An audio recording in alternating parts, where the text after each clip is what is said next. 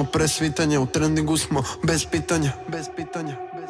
Stani sekund, ljubi brat, već drugi sat jurim drugi dah. Dva put mislim ko da igram šah, druge šanse nema, to je ulica. Ovde kralj uvek je nekrunisan, namirišem lovu kao dobar lovac. Već sutra na turi sam, ako stane sve i zatreba mi novac. Na nastupu opet ludnica, ali više me i ne radi rovac. Ona gola u naturi sva, tako vaspitao je Beograd. Za ovo sranje imam nas, sudara doviđen gost. A bio sam gladan boss, ma daj da zovem još. Sa svima na krvi nož, kad povežem dan i noć. Dobar momak rođe loš, ma daj da zovem još.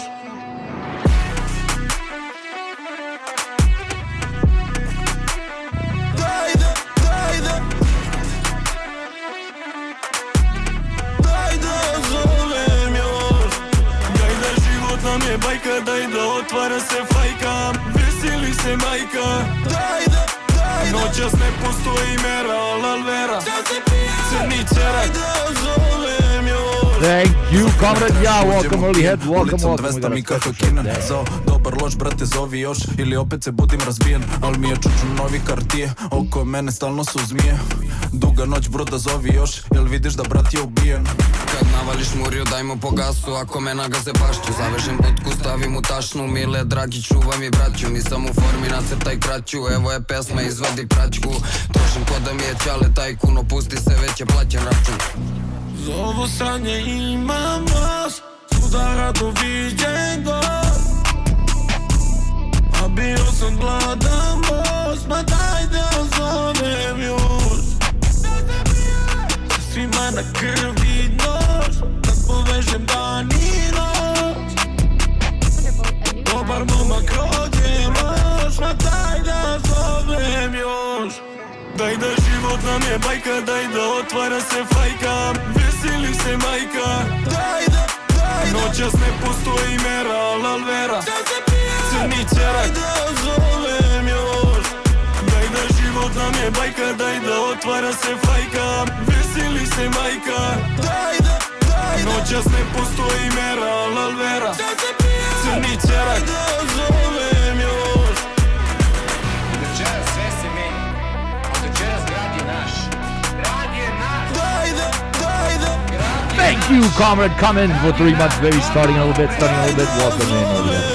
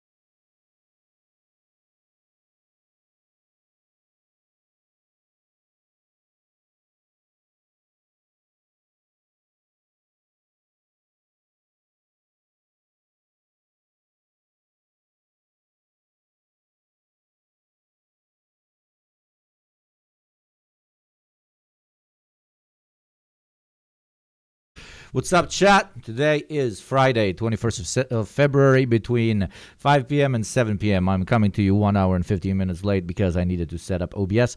Yesterday, we had a fantastic gaming session. I really recommend more of you guys joining in. I think it was one of the longest streams. I went on for 6 hours straight, baby. It was fantastic. It was actually fun. I really enjoyed the game. I really enjoyed the game. Massive fucking shout out to Ufigi for helping me get through the levels and maximize how many wenches I put on my belt, if you know what I mean. Even though Henry, the main character of the game, is not that good at laying the pipe.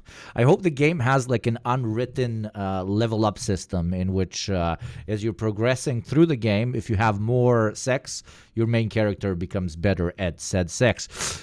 Today, we have something special in store. Obviously, for around 2 hours, we're going to be covering recent events, but more importantly, we're going to watch some pretty decent videos, mostly covering the current Elon administration, who actually is in Doge, and Doggy, and whatever the fuck you want to call that stupid shit. More Perfect Union came out with a very interesting video about a town that apparently Elon Muskururu has taken hostage. And then we also have like what I will find the most interesting, and what we will start off with is Javier Milei pretty much meme coining his country into a meme. Okay, he is minting his country's economy into non-existence. The most OG of libertarians is utilizing basically crypto scams and neoliberal, anti-libertarian, right-wing libertarian reforms to shoot himself in the dick and hold his fellow compatriots in the dick. And yet, even with all of that, he has over 55%, I believe, approval rating in the beautiful country of Argentina. So, Argentinians listening, hey, dude, you have like this one Australian Greek guy who looks a little bit like Osama bin Laden, but don't be afraid, he actually is a proud soldier of Yaqub, who would be much better suited for the position of the leader of South America's freest country. Anyways, welcome. Thank you, Lil Baby Beef. After that, though, we have something actually interesting. It is finally happening. Thank you, Lil Baby Beef, for the 5 months, baby. As you know, here in YugopnikTwitch, for every 10 gift subs, I give another 5 because nobody should need to watch ads. Fuck ads. I sacrifice my money because I might like it, but I hate ads more. But anyways, today is a special episode. We're going to be doing a co-stream with Mike from PA, the most successful white political streamer on this platform.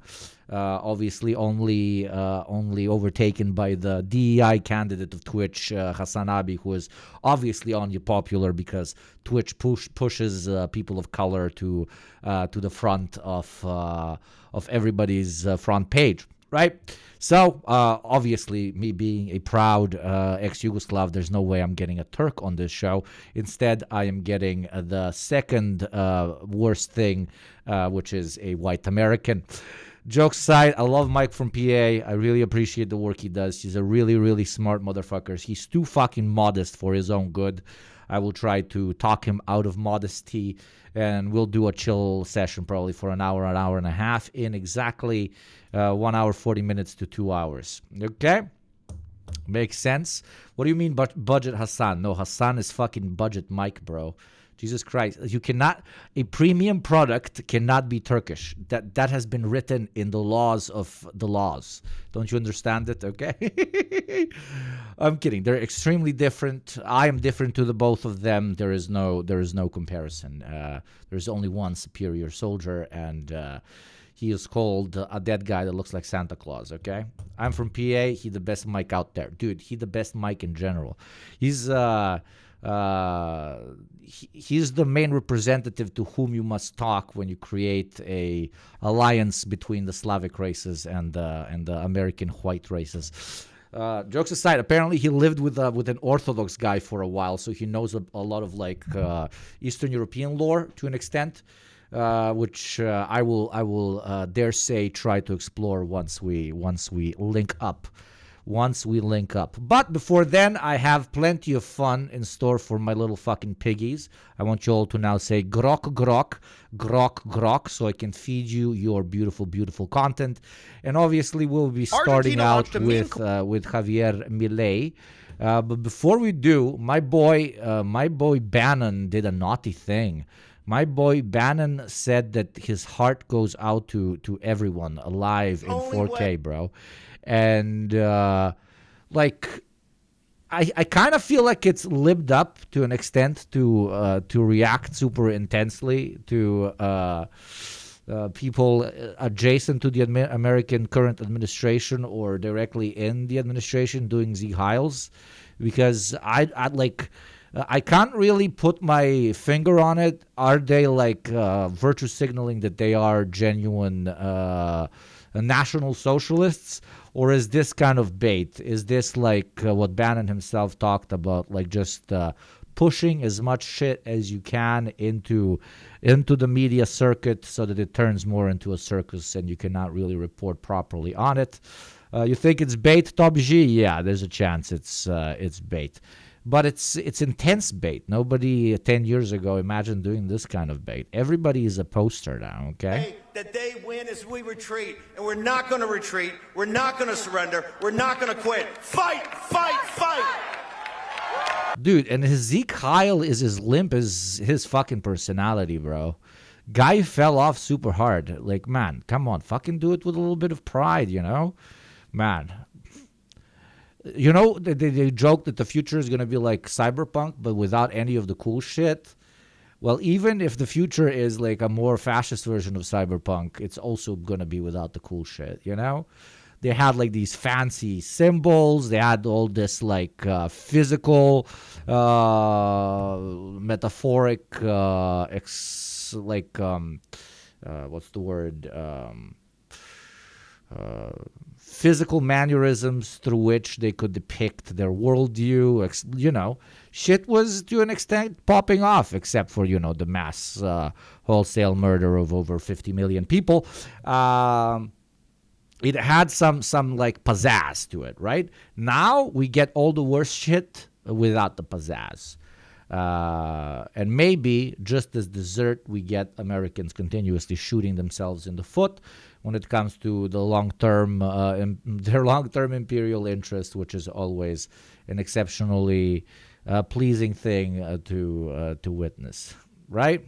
No cyborg babes. No, you will not get. You will get cyborg semen extraction teams. No, not semen extraction teams.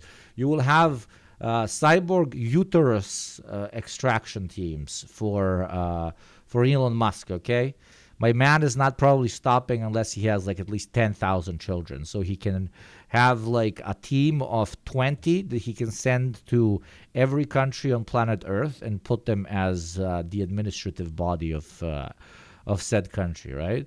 But while everybody was paying attention to this, I noticed something far more entertaining, okay? Oh, look. Okay, I want you guys to fucking retweet this. I delete these afterwards anyways, so like you're not fucking up your feed, okay? I want many people here to witness my beautiful face interacting with Mike's extremely handsome face. But jokes aside, like while everybody was paying attention to that fucking limp dick Sieg Heil, Musk just like continued being Musk. I'll let you see. That was something. I am become meme. I am become meme. Yeah, pretty much. Yeah, I'm living the meme. It's like there's living the dream and there's living the meme, and it's pretty much what's happening, you know. You're like, that was something. Incredible stuff. Absolutely incredible stuff. Though, I wouldn't be a fucking communist content gooner if I didn't have my immediate edgy take on this particular thing and how it says many things about wider society, you know. But unironically, I stand by the tweet. Having edgy internet relevancy officially holds higher value than capital accrual today, and Elon is a direct product of this incredible development. Shit posters no longer want to become billionaires. Billionaires want to become shit posters. This is like ideology. This is pure ideology, and I'm like unironically serious with this. What is cool and what is considered, the peak of what you one day want to become is defined by your direct community that you find yourself in. Elon Musk, after having purchased Twitter, now X, the everything platform, has surrounded himself by Redditors, basically, by Redditors and crypto bros for over 2 years. And his definition of what it means to be cool and to be like accepted and to be loved is being a pro gamer, as we remember when he paid those fucking guys from abroad to get him high on leaderboards, is to post a Ledank meme very epic and to become meme, right? The wealthiest and one of the most powerful people on the planet played the classic capitalist game because that's what he was born into. Fucking emerald mind, owning apartheid family, that's what he was born into. And he was bred to believe that the accrual of insane capital is what you need to do in order to become the top fucking G. That was his ideological drive.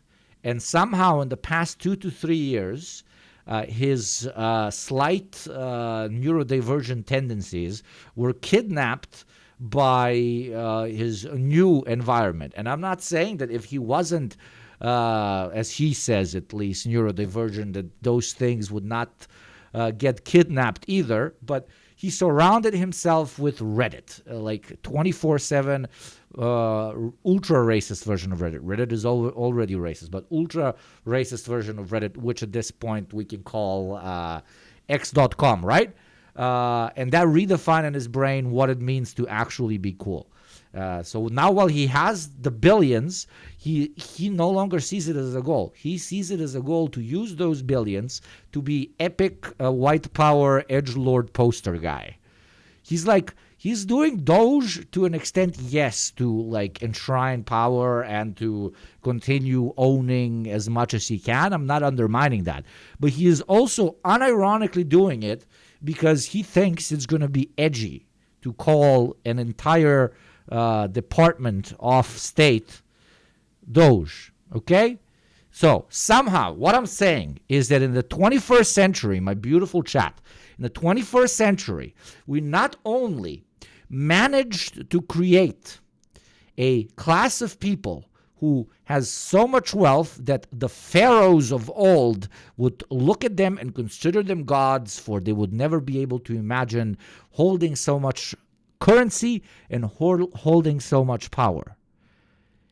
And then we inspired them to think that being edgy on the internet and being loved by basement dwellers is actually the definition of cool. We have somehow both created the greatest wealth imbalance in history and then took those who are imbalancing it because of the system in which they find themselves in and turned them into screeching fucking nerds. As a wise man with a big beard once said, democracy by the people, for the people, and something else, but the people are R-worded. Okay? Welcome to the 21st century, where being a shit poster is the coolest thing you can do and the greatest thing to aspire to, even after you've won your first billion. Incredible. Incredible things. Incredible. Also goated, yeah. So yeah, incredible things are happening in China. By the way, for some reason, I keep saying that shit. That's like my new thing. Like even with IRL friends, I will just say, like, if they say something stupid or something weird, or like if anything happens that's unexpected, I just like sit there and I say, incredible things, truly incredible things are happening in China. Anyways, incredible things are not happening in Argentina. chat. Imagine being a nerd for fascism. He's doing it because it's edgy. That is my unironic analysis. I don't think this is as much inspired by having grown up in apartheid as people say it does. Okay? This is a man that changes his opinion 24/7. Sure, he is still driven by the profit motive and accruing more and being more powerful. Nobody's undermining this. But his ideological definition of what it is to be like accepted by wider society, to be considered cool, to be considered the Iron Man of real life, constantly oscillates. And currently it's Reddit-pilled, hardcore. It's Reddit-pilled. Like, 10 years ago, somebody probably asked the question, is there anything worse than a billionaire? Right? And somehow we managed to answer that question by saying, yes, a Redditor billionaire. A Redditor billionaire. So if billionaires should all get rounded up and then Redditor billionaires should get fucking flung up and then shoved in a... Okay? I think the levels oscillate there as well. You understand me? You understand me, okay.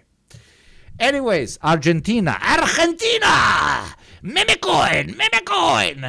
By the way, crypto, whatever opinion you hold on crypto, meme coins in particular, and shit coins and all this shit, that is gambling. Look me straight in the eye. That is gambling. Stop lying to yourself that it's not gambling.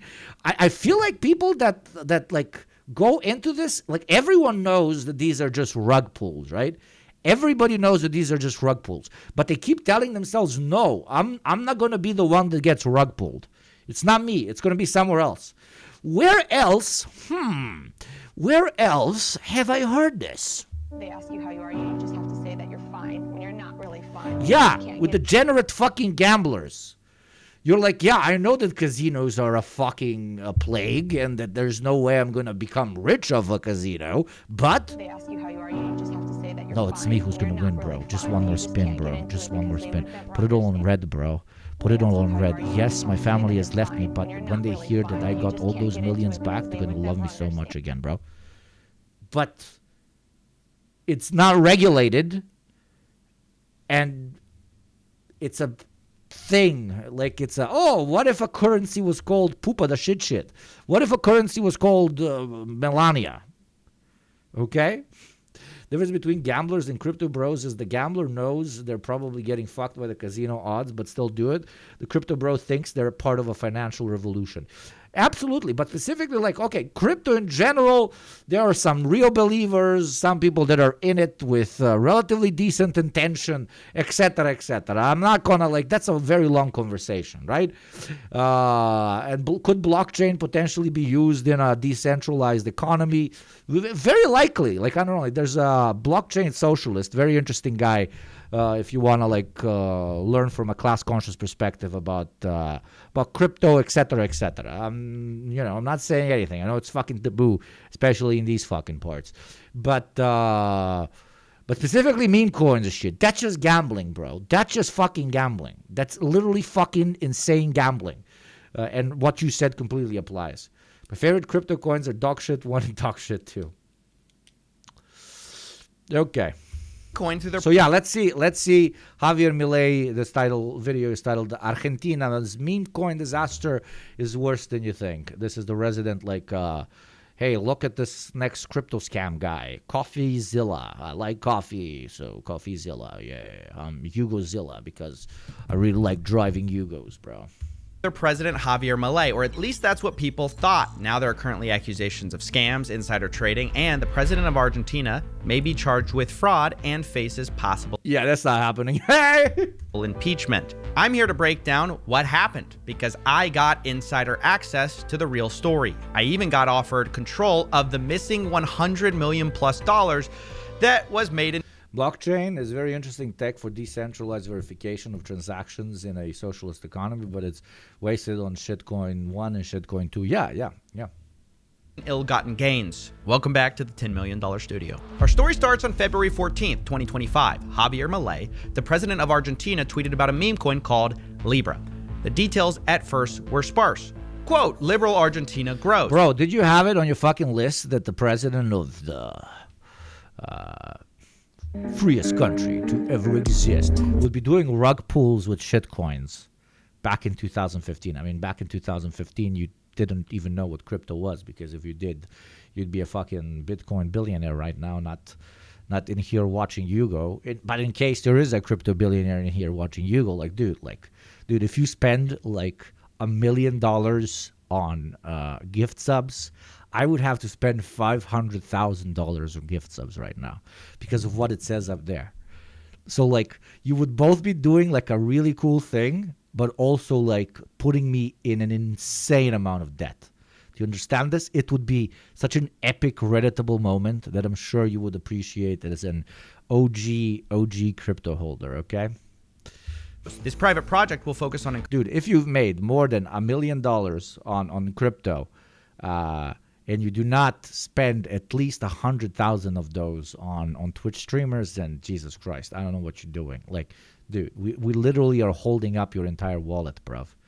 By the way, I have a Russian friend that you're gonna laugh, but still, good for him, man. No, seriously, good for him. Like, good for him.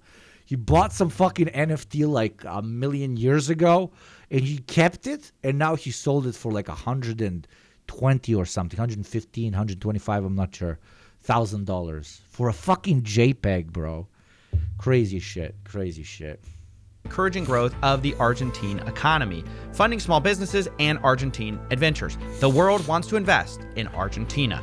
And it linked to a website which called it a token with purpose, where 50% of the tokens were allocated to Argentina growth. And I'll admit, it sounds nice. However, as the price skyrocketed to billions of dollars in market cap, people got worried because there appeared to be insider trading.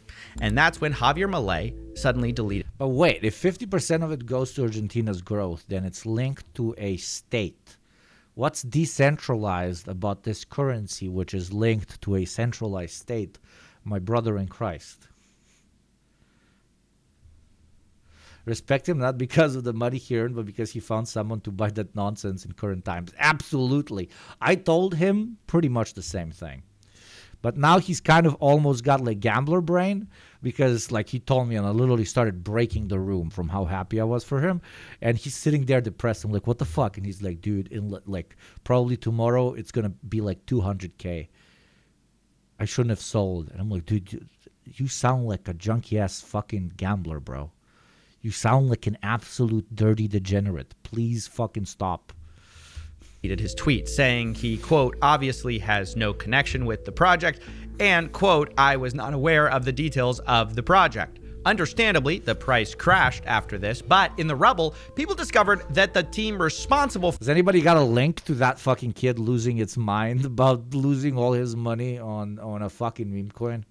Because I want to like point and laugh. It would be hilarious. We do not care. For launching the token may have walked away with over $100 million being taken out of the liquidity pool, meaning they may have gotten rich while everyone else got rugged. It was about this time I began to investigate, and I got an anonymous phone call from... It's as if, even with good intentions, when you introduce any form of technological advancement or not, depending on the perspective again, it will inevitably be corrupted by the main thing that drives the entire economy. The profit motive. If the profit motive defines what is moral, rug pulling is moral as well. Same with AI, same with crypto, same with autonomously driven trucks or like autonomous domestic house workers. Yes? Someone who claimed to know where this all started, Tech Forum Argentina, which was an event where you could pay as a blockchain company to be a sponsor. According to a source who was there and paid for it, part of it included a meet and greet with Javier Milei, the president of Argentina. This person was excited, but disappointed to find out that once they got there, they were invited to sign an even more expensive contract where two of the guys who ran the event, Mauricio Novelli and Manuel Godoy... Nah, Sarah, not that kid. There's one like... that takes his shirt off and flexes and starts breaking his apartment. Going to base there. for it. Part of it included a meet and greet with Javier Milei, the president of Argentina. Imagine wanting to hang out with this fucking dude. What does hanging out with this dude like entail? What does it look like? He's like, hello, I like Zion. I like Israel. I very much like Big Chainsaw. I'm very meme king. I like the Reddit. How are you guys? Do you like Reddit? I like Reddit much. And I like post-epic meme. America very good. China very bad. Because communism kill many. Hello, very nice meat. Sorry that candy sweaty. No, I don't have sex with you. I only have sex with sister. Only sister. Beautiful, beautiful sister. Yes, of course. I must preserve. Argentina, famous white country. Don't we all know? Indeed. But disappointed to find out that once they got there, they were invited to sign an even more expensive contract where two of the guys who ran the event, Mauricio Novelli and Manuel Godoy, were going to basically advise you on how to have blockchain technology in Argentina. Basically, they got you access to Milei. The person I spoke to did not pay for it. Someone who did was Kip Protocol. And the strategic partner. So, dude, basically there was a bunch of guys that are like, yo, there's a president of a country that's like got a lot of like, it's pretty popular, right? The president of a country that's pretty popular, and he's really into crypto. What if we go to him and we're like, dude, we have a crypto project. If you back it, you just got to hang out with some people, and like a big part of the crypto project is going to go towards Argentina, right?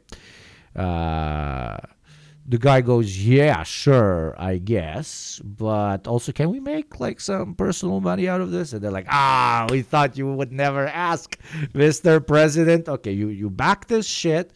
I'm going to back this shit. We're going to push it out. There's going to be a coin pretty much linked to a country's economy, and then we're going to rug pull them. But how they not arrest me? How they not arrest me? Do I have to run away to Tel Aviv? What problem? And no, like, I'm pretty sure Javier Milei's defense is going to be, I didn't know. I was not informed enough. They fucked me over, which seems to be the main defense that runs and somehow wins in court from time to time for crypto rug pullers, including Hakthua girl, okay? But jokes aside, I have to admit, there is a little bit. I mean, chat. Let's be honest here. Let's fucking talk here. You know, like all these people that like put fucking money in meme coins and shit. Like, I kind of don't feel bad about them. I kind of don't give a shit. Obviously, we should call out these fucking demons from ripping them the fuck off, but also, like, these people are fucking idiots, bro. like, what the fuck? Ooh, I'm gonna support a right-wing fucking insane guy from Argentina and make some money out of it. Ooh. Proceeds to get fucked over by right-wing guy in Argentina. And am I supposed to feel bad for you, bro? Of Tech Forum. Sometimes I ponder starting to grift. Fucking grift. Like, dude, that's what I'm telling you all. Like, not like like rip motherfuckers off. Fucking rob. Be a fucking robber baron, motherfucker. Just not of your fellow fucking worker, dude. Steal those fucking labor hours because they're stealing your fucking labor value from your fucking employer, dude. Go fucking hard on that shit, man. Go hard on that shit. In 2025 is Kelsier. Both of those companies are going to be extremely... You can con your company out of some fucking money? Bro, I can't give you advice because it's Twitch, but bro, come on. Important. And the people who run them are called Julian Pay and Hayden Davis. Pretty soon, a plan was hatched between Mauricio Manuel from Techforum Argentina and Julian and Hayden to launch a project together. It was going to be called Libra and support the Argentinian economy. And President Milei agreed to tweet about it. I meant like doing a crypto coin. It seems so easy. Like, you need somebody with a massive platform that's going to pretty much put it in front of a lot of eyes. And that's it.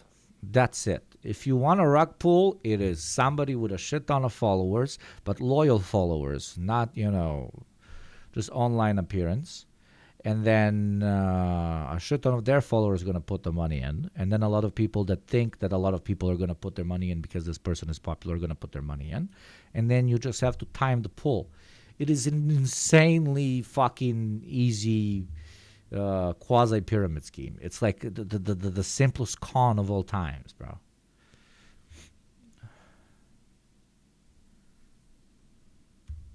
It. The division of labor was basically that Mauricio and Manuel were the connection, it seems, Hayden was handling the launch of the token, and Julian was going to set up a company to distribute the funds to Argentinian businesses. Of course, they never got that far because 24 hours after the launch of... If you want to do that without potentially hurting like normal everyday people, try to launch a very expensive coin. Though it's not going to inflate, but try to start out with a very high price. That's going to be difficult. It's going to be more difficult. But if you make sure that the coins are very expensive, you will be just conning like very wealthy idiots, not just regular everyday idiots like ourselves. Of this coin, the president of Argentina was being called a scammer, and I got a message on my phone that I didn't expect. Hi, CoffeeZilla. I'd like to talk with you about the MILEI launch. I was heavily responsible for it. The initials of the person were HD. I'm guessing Hayden Davis, but I couldn't be sure. So I asked for a selfie to confirm his identity, and I did cross-reference it with his photo with MILEI, where MILEI said he was a crypto advisor. It was indeed the same person who launched the coin. Hayden explained that he'd like to execute a plan and needed my help. He said MILEI and his team basically botched it, and quote, I'd like to sit down and make sure all the money that they took out gets back into people's hands correctly. Dude, guy's trying to bail before it gets to his fucking door. $3. Let me know if you'd like to interview and discuss in person. Now, I was confused why he needed me in person exactly, and he explained, I'm happy to go live on an interview pending we chat beforehand. I'll even show you all the wallets pumped back into the chart live if you want. He had over $100 million in what he called multi-sigs, which require 2 or more people to sign on every transaction. I asked, money is not real. What even is money? Holy shit. Speaking of which, first stop of the hour ad break is incoming in exactly 4 minutes and 30 seconds. Do consider supporting the channel. Throw your crypto bro some of the original crypto known as the US dollar in subscription form for $6 a month, or for 0 through the Prime crypto subscription, or gift to other chatters. And for every 10 gift subs, I will give you another 5. Our crypto called Yugopnik subscription is directly linked to the eternal decentralized war against advertising, which will pay back additional revenue for all Oilers or personal subscribers through the privilege of not having to watch an ad.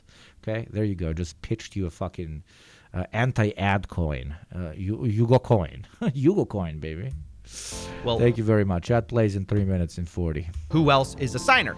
And he replied, quote, just me. He said, I want to do it alongside you. All I care about is knowing it's in safe hands. I don't mind turning the keys over or adding you to the multi-sigs. Translation, he wants to hand over his $100 million problem into my control. And I was thinking to myself, of course, hell no. Jesus Christ, the guy was, oh my God. That is nasty, bro. That is nasty. And he reached out to a fucking YouTuber, bro. I mean, a very successful one. God bless, dude. This guy rakes in more views than most mainstream news talking heads. But why the fuck was he trying to pass the rug to him? That is so weird.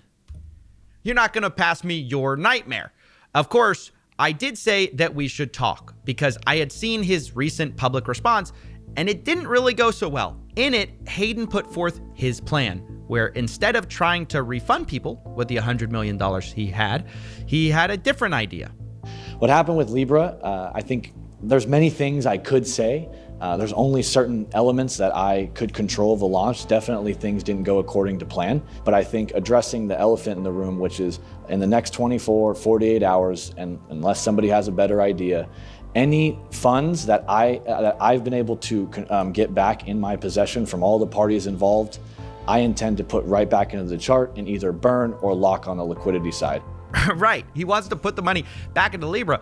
But this kind of creates the same problems where it's like, okay, well, this just benefits insiders and people who have tons of the token. But yeah, you're gonna put it back into the crypto, and people can just do another rug.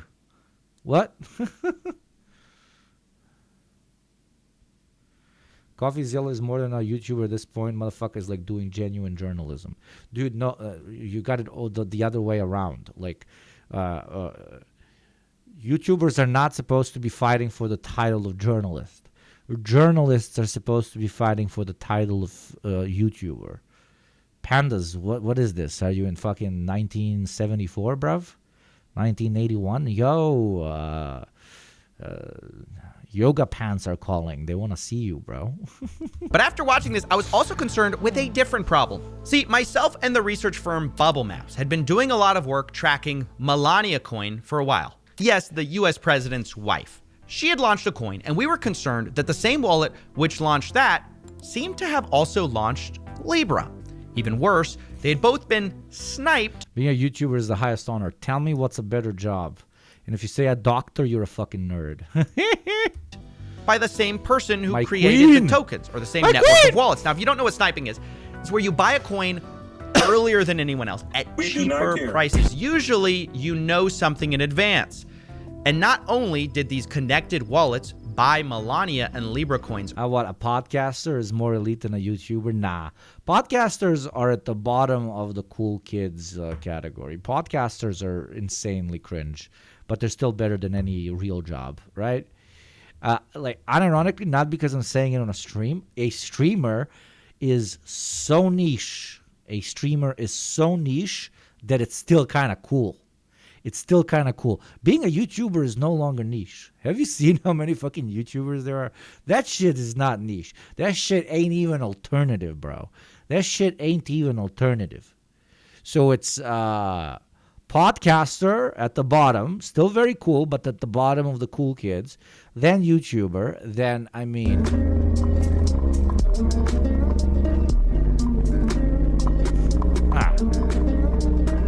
4 to 8 hours live? Ain't no YouTuber that can do that, baby.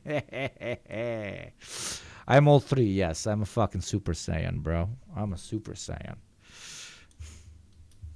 Early, they also sold those coins early. Are we doing fake job tier list? We're doing best job tier list, okay? No better job, bro. For millions. You know what the fourth, though, after podcaster is? You know what the fourth coolest job in the world is? Being a chatter. Holy shit. And mods, I have no idea where you are in this chart. Millions in profits. So now, not only was I being offered control of $100+ million from the guy who launched Argentina's coin, apparently he also launched Melania Trump's coin. What are we getting paid? You get paid in content, bruv. Haven't you heard of the modern economy, bro? You're getting paid in content. Possibly sniped those coins and also sold them for millions of dollars. But, you know, I realized it's not enough to just have blockchain evidence. There's only one way to really know for sure. I'd have to confront Hayden directly. But given his massive legal issues that may be on the horizon, I figured there's no way he would take a call with me, though. Right? But if you launch the coin, isn't it unfair for you to snipe the coin? So I would say no. And I would say that for a couple different reasons. Yep, I was wrong. He did agree to get on a call for an hour where he admitted to sniping Libra token and Melania token, later saying, though, it wasn't him directly, it may have been someone else on his team. Most of the time when we're sniping, we're attempting to avoid other snipers getting in, right? So whether that's, Okay, sorry, that jacket was far too warm, bruv. Far too warm. Switching to my semi-corporate little Jackie aesthetic. By the way, I don't conduct snipes.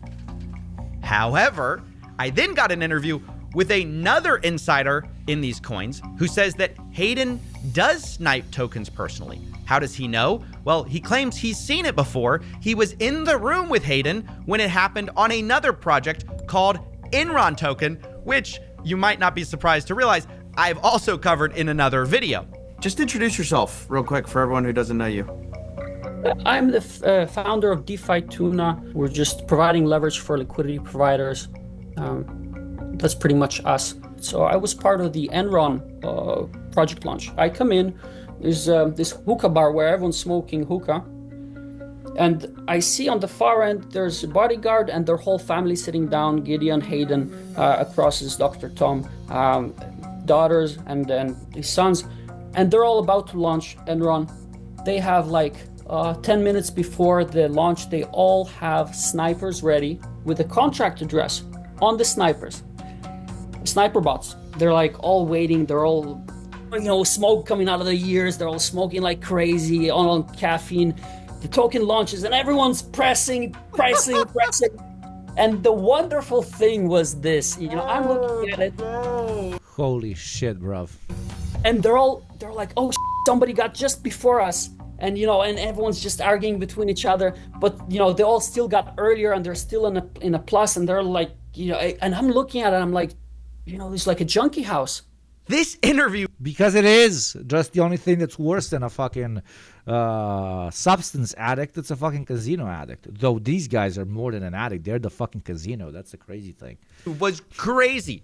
And remember, the guy we're talking about, this junkie house, is also the person who launched the president's wife's meme coin and then the Argentina's president's meme coin. It's insane. In the case of the Melania coin holy shit. I mean, some people say they're connected. Motherfucker got the presidents and speed dial to launch international financial fucking scams.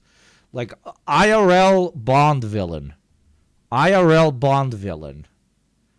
See, these are enemies that I want. Wonderful. A new These are enemies that I want. Not fucking I am become meme Elon Musk, okay? I want Bond villain shit.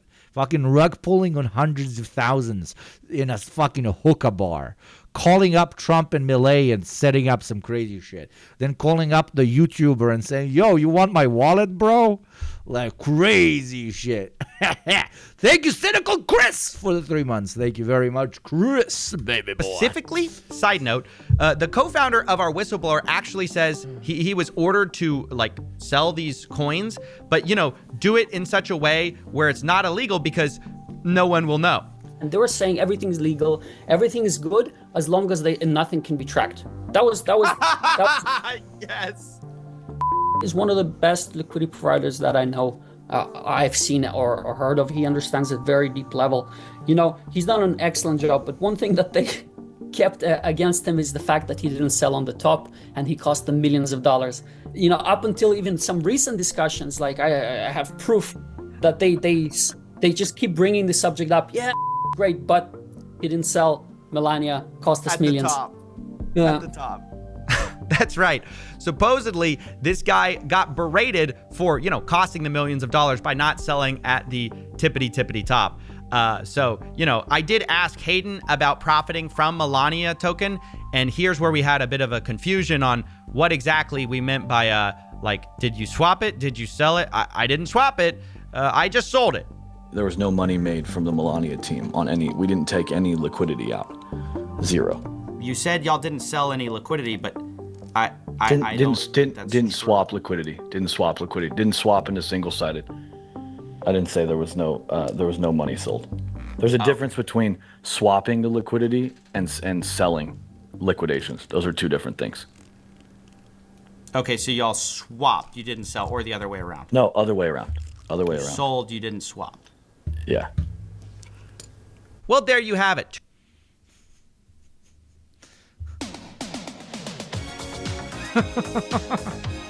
I didn't scam you. I rickrolled you, bro. Two independent pieces of evidence from people who were on the inside of the Why don't we just burn money? Same thing. No, my friend. You don't get it. If we burn money, it like goes woo wee wah wah, it disappears.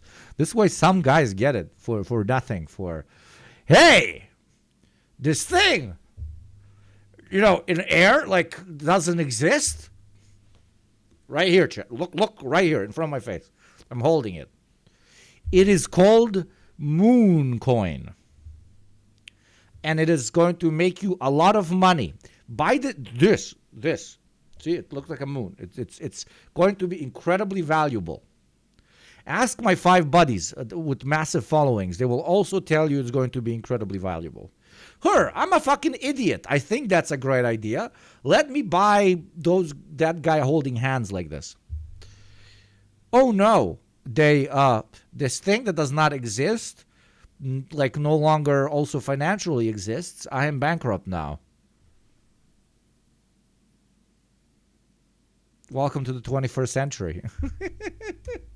Melania token, saying that Hayden and his team sniped tokens. Does anyone actually believe this shit? It doesn't make sense to me. No, that's what I said. Maybe you just joined. Like when it comes to meme coins, everybody knows it's a casino. They're just lying to themselves that they're gonna be the one that wins against the house, right? They're gonna pull out right on time. They're gonna pull out right on time. They're gonna pull out right on time. They're gonna pull out right on time. What's more surprising, though, that's understandable. That's just gamble mentality. That's it. That's the whole explanation. It's not deeper than that. It's fucking addiction. What makes less sense, though, is the people that put all their fucking money in a meme coin. That put all their fucking money in a meme coin. That is the crazy part. I understand playing with 5% of your wealth, 10%, 15%. Jesus, like you're already insane. Putting in all your shit and going bankrupt because somebody rug pulled something that's called No Scope 600 coin? What the fuck, bro? Bro, what the fuck? What the fuck? Really, bro? And wanted to dump for high profit secretly, while Hayden himself does admit that they, sold. They just didn't swap. Of course, I also obtained insider texts from Hayden Davis and his team on another project, this one called Mates, where an insider asks the... By the way, I forgot to say, chat, today we are doing the aces. Literally the best ones, by far the best ones. But they're not sponsoring me, nor will they ever probably sponsor me. But you know who is? Means motherfucking TV, the only worker-owned and operated streaming service on the internet. I am kind of semi-officially joined. When I release my video, I'm going to be fully joining.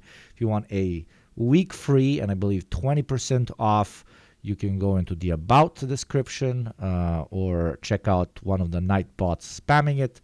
Click the link and get Means TV for a week free or 20% off for in perpetuity, I believe, or first month. I'm not sure. Okay, check it out. If you were ever considering subbing, I think it's a very decent deal, and it does indirectly support the show.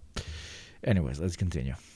Following. This is my first self plug. Let's call it self plug. Quote, you want continue pump or you want to distribute all Mates tokens ASAP, aka sell? Hayden replies, we are trying to max extract on this one. That max extraction. You vape as well from time to time. I'm more Nick Pouch pilled right now. I used to I stopped smoking cigs like a year and a half ago. I used to smoke like crazy, at least a pack from time to time. Supposedly led to 7,000 Solana, or roughly $1.3 million. And I do personally believe a lot of this is probably illegal. Whether it will be prosecuted, though, by our gutted regulators is another matter entirely. Right now, we seem to be in a race in America to deregulate cryptocurrency, meaning behavior like this is unlikely to ever be punished. For now, I just want to show people that these meme coins are deeply rigged financial vehicles for screwing regular people and transferring wealth to the top, to the insiders, and people like Hayden, they're everywhere in this industry. I should also mention, while I'm on the subject, by the way, that it's not only always the people themselves, it's also the platforms that sometimes are part of this. Platforms that launch meme coins obviously benefit from trading volume instead of price, meaning even if you lose, they make tons of money. And it's been a suspicion of a lot of people that some of them may play a role in some of these insider launches. Today, though, we got a little bit of evidence. In my investigations, one platform kept coming up, Meteora. They launched Trump Coin, Melania Coin, Libra, and many others on their platform.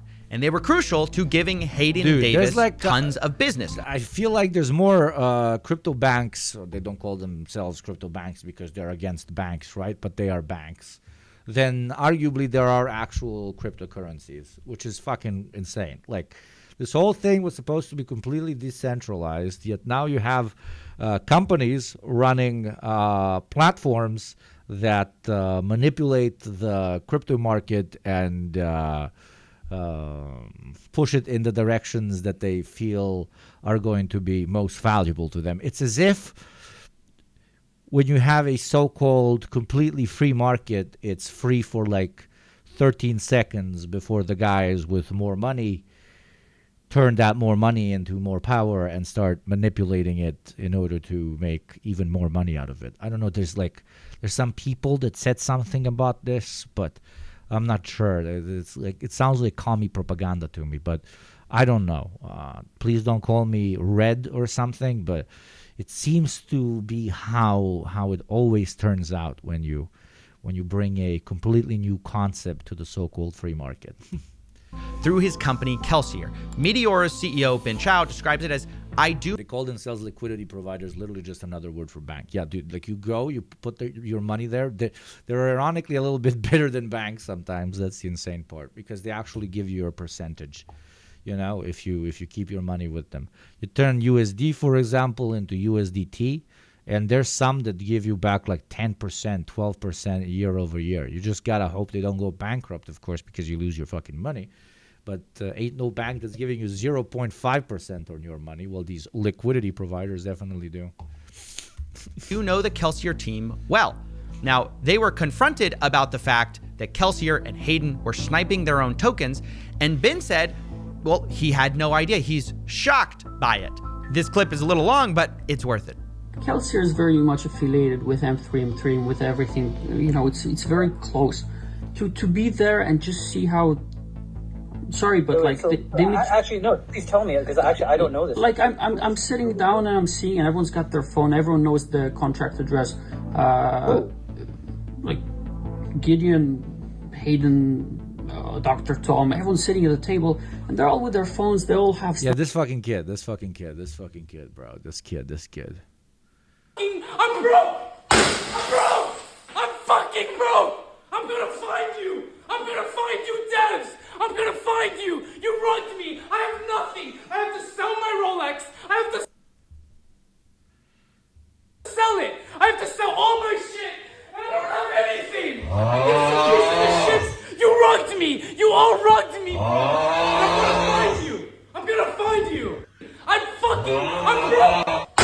broke! I'm fucking broke! I'm gonna find you! Incredible. We do not care.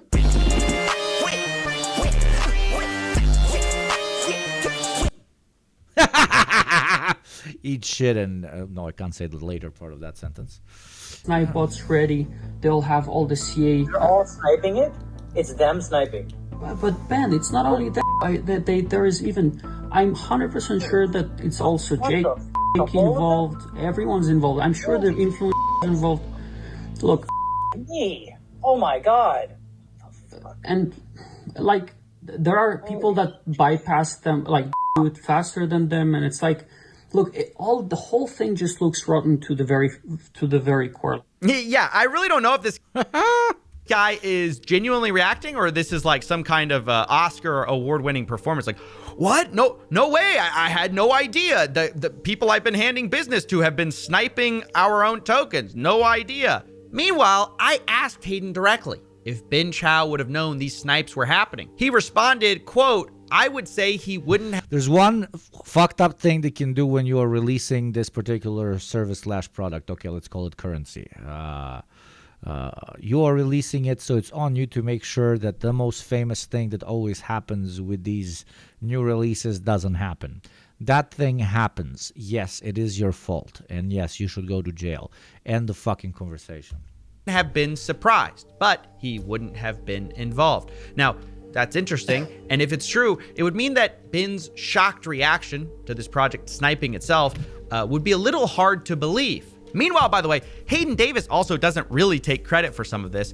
He implies that the Melania team itself was part of the reason they decided to snipe the coin. Were you part of the Melania launch, and was that sniped as well?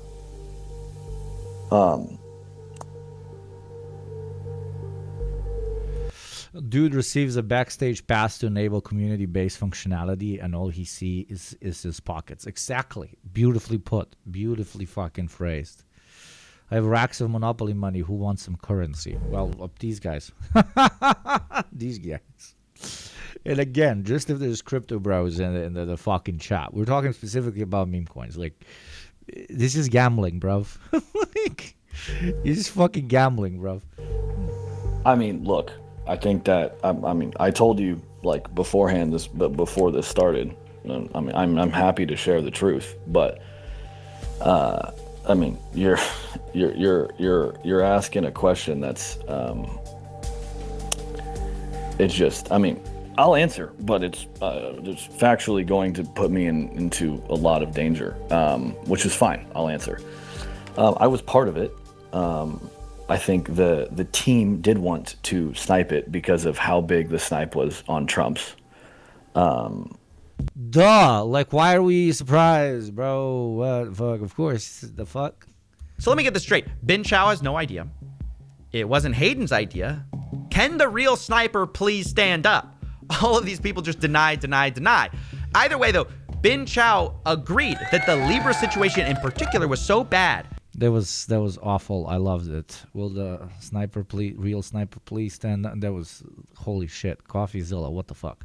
That he would have to step down from the company, regardless of whether he knew, because he called it SBF level, as in Sam Bankman-Fried and FTX. This is like 200. This is FTX type of.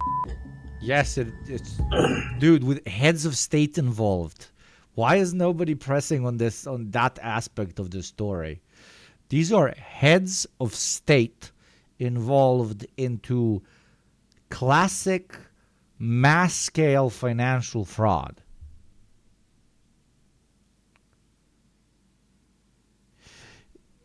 To give you a parallel, this is like Trump going out tomorrow and saying, World War III is going to happen. We are selling these buckets of food that you can put in your bunker and eat them for the next 50 years and survive in the bunkers if nukes fall. Buy them now for $999.99. Buckets of food. Buy buckets of food right now. Trump buckets, because World War III is coming. And then literally hundreds of millions of people buy like a shit ton of these buckets. And then on the next morning, Trump comes out and says, oh, actually, you will be surprised to hear there's not going to be World War III. All's chill, bro. Also, no refunds on the buckets. It is heads of state participating in such a classic fucking rug pull. It's, I don't know, it's art. Thank you, George the World Enjoyer. The Void Enjoyer. You like the Voids? The Void Enjoyer. Thank you very much, my friend, for the 9 months. I hope you enjoy our beautiful, beautiful Twitch, baby. Don't come back to me asking for alimony, okay? I ain't doing that shit, bruv. Fucking hell, man. Will it look like I can afford a fucking alimony? Not even a 2.2k subs, bruv. I can't afford to alimony some fucking bread on my table. Thank you, young Gramsci. We're now going to see the acceleration of the decline of the American empire. We should be happy, but also wary and fucking organized for the inevitable. That is what I say on the show all the fucking time, my friend. I could not agree more, but it is quite the plot twist to see America speedrunning its own demise. Quite the situation. I feel sick. I feel so sick, man. Holy shit. I feel really, really Imagine if he was like, dude, I feel so sick, bro. It's fucking awesome, bro. sick.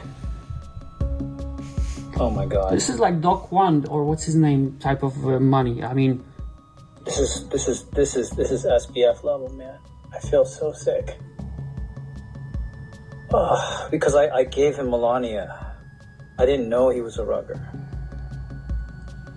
I feel so sick.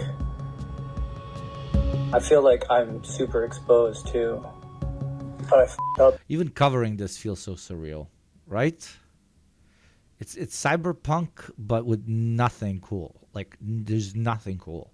It's a bunch of guys that organize on Zoom to sell a currency that doesn't really exist, and then pull out and make hundreds of millions of dollars while you guys in chat fucking slave away to make that hard-earned money that you then give for my epic 360 hype trains like the one that just began. Thank you, Gabriel. Yo, Hugo, what Albanian bunkers go for these days? I might be interested, so I thought to ask a native. Okay, so we have a coin. It's called Bunker Coin. It is directly linked to Albanian bunkers, which we have turned into NFTs. But these NFTs you can only purchase through Bunker Coin.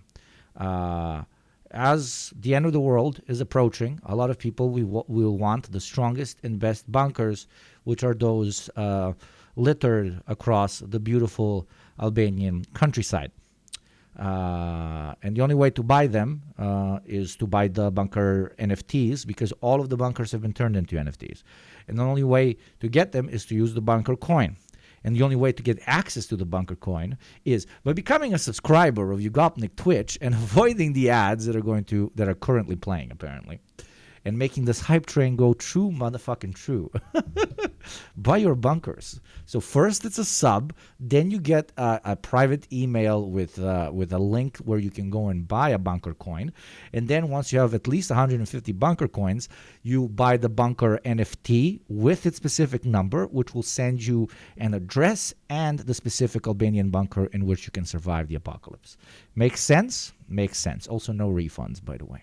Because I enabled a guy who I should not have enabled. I'm putting all my savings into Bunker Coin. It's not a rug pull, right? Of course not, bro. Like, the only way this could be a rug pull if there's no apocalypse incoming, dude. What am I going to rug pull you? Like, it's an apocalypse. Just after the apocalypse, where there is no economy, NFTs will somehow survive. And after the apocalypse, everything turns into anarcho-capitalism. And in anarcho-capitalism, as we all know, everything goes, including pedophilia, except for the Non-Aggression Pact, NAP. And all the raiders in the post-apocalyptic hellscape of the world will, butcher, mass murder, destroy, pillage, but they will not go against the Non-Aggression Pact directly linked to NFT ownership. So yes, if you're in your bunker, like enjoying your day, and there's a raider out front, he will not attack, because if he attacks, then everybody else can attack his NFT. Oh, he doesn't have an NFT. Well, too bad, bro.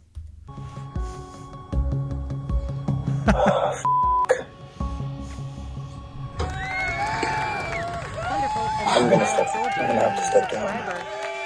I do have Thank to you, agree Noza with Queer, for the 1 year. You fucking one of the OGs. Thank you very much, Noza Queer. Thank you very much. Ben Chow here. This is starting to make me feel sick too. Not because my platform enabled millions of dollars to be, quote, max extracted from retail. Thank you, Jeb Dish. Another OG. Thank you, Jeb. I love Jebs. Have you ever met a bad Jeb? It's just a Jeb. Hello, Jeb. I love Jebs. But because most people buying these coins have no idea how corrupt these launches are, with manipulative market making, sniping insiders selling, the deck is just totally stacked against you as a regular person. But don't take my word for it. Tell me this isn't just this. I swear to God. 2 years ago, we released DregCoin, a revolution in Dreg-based online currency. In just 1 hour, we sold out all 100 of our DregCoins, and since then, people have been demanding more. Since our launch day, while NFTs have plummeted in price, the value of DregCoin has remained entirely stable. Some are calling DregCoin the most stable currency ever. Today, it is my great pleasure to announce that DregCoin is back. DregCoin 2.0. All of the features you loved about DregCoin 1.0, and for the same price of just $50 American. Just to be clear, a DregCoin is a form of currency in which you get 2 unique hashes. One... Dude, I need to make this. The subscription game ain't working, bro. The guy we've been talking to... Good sketch. I didn't copy it, though. I genuinely haven't watched it. Who literally runs these things, agrees. It is an insider's game. This is an unregulated casino. So why are you running an unregulated casino? Why? Like, if you're a retail trader thinking you're going to go make millions off of meme coins, you better study your off. Well, honestly, I do appreciate his honesty. It's an insider's game, and as the saying goes, it's a big club, and you're not in it. Speaking of that, by the way, there was one person so far who has been refunded their losses in this whole debacle. Dave Portnoy. Dave was going to do an insider deal with Libra token for free tokens where he tweeted about the coin. That deal was canceled though because Hayden told him basically not to tell anyone about the free coins and Dave disagreed with that. But Dave did put $5 million of his own dollars in the coin in the hopes of obviously making money like everyone else. But when Is it immoral to rug? If you believe that running a casino is immoral, then it is immoral to rug. If you subjectively believe that running a casino is not immoral because everybody knows what they're getting themselves into, etc., I literally have no dog in this fight, then it is not immoral. Okay? So depending on your perspective towards casinos, you should, follow through, and that should be your perspective on rug pulling. Yes, yes. the coin crashed, he lost almost everything. Behind the scenes, though, Dave got bailed out. Hayden Davis gave him his money back, which Dave has admitted publicly. So I guess, for the big traders who are celebrities, they get their money back, roughly $5 million back, because I guess they're real victims. But refunding everyone who lost money, that's an insane idea. Whether I refund people, they're still going to be pissed, right? Refund people on a meme coin, which sounds insane. Or I inject back. People are going to be mad either way. Instead, the current plan is to once again... Yeah, people are going to be mad either way because you fucked up massively. Why are you gaslighting the people that want their money back into feeling like the bad guy because they'll be mad either way about the method through which you give them their money back? What the fuck? Is this what women feel, bro? with boyfriends, I mean. Bro, did I just feel a woman? Dump the money back in the chart, which will disproportionately benefit insiders who know the timing.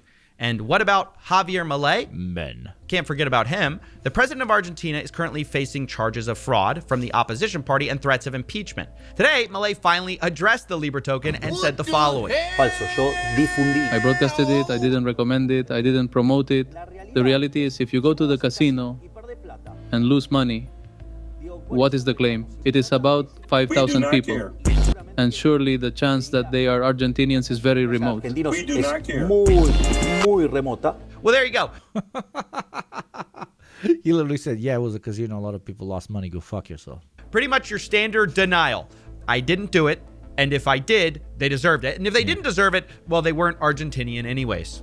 One thing I will be clear about, though, is that all of the insiders I've spoken to so far claim that Milei himself made no money from this project. It was these other people who had access that were selling access to him. Whether you believe that is another matter entirely. But what is abundantly clear is that this was a massive failure for Argentina as a whole. It's an embarrassing situation. You love your soundboard, don't you, dude? I started using it like 3 streams ago. It's been an incredible life improvement, dude. Incredible life improvement. Okay? Where Milei allowed a... Tell me that shit isn't awesome, bro.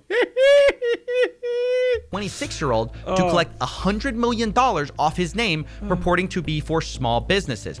And that same person sniped the coin as well, Melania's coin, Enron, and many others. Or his team did, or a team told him to. It's so far unclear, but the sniping itself is uncontested, as testified by Hayden Davis. Back in the day, like revolutionary communists used to rob banks. It would be incredibly legit to see like an unironic communist like rug pull and make like 150 million and then use it to fund, I don't know, a Filipino communist guerrilla and help overtake the country.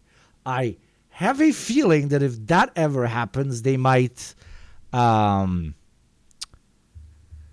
don't know, finally regulate crypto? Yeah, they would regulate crypto immediately. If that ever happened, they would immediately regulate crypto, yeah. If you want crypto to be regulated, same like with free speech, same with anything else. Whenever it becomes actually dangerous to the status quo, then they won't allow you to fuck with it in any shape or form. You understand me? If the current form of utilizing blockchain threatened the international banking system, you think crypto would fucking exist? Woo! I have a fucking bridge in San Francisco. I can tell you if you believe that, brother. Woo! And an insider who was in the room. In the aftermath, there are possible impeachments, people possibly stepping down from their company, and millions of dollars in damages.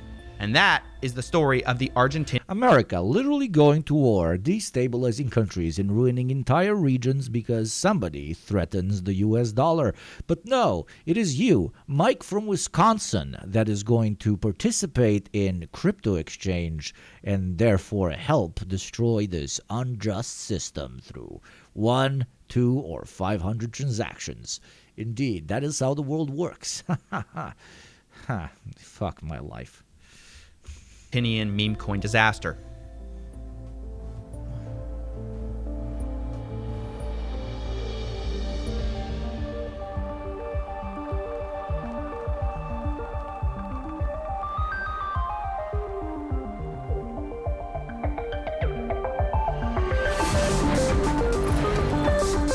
Thank you, CoffeeZilla. Thank you, CoffeeZilla. What a story, what a story. Now let's move on to our next cyber overlord, okay? Incredible cyber overlord. And that is from Elon Musk from More Perfect Union. We went to the town Elon Musk took hostage. I wonder what this is like. In Brownsville, Texas, one of the poorest communities in America, Elon Musk sowed hope for the town to climb out of stagnation into growth. Instead, SpaceX has caused earthquakes, rampant workplace injuries, curtailed regulations, threatened wildfire, and displaced local communities while securing millions in corporate welfare. We went to Texas in January, just as SpaceX was getting up for the 7th launch of its Starship. Not only are we not going to the stars, we are pretending to do so and ruining local economies. You gotta love it.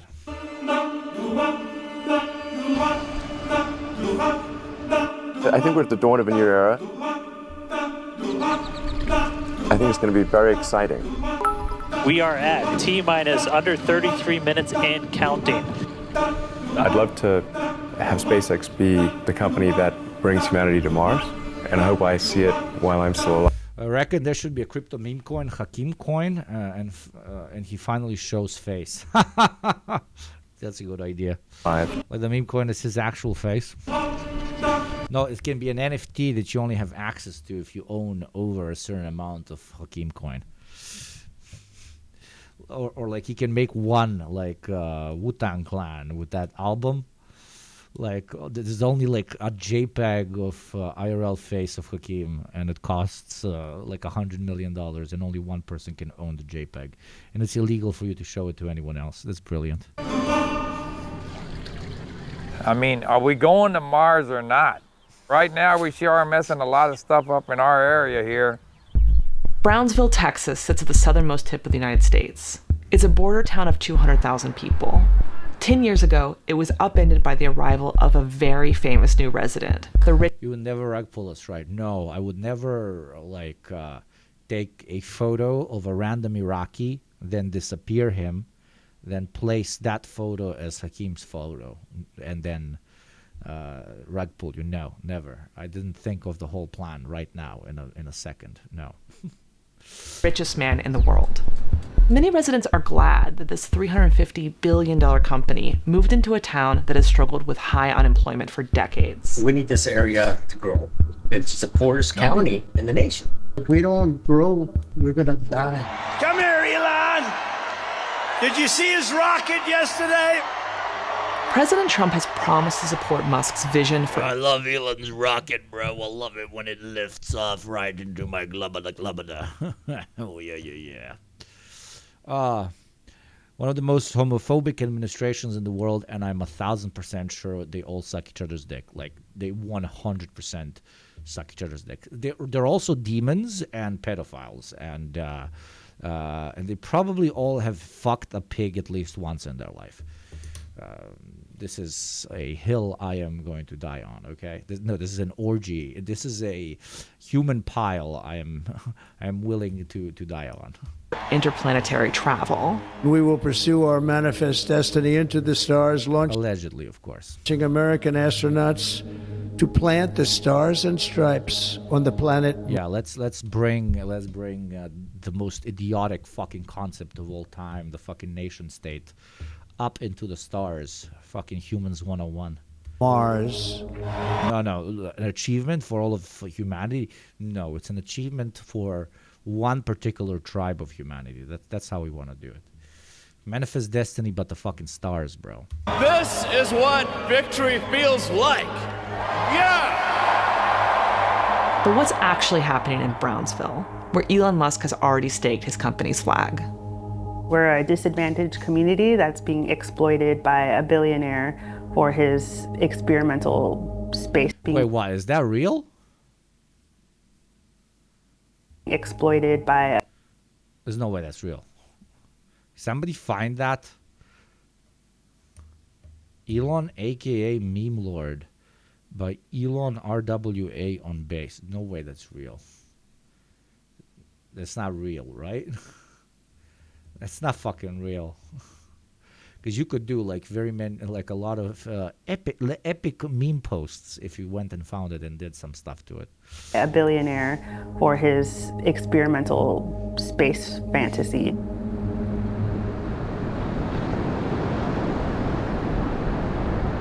We used to go a lot. I mean, before I even married, we would go, and he would go with his family also. No and then way, once we married, brah. we had. Brah, what the fuck, brah? Bruh, bruh, bruh, bruh, bruh, bruh, bruh. A large bust of Elon Musk is being towed around Texas by a Cybertruck because of a new NFT. Bruh, bruh, bruh. A sculpture of Elon Musk has been recently spotted being towed behind a Tesla Cybertruck around the city of Brownsville, Texas. We had the idea to bring something into life that would be more striking and maybe even crazier and funnier. A French tech entrepreneur who goes by Louis the 12th told Art News.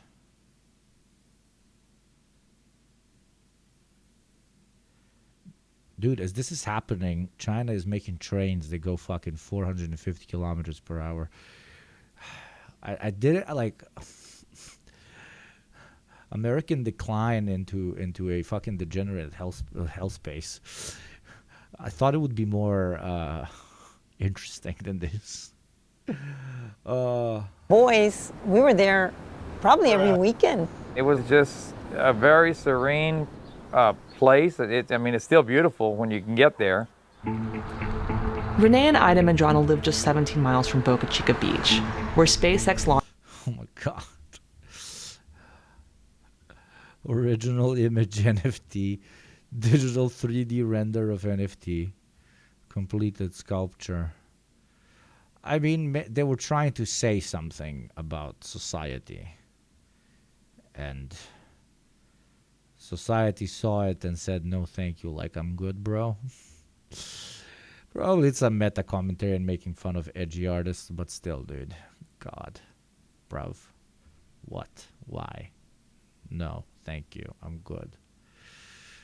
Launches the rocket Starship, the largest and most powerful. The performance artist whose shit I liked is a lady that has a cutout of Elon Musk giving his heart out. And she walks around Tesla dealerships and puts it in front of the Tesla dealership.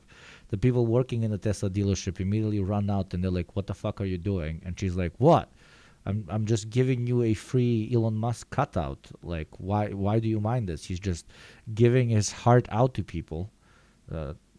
Or do you guys think this is a Zeke Heil? Because if you guys think this is a Zeke Heil, I'll remove it immediately. Mwah. Incredible things. That's performance art, bro. An ad is going to play in 1 minute. Support the show if you choose to. Avoid the ads, kill the ads, butcher the ads, murder the ads.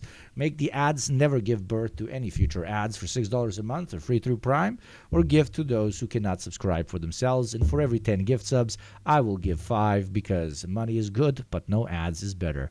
Thank you very much. 45 seconds. Powerful rocket ever built, and the one that Elon Musk says will take humanity to Mars.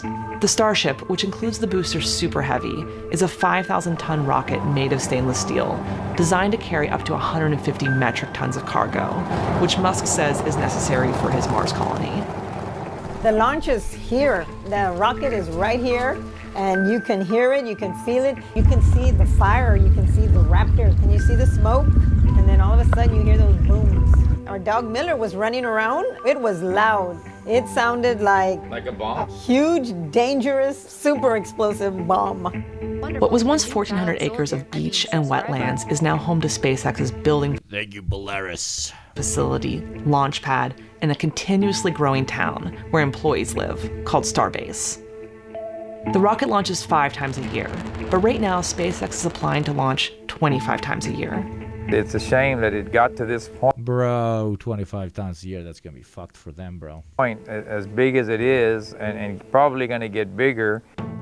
Musk came to Texas to pitch his private space launching facility in 2013. This would be Obviously, this is awful, and it shouldn't be launched near anybody's home, but these nice people can probably find a very rich fucking nerd and sell this house to for like 3x the price under the pitch. Yo, you'll be able to watch all of the launches, or yo, if there's a apocalypse incoming, you'll be the closest to the rockets that lift you off, type of shit, that save you from the ensuing peasant revolts.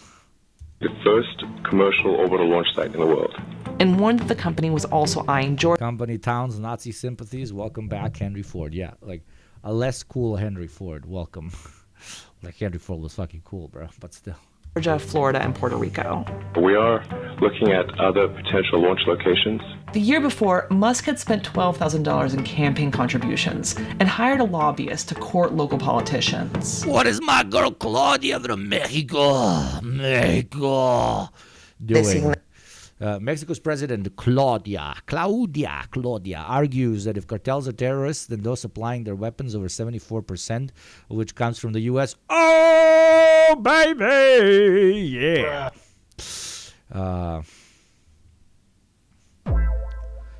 74% of which comes from the U.S. should be held accountable for aiding terrorism. In response, Mexico will expand its lawsuit against U.S. gun manufacturers. She also proposed a constitutional reform to impose the harshest possible punishment on foreigners involved in arms trafficking or any form of interventionism in Mexico, reinforcing national sovereignty against external interference.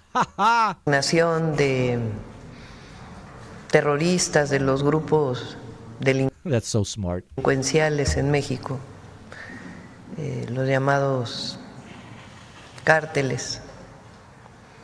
Es una decisión que toma Estados Unidos. No es una decisión que hayan consultado con nosotros, sino es una decisión que ellos toman. Tiene que quedar muy claro que para nosotros la construcción de la paz y la cero impunidad pues son elementos esenciales en la política de seguridad que hemos planteado. Que más allá del nombre que pongan, evidentemente compartimos con el gobierno de Estados Unidos pues la lucha en contra de estos grupos delictivos, particularmente por su impacto en la violencia que tienen en nuestro país, además de evidentemente que cooperamos para que no haya el tráfico. Thank you, Cosmos. Welcome to the community, friend. I hope you're feeling comfortable. Particularmente de drogas sintéticas, aunque de todas las drogas evidentemente ilegales. Pero nosotros lo que queremos dejar claro frente a esta designación es que nosotros no negociamos la soberanía, como lo dije ayer. Like, chat, you do understand that one of the main reasons why the cartels are as powerful is because they have, incredible amounts of capital, yes, ruthless soldiers, yes, deep links to especially local government officials, the police force, etc., but also access to military-grade motherfucking weaponry. Very often, narco cartels in all of these South American countries are better equipped than the local police force, and sometimes even the local army. And the main reason why they have access to such insane fucking firepower is because they're so close to the U.S. and because Americans are extremely willing to sell them all those arms.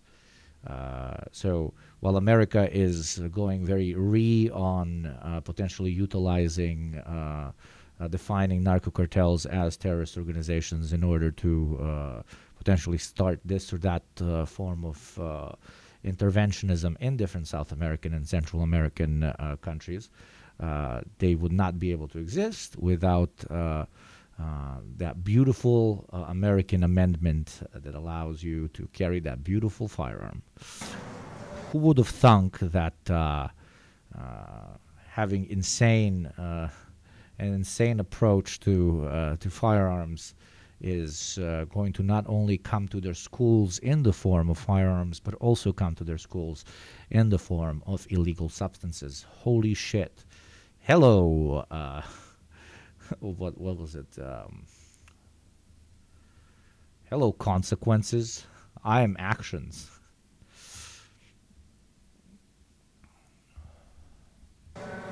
Esta no puede ser una oportunidad. And I should know a lot about cartels. I mean, I look like one of the people that used chainsaws on families back on Live Leak, bro. Por parte de Estados Unidos para invadir Imperial nuestra soberanía. boomerang, exactly. Entonces ellos pueden ponerles el nombre que ellos decidan, pero con México es colaboración y coordinación, nunca subordinación, no injerencismo y menos invasión. Hoy estamos enviando la siguiente iniciativa para incorporar al artículo 40 constitucional.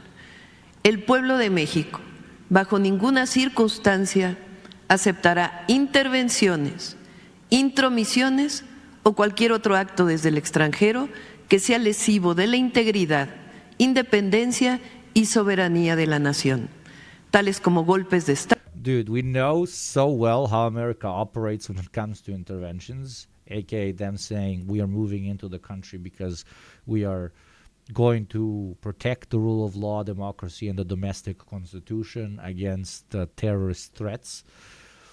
We know so much about their modus operandi that countries like Mexico are like putting shit in their constitution that will not allow that argument to be fully pushed through by saying, yo, any intervention, even if it's to fight illegal organizations that exist in our country, even when defined as terrorist organizations, is also fucking illegal. Please don't do that. That's fucked up. Estado, injerencia en elecciones o la violación del territorio mexicano, sea esta por tierra, agua, mar o espacio aéreo. Segundo párrafo, o tercer párrafo del 40. Tampoco consentirá intervención en investigación y persecución alguna sin la autorización y colaboración expresa del Estado mexicano en el marco de las leyes aplicables. Este es la iniciativa para el 40 constitucional. Y en el tunnels will be ground. I know, bro. Come on. Let me be edgy. Oh, holy shit. Going back to Elon Musk destroying a city. SpaceX spent a total of $219,000 on gifts, trips to SpaceX headquarters in California, and even a Lakers game. Texas is a billionaire-friendly state. They have no corporate tax or state income tax. But SpaceX wanted more, and Governor Rick Perry and the state officials were eager to win this bid. In exchange, Musk promised millions in growth. Our competition for this in Texas is very serious.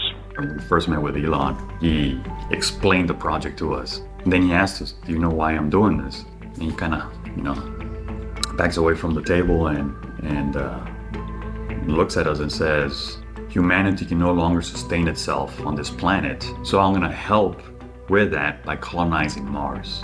So at that moment in time, number one, I thought, I'm fired. How am I going to go back to the poorest community in the United States and tell my leadership, hey, let's use our hard-earned tax dollars to incentivize and recruit a company to our community. And the reason that they're doing this is because they're going to save humanity by colonizing Mars.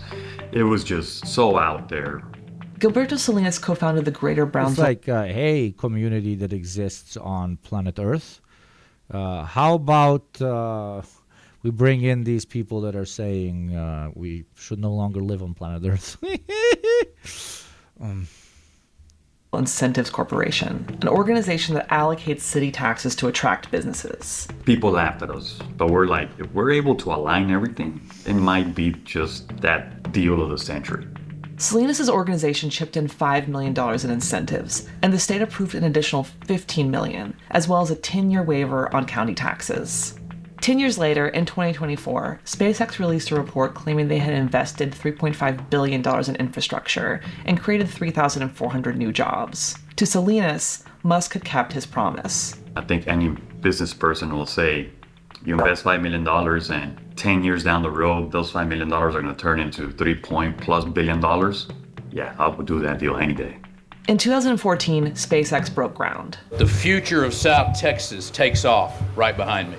This was the frontier at one time, and it's the frontier again. Thank you, paycheck for the prize. Musk is really good at getting government subsidies. In the last few decades, he's gotten hundreds of... Yeah, the world's wealthiest fucking welfare queen, bro. ...billions of dollars from federal grants, tax incentives, and state contracts for his companies Tesla and SolarCity. SpaceX was near bankruptcy, and Musk was deep in debt when NASA gave the company a massive handout in 2008. NASA called and told us that we'd won a $1.5 billion. This is like the sleaziest and most cliche fucking take of all time, pretty much, when it comes to Elon Musk. But like his entire business practice is, for those of you who might somehow not know this, is say a thing that exists in sci-fi movies and say that I'm going to make it happen, and then hundreds of State Department fucking globe heads go, holy shit, that's epic. I'm going to give you money. You're going to, give me a little bit back. And my community is never going to be able to give me shit because we're investing in our technological future and American technological independence, etc., etc. It's going to be written in 200 years in history books as one of the most successful and longest running cons of all time, pretty much. $1 contract. And I couldn't even hold the... Like the difference between old-timey capitalism that Marx describes and modern capitalism is that you don't actually need to produce a commodity nowadays. You don't need to produce a commodity that can then be positioned in the market, that you create and gain surplus value from your labor to generate profit and then create more and more corporations that need it. You no longer need to make a thing. You can just say that you're going to make a thing, and that the government will pay for the process of making said thing, out of which you will also extract surplus labor value. It's like... Wonderful. A new it's insane. Soldier. It somehow managed to take a recipe poised for disaster and make it even less efficient and even dumber. That's the key word there. Even fucking dumber. Thank you, Exodose, for the 4 months, baby. Thank you very much for the support. Phone is like, I just blurted out, I love you guys. Say the snake thing. It's like a snake eating its own ass. I mean, it's also like snake soul salesman, bro. Actually, really like space exploration. I just hate that this absolute moron pretends to be the face of it. I could not agree more. Wait for my new video that comes on March 10th. You will enjoy it. On this topic. They saved you. Yeah, they did. Financially and maybe even emotionally. Space exploration is our fucking destiny as a species. Nobody's knocking technological development here. What I am knocking is people that will never be able to really pull it off, stealing the money from the most impoverished members of society and then funneling it into their fantasy projects and then telling us that they have a very successful company, even though it's completely based off, like, even though it's barely floating above water thanks to tax money, which is then again utilized to tell us that it's a successful company, so we should give it more money. Again, a snake eating its own beautiful, thick, voluptuous, juicy ass. Okay. Emotionally, I'll tell you what, that was definitely helpful. Yeah. But do those subsidies really pay off for towns like Brownsville? We are a low-income community. We're primarily brown and indigenous. We have a very unique and beautiful community. Becca Hanosa is a local environmentalist and activist who has been fighting SpaceX for years. Our people here, we do need jobs, Most of us are in survival mode, and we're in survival mode because we've been exploited so many times by so many different industries, and now SpaceX is part of that. Musk has a reputation for forcing high speeds on his workers and lacks safety standards at his work sites. Reuters reported in 2023 that there had been 600 injuries at SpaceX locations since 2014. One worker has been in a coma after an on-site accident for 3 years. Another lost vision in one of his eyes after being struck while moving a beam. Ya no miré yo nada completamente, entonces yo le gritaba a mi amigo, perdí mi ojo, perdí mi ojo. Musk's worksite in Boca Chica has an accident rate 6 times higher than anywhere in the space industry. Come on. Yeah, there you go. The private market trying to do something that scientists in not-for-profit oil enterprises have been doing forever, and turns out they care about the project getting off the ground, quote-unquote, a lot more than taking care of their employees. Like, oh my God, who saw that fucking coming? Lo que yo miré, he visto yo allí en ese trabajo de SpaceX, no hay suficiente seguridad. Ahí no hay. Besides the $5 million Brownsville gifted to SpaceX when they first arrived, the Greater Brownsville Incentives Corporation has since spent another $1 million to attract space-related startups. Hanosa says it reminds her of a different time in South Texas's past. About 100 years ago, when rich landowners and politicians in the lower Rio Grande Valley tried to lure white settlers to the region to farm. The lower valley was majority Tejano, Mexican Americans who had lived there before Texas was even a state, and it still is today. They advertised our low-income people as cheap workforce and cheap land, come here and exploit. Since Musk's arrival, the launching site and the SpaceX campus have grown much faster than Hanosa and the Medranos ever imagined. Never did we think that they would be taking over the entire area. It was just Elon Musk is going to come in, he's going to build a little pad, he's going to have a launch, and that's it. But now it's totally different than what was explained. The thing that bothers the Medranos the most, yeah, they're building it on site because it's cheaper, is that they can rarely go to Boca Chica Beach, a beach the state of Texas and the city of Brownsville promised the public would be able to visit. The Texas state constitution guarantees access to all public beaches, but in 2013, the state amended the Texas Open Beaches Act to carve out space activity. Wow, ha ha, wow, hey, hey, hey. Independent sovereign states not being influenced by individual actors. And the funniest part is he's a foreigner. That's fucking edgy. Now the state is free to close the beach. Patriotism except when move rich immigrant come and take over our beaches. Time SpaceX wants to launch a rocket. And it turns out that's a lot. They'll send a text and they'll say Boca Chica Beach is now closed. And if we're planning to go out there, that's it. Unpack everything. And then 8, 9, 10, 11 o'clock at night, I'll get another text. Boca Chica Beach is now open. Well, who's going to go out there at 10 o'clock at night? You're on their time, you know, you're on SpaceX time. Local people call Boca Chica Beach the corporate towns. We are back. Poor people's beach, because this is where people come to fish. We come to the beach with our families because it was free and open to the public. And SpaceX is changing all of that rapidly.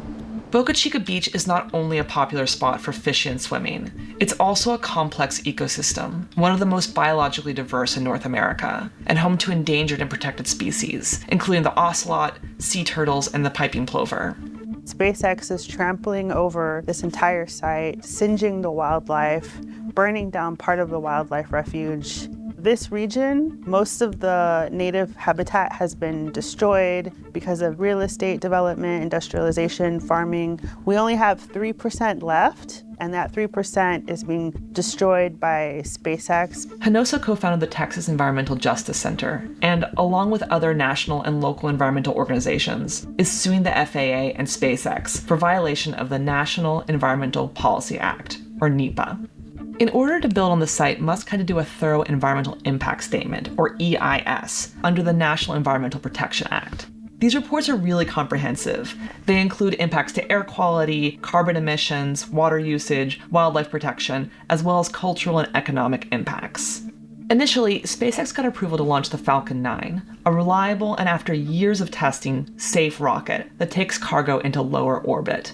But in 2018, SpaceX announced they would be launching the Starship Super Heavy, a rocket 20% larger than the Falcon 9 with 10 times the thrust.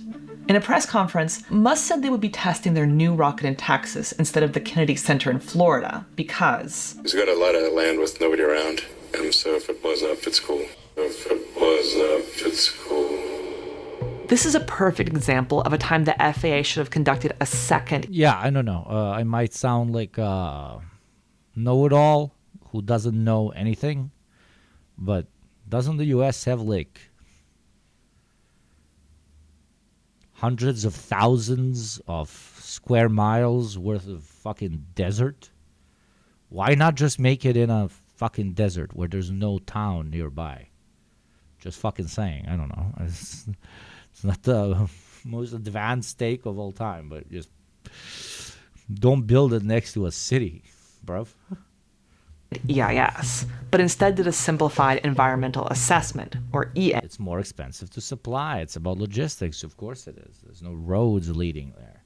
Even though oil companies make their own roads all the time. But yeah, it would cost money. So why not use the roads that are already produced by the state instead of making private roads?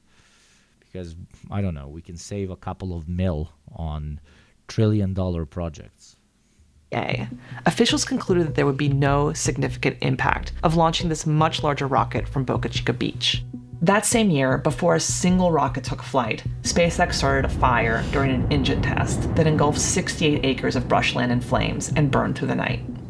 In spite of this, the first launch of Starship was scheduled for April 20th, 2023, aka Weed Day. Here's how the launch was supposed to go. Starship was meant to orbit the Earth, with the booster landing in the Gulf of Mexico and the spaceship re-entering the atmosphere. Hey, Gulf of America, sister. What's this lack of patriotism, brother? And landing in the Pacific Ocean.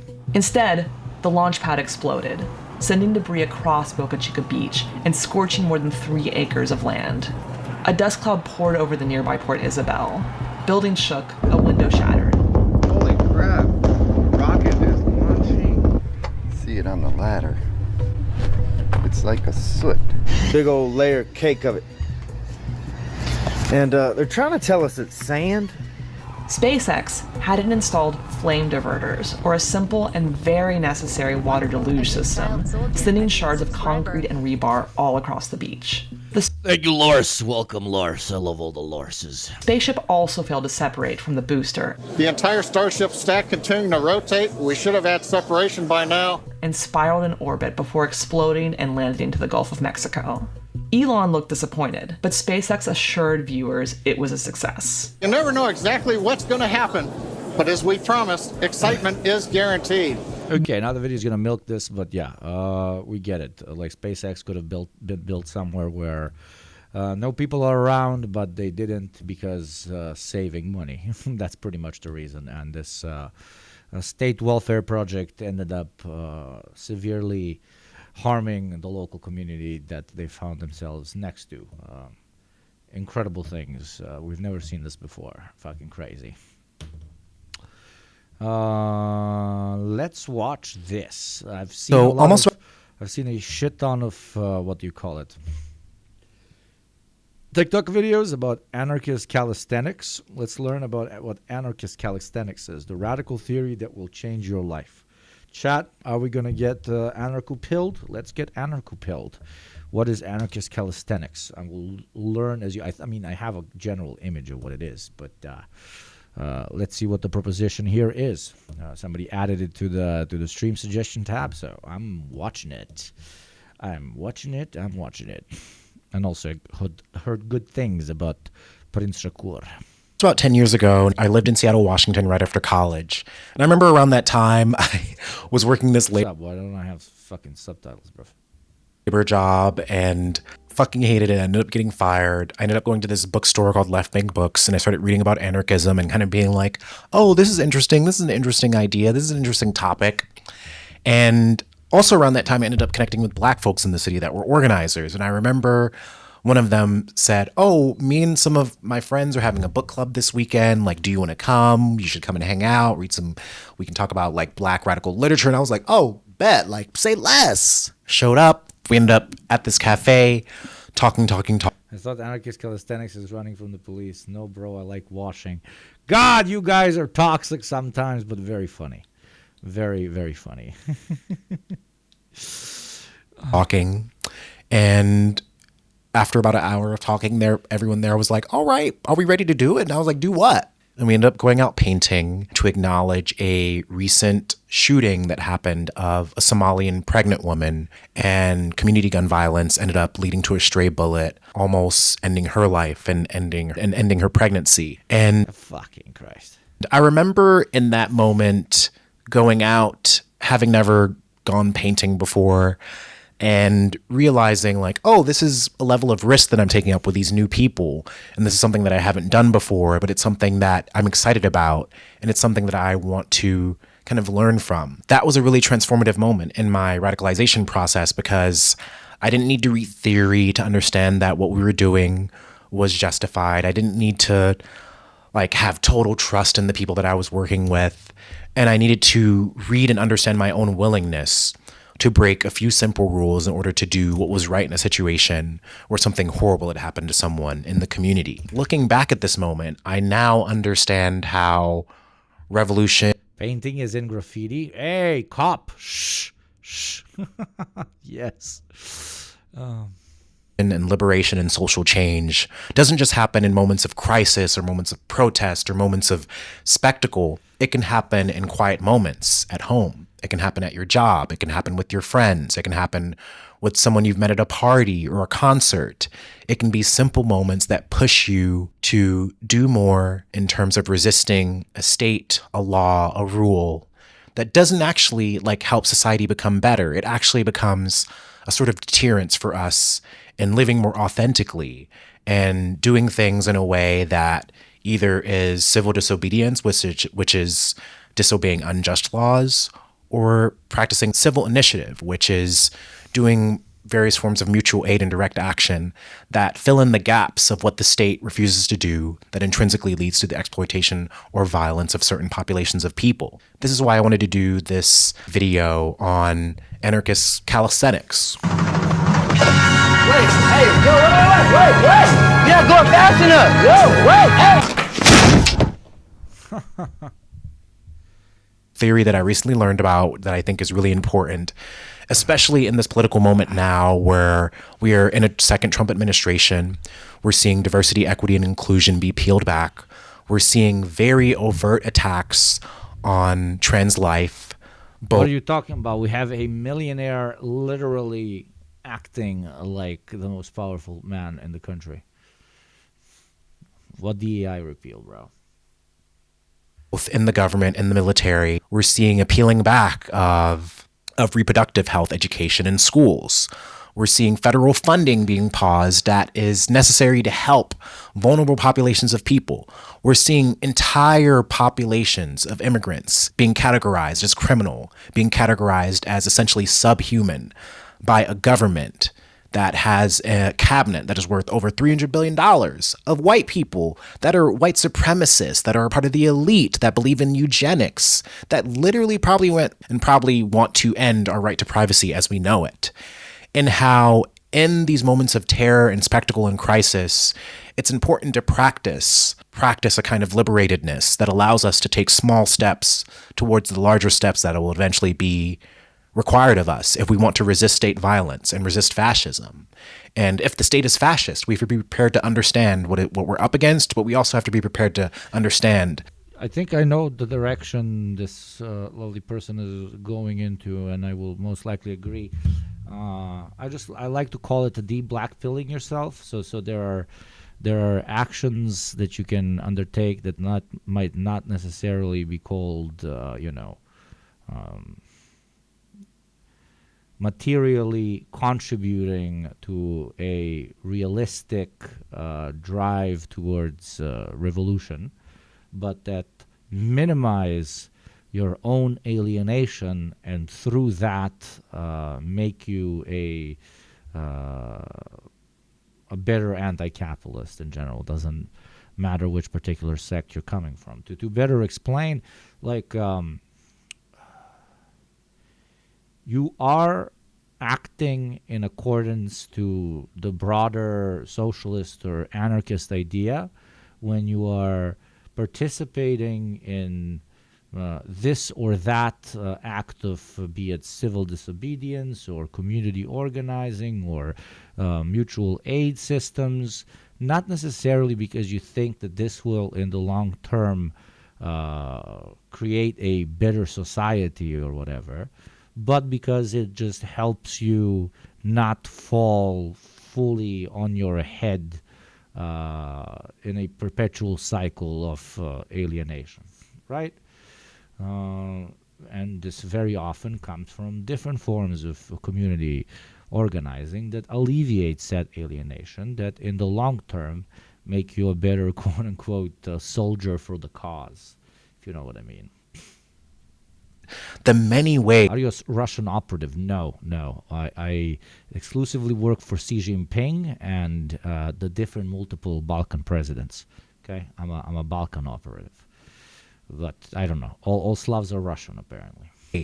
That we can begin to free ourselves now, which is why I want to do this episode about anarchist calisthenics and talk about a few questions that kind of help me dig into this idea, and maybe it's a framework that can be really useful for you in looking at your life, your community, and the people around you, and how you can kind of help nudge people to do a bit more, and how it can help you nudge people to do a bit more and help you build trust in community before these more dire moments come. So let's dig into it. What this moment requires is that we don't become overwhelmed by the state or the violence or the repression.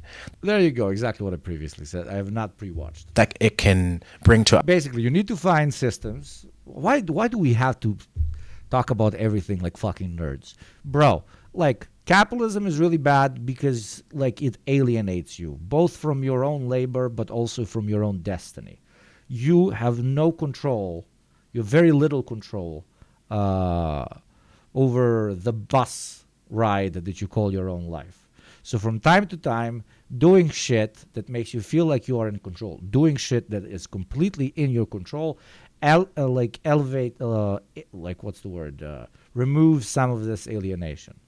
And it does not doom pill you, and in the long term can allow for you to continue being a progressive, a communist, an anarchist, a whatever you want to call yourself in a darker and darker world. That's the fucking pitch. That's, I think, why they call it calisthenics. Like, you're basically doing revolutionary cardio before revolution, so that you don't get, so that your body doesn't slowly start degrading. And in this case, so that your motivation that drives a vision of a better world that does not deteriorate as well.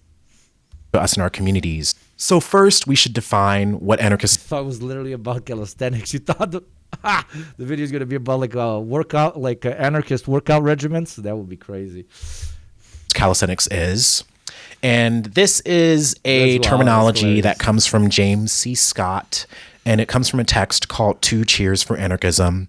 And I'm going to read kind of a summation of this text and talk to you about specifically what anarchist calisthenics is. Anarchist calisthenics is a concept that emerges from James C. Scott's experience Nuremberg. Somebody tell me how to say that. Nuremberg, where they observed pedestrians conforming to an irrational traffic light system, despite having no traffic to wait for. The social norm of obedience sparked the idea of anarchist calisthenics as a form of mental and moral preparation for acts of resistance.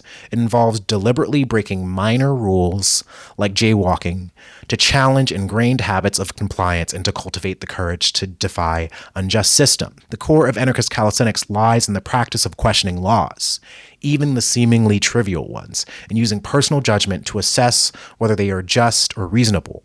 By regularly engaging in small acts of rebellion, individuals can stay in shape for larger acts of resistance, fostering the mental resilience needed to confront more significant injustices.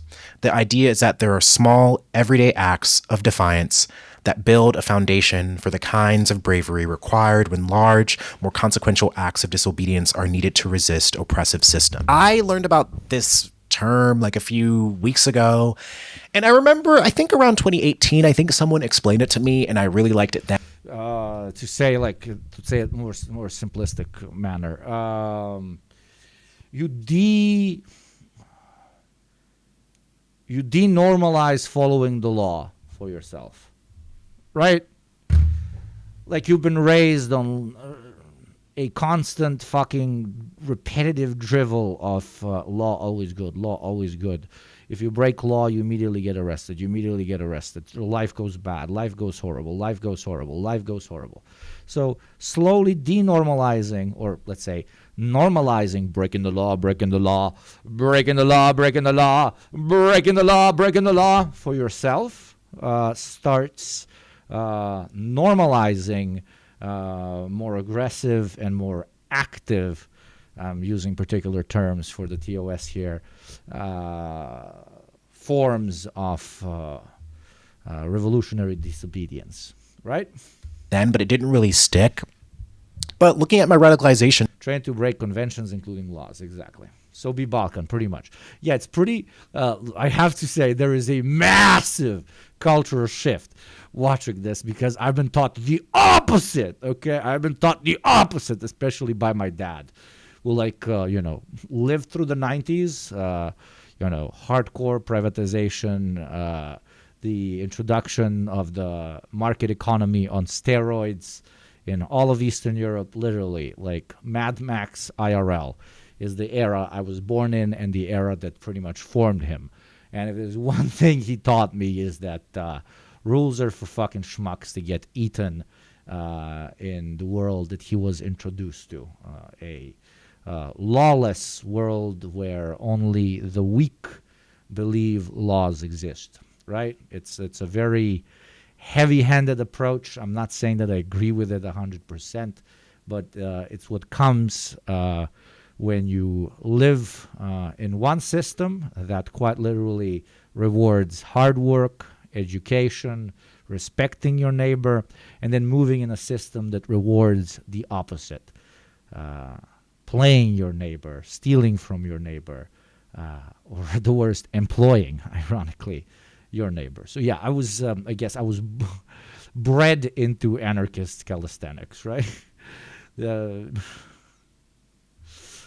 Journey. I can see anarchist calisthenics throughout. I think of when I was in college and Michael Brown was killed and a bunch of black students gathered and we ended up marching to the student center and occupying it. And that became like a big news story on our campus. And it began this whole campaign around confronting racism and racial inequity on campus and demanding cultural competency. When I have been at a protest and a regular march descends into chaos when the state inevitably overreacts and tries to target certain individuals in the crowd, and how these smaller moments in my past that taught me to resist these other rules or unjust laws eventually led me to understand the rationale of resisting in moments of crisis, in moments of spectacle, in moments of state repression.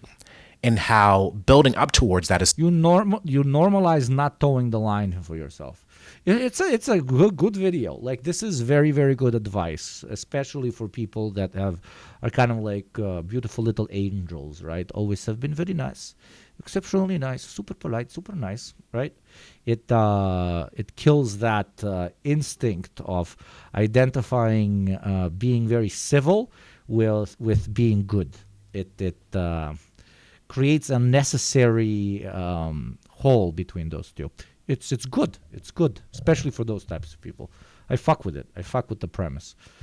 The only thing I'm confused on is, the American thing of having to basically, I'm not saying that this lovely creator is doing this, like the book he's reading is like, turn like what constitutes relatively normal behavior into fucking therapy speak, right?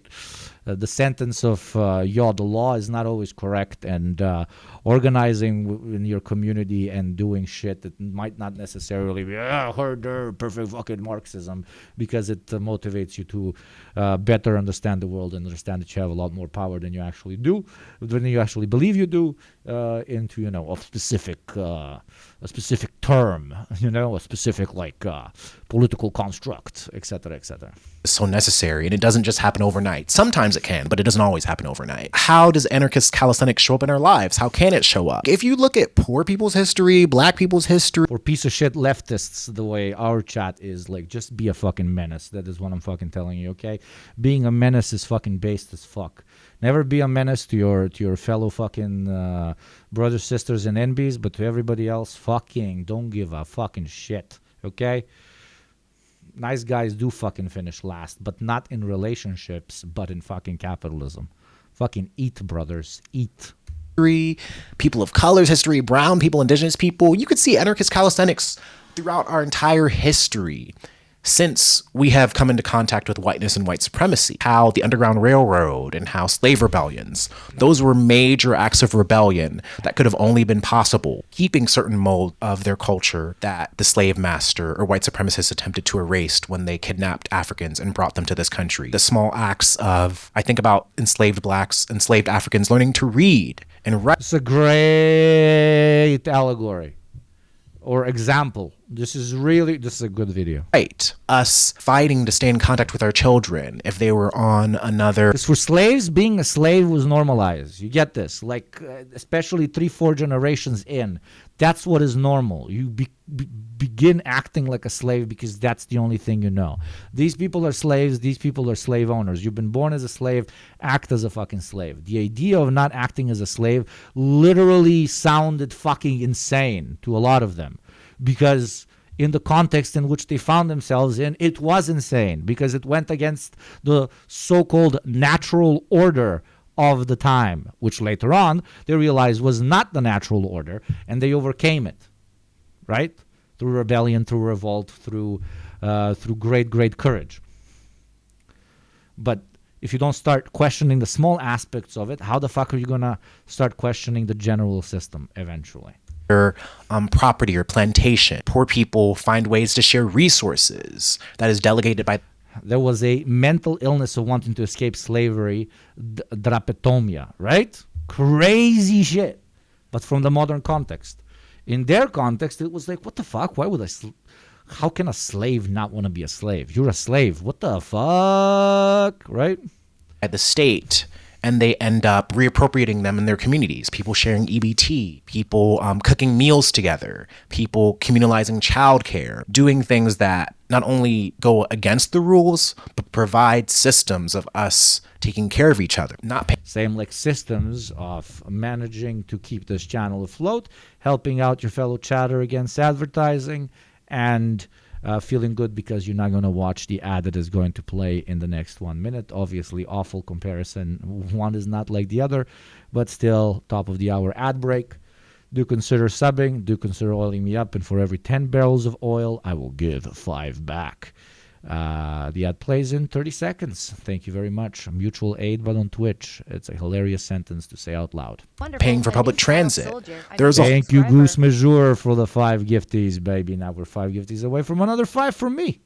Thank you very much, Goose Majour, for the 20th gift sub, bruv. Whole movement in New York City where folks are evading fares, where people share videos and links and photos of the various subway stops where the cops are there and are actively trying to stop people from evading fare, and how even the notion of people having to pay to get around their city, even the notion of redlining and gentrification. Of getting in a fucking party without paying, of like avoiding a parking ticket, of, you know, shit like this. Being also tied to how city planning makes sure that public transit is available in certain areas and not others. People acquiring free groceries, whether that be through dumpster diving or sharing EBT or other means. A few years ago, where me and my friends were acquiring American flags and having fucking legend. Speaking of legend, thank you, Pizza Famine, baby. Paint the chat purple, brother. Paint the chat motherfucking purple. Thanks for the 10 gifty. Let's go with another 5, baby. Let's go with another 5. This is not gambling, I promise. It's not, even though it sounds like it. Indeed, indeed. Thank you very much, God. Wonderful. Nobody's watching ads in my fucking chat. Let's just say we were having nighttime fires where we were hanging out with these American flags. Thank you by any means necessary. I should post on anarchists, but for people Wonderful. whose A main new experience child with soldier. government is I the mean, oppressive boot of the subscriber. state, anarchism makes total sense. How do communists reach out to people living under those conditions? You link the. Wonderful. A Anarchists new child also soldier. do I mean, pretty decent subscriber. class analysis as well. But when it's people that are very hyper-focused on the boot of the state on their neck, you tell them Wonderful. who the A new child boot, soldier. I mean, aka the subscriber. state, actually serves. And that's class interests. And that's caused by the economic model in which they find themselves in. And then they start understanding that, class Wonderful. only, A new child the soldier. state I mean, only acts as a subscriber. tool of the domineering class, and therefore it is a class issue more than it is a state issue, because there is arguably no difference just pragmatically between the two, right?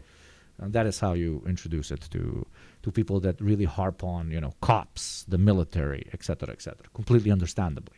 Just make that link for them, and usually Wonderful. A new child soldier. it I works mean, wonders. subscriber. Making that into a game and figuring out which of us could get the most American flags, and oh my gosh, you got that many, oh my gosh. How turning Basically, you ask them who the cops work for. That's it. Yes, cops bad, but who do cops work for? Why are cops like this? an act of resistance into a sort of game made the idea of resisting. And then that will give a class context to ACAB, right? And then you make a potential comrade in the long term. These symbols of patriotism more possible. For a number of years, I had a denim jacket where I literally wrote, "Fuck white America" on the back. I would go out, and that would be a way for me to test public space and to make people uncomfortable and to say something that was deeply rooted in my ideas about white supremacy, about white hegemony, about colonization, and how these acts of resistance were important. All of these other things led to me understanding anti-fascism, led to me understanding rape culture, led to me understanding what it means to be at a party and to know that, hey, that dude over there groped that person in the other room. Let's go and fucking confront them and get them out of this party. Being able to do that at various points in my 20s and to do it on a dime, how that was one, various years of mental preparation and understanding how I wanted to show up when patriarchy or sexual violence or various forms of violence showed up in community spaces that I was in, but also having had various moments of confrontation and practice and breaking these minor laws or social expectations or norms and understanding a situation that was unreasonable to me, but might seem reasonable to other people. If something is unjust, we have a right to resist. I really want to center people in the fact that the point of anarchist calisthenics isn't to like manipulate other people into acts of resistance or trying to test people or vet them. Like, I think sometimes anarchist calisthenics can be appropriate in situations of vetting where you're looking towards more dramatic and militant forms of political action together. Yeah. But really, it's about understanding that moments of liberation and revolution aren't just in the large, huge, public spectacle moments of protest, but they can be in quiet moments where you're with your friends and you call someone out, where you are walking around your neighborhood and you see a cop harassing someone and you sit there and do a cop watch, or you end up intervening in a way that de-escalates the situation. It's about understanding that we can have tiny moments of revolution. You renormalize activism to yourself. Keyword here, renormalize, because defending your fellow man is the natural state of things. We dehumanize ourselves and fellow man because of the system that we find ourselves in. And we need to get rid of this parasitic ideology through many means, including this one. Evolution and the keyword renormalize. Liberation that can lead to larger. Your instinct of mistrusting fellow man there's nothing natural about it. And more powerful and more authentic ways of resisting down the line, and how small acts of resistance can be just as powerful as the larger acts of resistance that eventually. So basically do little things instead of go all the way like Luigi's Mansion and paint the sidewalk. Why instead? Why instead? Both can exist at the same time. Obviously playing Mario Kart and doing anarchist calisthenics, that's what I'm talking about. Well, what the fuck? get us revolutionary wins and gains in the movement towards defeating capitalism and fascism and white supremacy and beyond. I want to remind us that where I think anarchist calisthenics can be really useful is that it's about understanding that building trust together doesn't just need to happen in moments of crisis. It's that we can build trust with each other through activities that have lesser risk, train us in critical thinking, that train us in resisting certain rules around us, and can help us understand that a state or jaywalking may be a silly example, but yeah, I get the other points. Yeah, it's a silly example to me too. Many of the other ones are a silly example to me as well. But you know, you're at a particular, let's call it, level. Other people are on another level, and for them to get out of the, you know, bubble of following rules equals being good, will sometimes take on more radical forms or less radical forms. Institution saying that something is wrong does not necessarily mean that it's wrong, that we deserve to use our individual judgment and our own mind. Still agree with the underlining points. This is just me nitpicking presentation. Yeah, yeah, you can get very easily thrown off with the jaywalking part. Yeah. Not from his video, but from the quote. It's, yeah. And we deserve to exercise our autonomy, because so much of the state and white supremacy is about tricking us into systems and modes of behavior that help us forget our autonomy and help us hand it over to states and institutions. And so I really, really just wanted to do this quick episode because I think in this moment that we're in, there's so much fear, there's so much overwhelm, there's so much doomerism.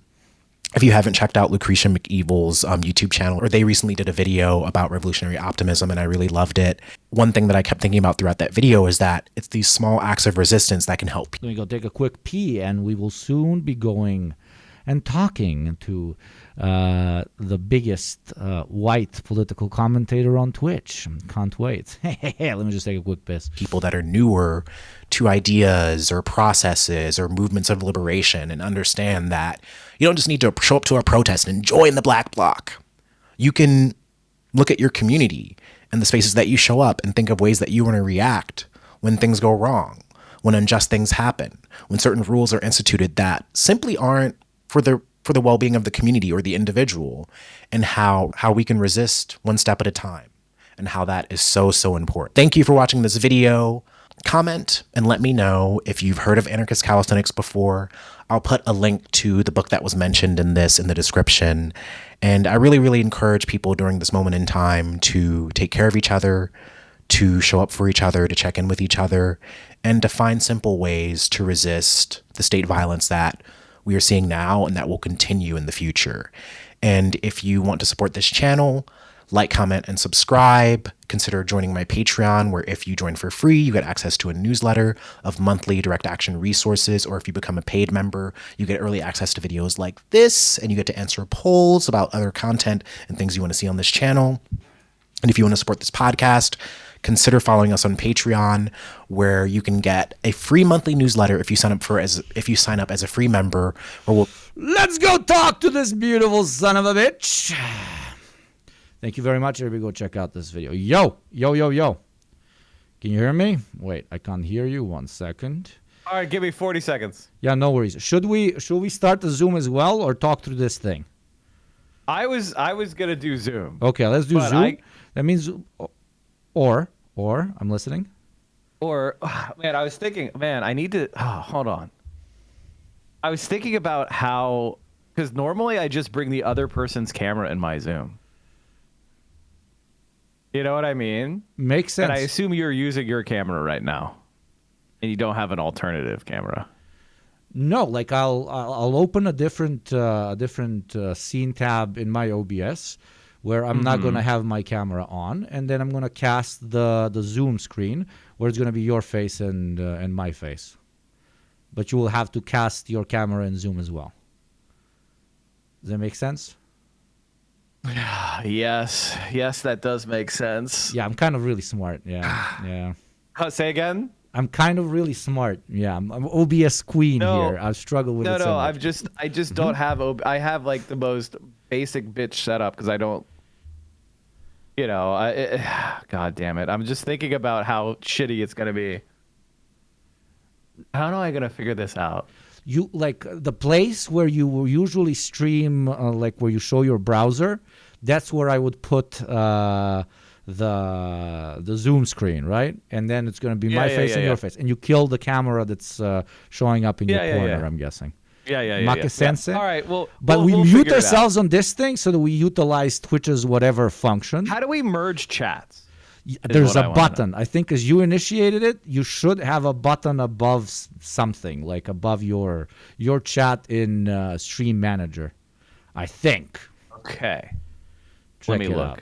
In the meanwhile, I'll mute myself here and join Zoom. Yeah.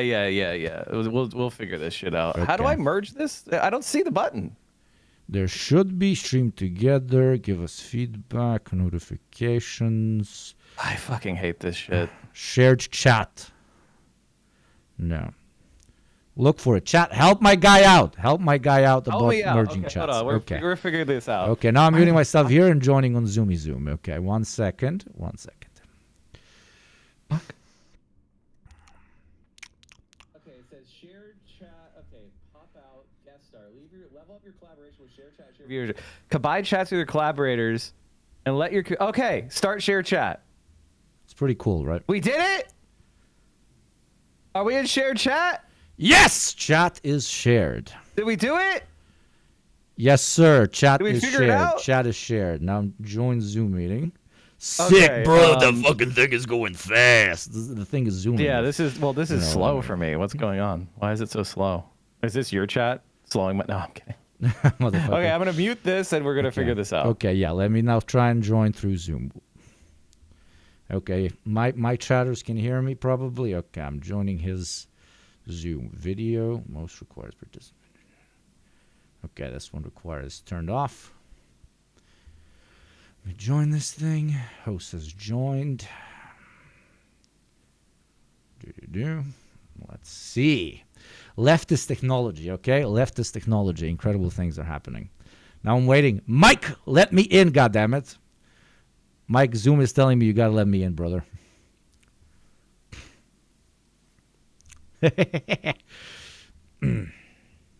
Everybody in my chat, go follow Mike, and probably vice versa. Okay. Oh my God, that is sick. Okay, that is your best picture of all time. Holy fucking shit. Wait, now let me do inside this. joke from when from a guest stream like this, and then we show video. Okay, I should be showing video. Now, how do I make the videos like show both at the same time? There we go, my beautiful man. Can you hear me? I cannot hear you on Zoom though. You do not have audio on Zoom. No audio on Zoom. No, nothing. Wait, now Zoom. Let me. Zoom meeting. This is working. Okay. So here's what we do, chat. Oh my God. Okay. It doesn't look too ugly on my side. Corporate chatters. I still can't hear you, bruv. I still cannot hear you. You hear me? Am I talking? Can you hear me? Can you hear me? Yugopnik, can you hear me? Cannot Buddy? hear you. Cannot hear you. Okay, like this. Hey, corporate chatters. How do I I can hear him fine. Say something? I think I might hear you now. Stream Say can a hear word. him? We can hear It's Mike, but he can't streaming hear me. into OBS, but I cannot hear you on my thing. I cannot actually hear you from the speakers. I think I might know what the problem is. 1 second. We will figure this out, goddammit. We will figure this out. Settings. Oh, this is Audio. so fucking And now based. I love it select so much. as This is so based. microphone. Select the speaker. Uno segundo. Say a thing now. I should hear you now. Hello. Yes, sir. Fucking beautiful. Art. Now, final thing, because I only have your beautiful face just plastered in the middle, and I'm like tiny above. How do I rotate cams on Zoom? It's been a second since I've been a corporate dog. How do I make all of us the same size? Gosh, I think you on the top there's like a view, and there's like a different view settings, and I do gallery. At the very wow! Oh, mamma mia! Oh, Lord! Okay, very good. Holy shit! There you go. We did it. Only took 5 minutes. We did all the motherfuckers. things. We did the share chat. We got cameras on both sides. And I even have what I'm looking at on my screen. So I have like I have like 3 tiles. Fantastic. So that we can like look at what I can show what I'm showing, you know. I think I might also be able to share it to you. No, fuck it. It's fine. It doesn't matter. Okay, I flipped you, so you're gonna look weird to chatters that are often in your chat, but I need to flip myself so I don't look weird to myself. Okay, this looks semi-ugly, but doable on my side. Who gives a fuck? Who gives a fuck? Yeah. Yeah, I mean, this is everything a communist have ever done throughout history is scuffed as fuck. This is just a reality. It is until we get to regime level where things start to get cleaned up. Yeah, it's right? like 90% LARP about theory, and then when you're actually putting it into practice, it's like 100% improvisation. You're like, I guess the state is good now. I don't fucking know. Exactly. Well, everybody, this is friend of the show, Yugopnik. I've only been on your podcast one time. We will repeat which is a little bit insulting. Oh, this is my first time coming on your show, so, so you never paid back. You know, you never paid back. Now you paid back. Now you're gonna. Okay, great. And so, how are you enjoying? If you don't know who Yugopnik is, you have your own channel on YouTube. You've now begun streaming at YugopnikTwitch, which now that we're shared chat, everybody can hit the follow button. Thank you. Over there. Very kind. Thank you very much, Go. You are also a co-host of the program podcast. I highly recommend you give that a listen with your fellow content creators, Second Thought and Hakeem. And I would kind of consider you a little bit to my right, chat. Not quite as left as me. A little bit to my right. A little bit more. Everybody's to the right of you, bro. Everybody's to the right. No, I am to the right of you because, like, being a Twitch streamer, being a streamer is de facto right wing. But I've somehow managed to make it even worse because I've united the 3 dots of the unholiest of unholy, which is Twitch streamer, YouTuber, and God fucking damn it, podcaster. By the way, how do you put them on the hierarchy? Obviously, all 3 of those jobs are the best jobs on the planet. And the hardest which jobs. is more left wing than the other? No, which is like more cringe than the other. Podcaster is the cringest, like objectively. Like if you only do a podcast and don't do anything, it's very cringe. No, you're right. I think podcast is the most cringe because it's the most pretentious. You know what I mean? Never got that. Pretentious how? Like how is podcasting? Because you're like, I'm making a radio show and here's our ads. Have you ever wanted to sleep better? Have our CBD. And it's like, you know, it's very much in the form of a radio. It's like, Mommy, I made a radio show in my garage. So I think that's more cringe. But then again, everybody and their fucking mother is a podcaster. I feel like when an average Joe hears podcaster, they're imagining Hawk to a girl, or the fucking guys like buy my course, brother, I will make you very rich, or the crypto dudes, etc., etc. That's even like That's why it's also more cringe though, because it's like it is more cringe. It's like so I'm agreeing with you that that podcasting is the most cringe. As far as YouTube versus Twitch, that's tough. That's tough for me because, like, I feel that streaming is, I think what redeems streaming for me is we're very self-aware of being slop. We're very self-aware of, like, the ethereal nature of our content and how it's like you make it, people watch it immediately, and then it goes bad, right? And then you make a new thing.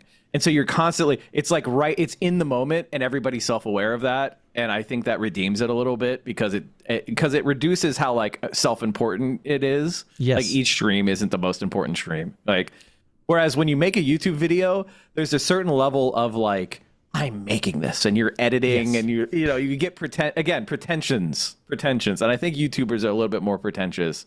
And it's extra hypocritical because even in our space, or whatever you want to call it, like entertainment with a little bit of political commentary or political agitation, if you're a bit more self-assured in the stuff that you're actually producing, it's extra hypocritical because like streamers get shit for quote unquote stealing other people's content and watching their shit and like responding to it, but 95%, again, even in our field, of the videos that get made for YouTube that are covering a particular topic have already been done. Like, people just stylize the video a little bit differently, use the exact same arguments as the previous guy, girl, or enemy, and put it out. And, you know, stand on top of it as if they, I don't know, fucking introduced advanced new theory and they're the next, I don't fucking know, Engels. It's that I completely agree is what I'm saying. There is a certain level of pretentious that comes with YouTube content that does not exist in the feeble mind of a Twitch peasant. Yeah.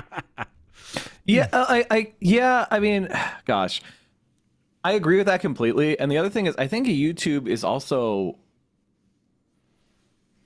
it's the pretension thing. Like everything is super plagiarized, right? Like how many people have like huge channels where they just plagiarize Wikipedia articles and then repeat it over like really poorly made stick figure drawings? That's why these people are like multi-million subscribers, right?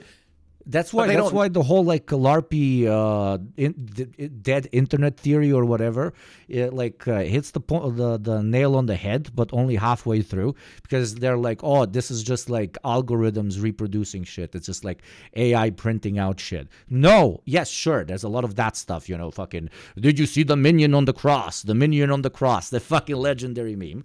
But it's also just like, because again, blah blah blah, not to be the local fucking commie, but profit motive, and now you have a shit ton of people that are not doing it because of passion, because of artistic ingenuity, because they actually care about the topic that they are writing on, that they are depicting, etc., etc.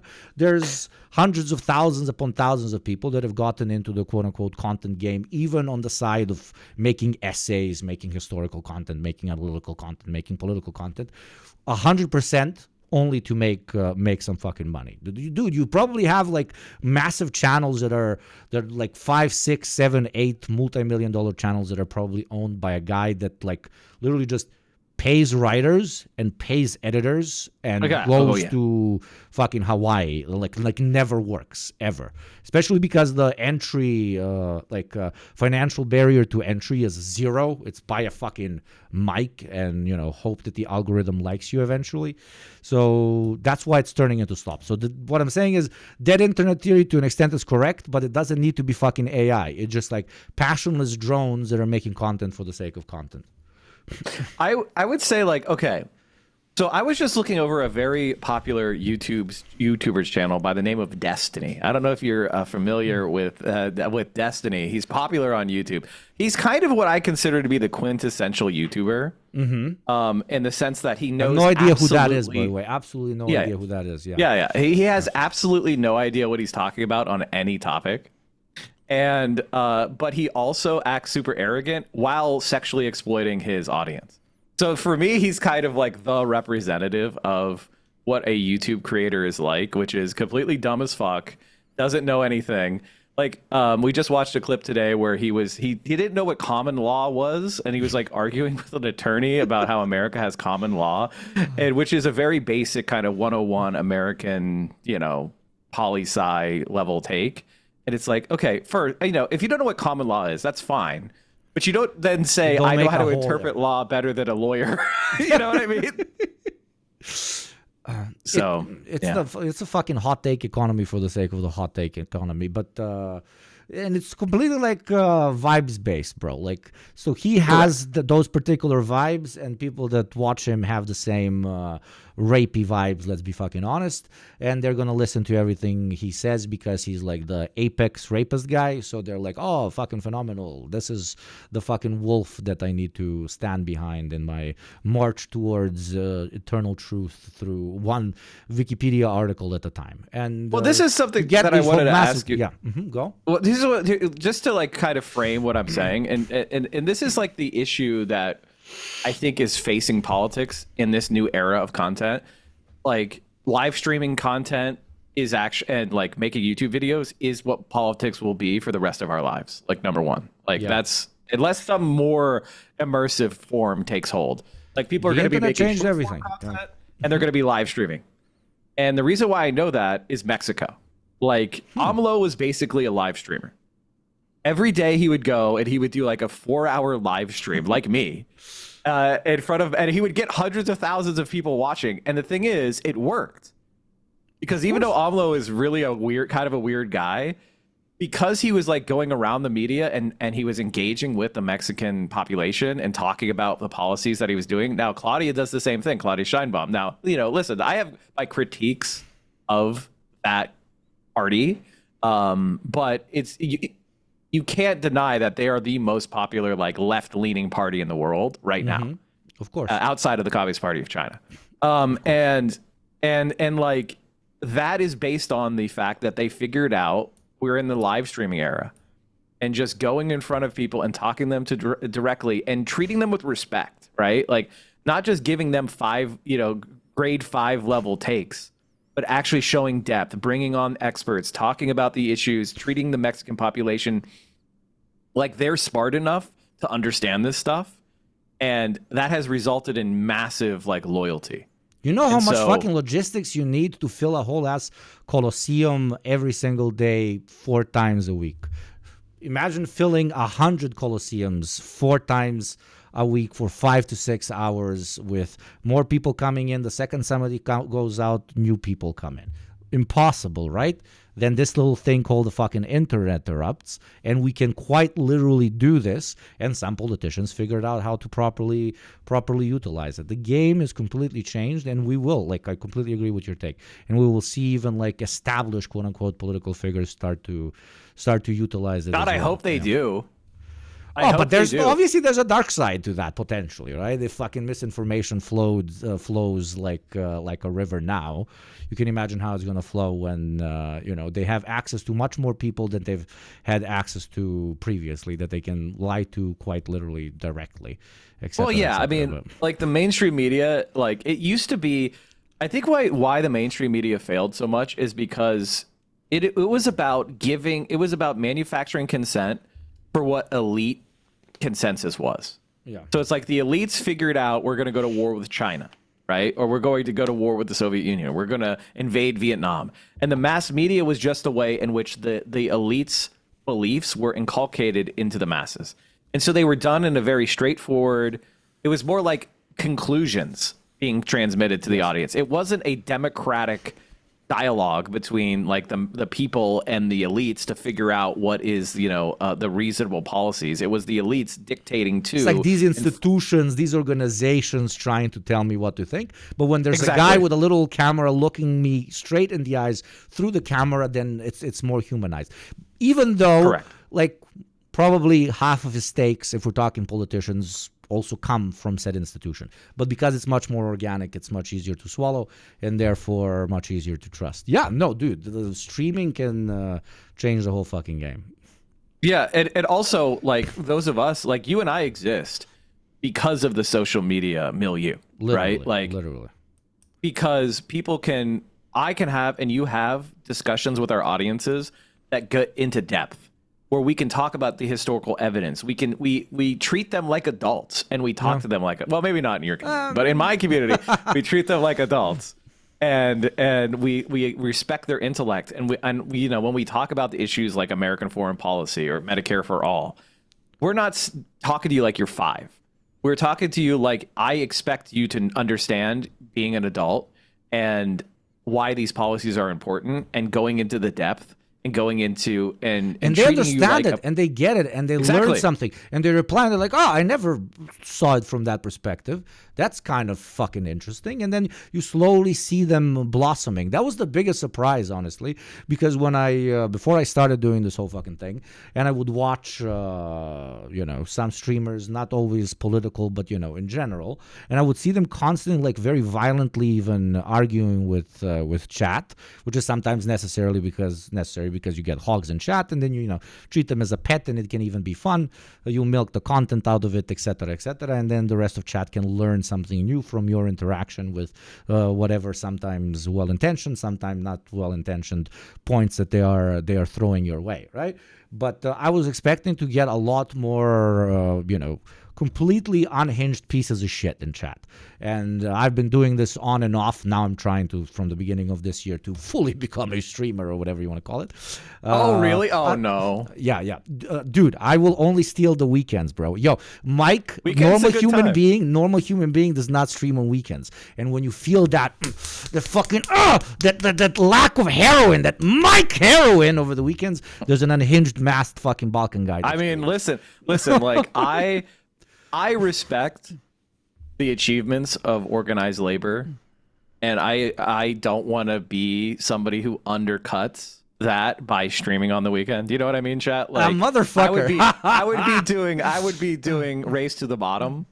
And so even though it would be good for me to stream on the weekend, I'm sacrificing for you guys and for the cause because I don't want you to have to be forced to stream on the week or work on the weekends. Yes, but so I'm crossing consider the picket me line, fuck as that the shit. ultimate person in solidarity.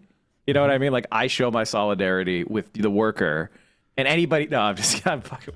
But the You thing, know, yeah, just totally. the thing that I wanted to say earlier, I was surprised how smart chat is, how well intentioned like 99% of these people are, how much they want to learn when it's learning time, how much they just want to hang out when it's hangout time, how much also we can fucking learn from these fuckers. Like, you know, when I started, I was constantly screaming at them, literally committing Twitch suicide. Stop watching me, go touch some fucking grass. Turns out most of them also do. They just, you know, also listen to me while they work out, while they study, etc., etc. All of them have, to an extent, very well established, decent fucking lives. They just, you know, they don't believe that the peak of humanity is this fucking mega mall we call capitalism. So they come and they create communities and they interact with us as well, and it becomes something really.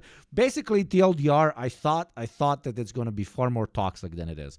Well, the thing about streaming is that the community reflects the creator.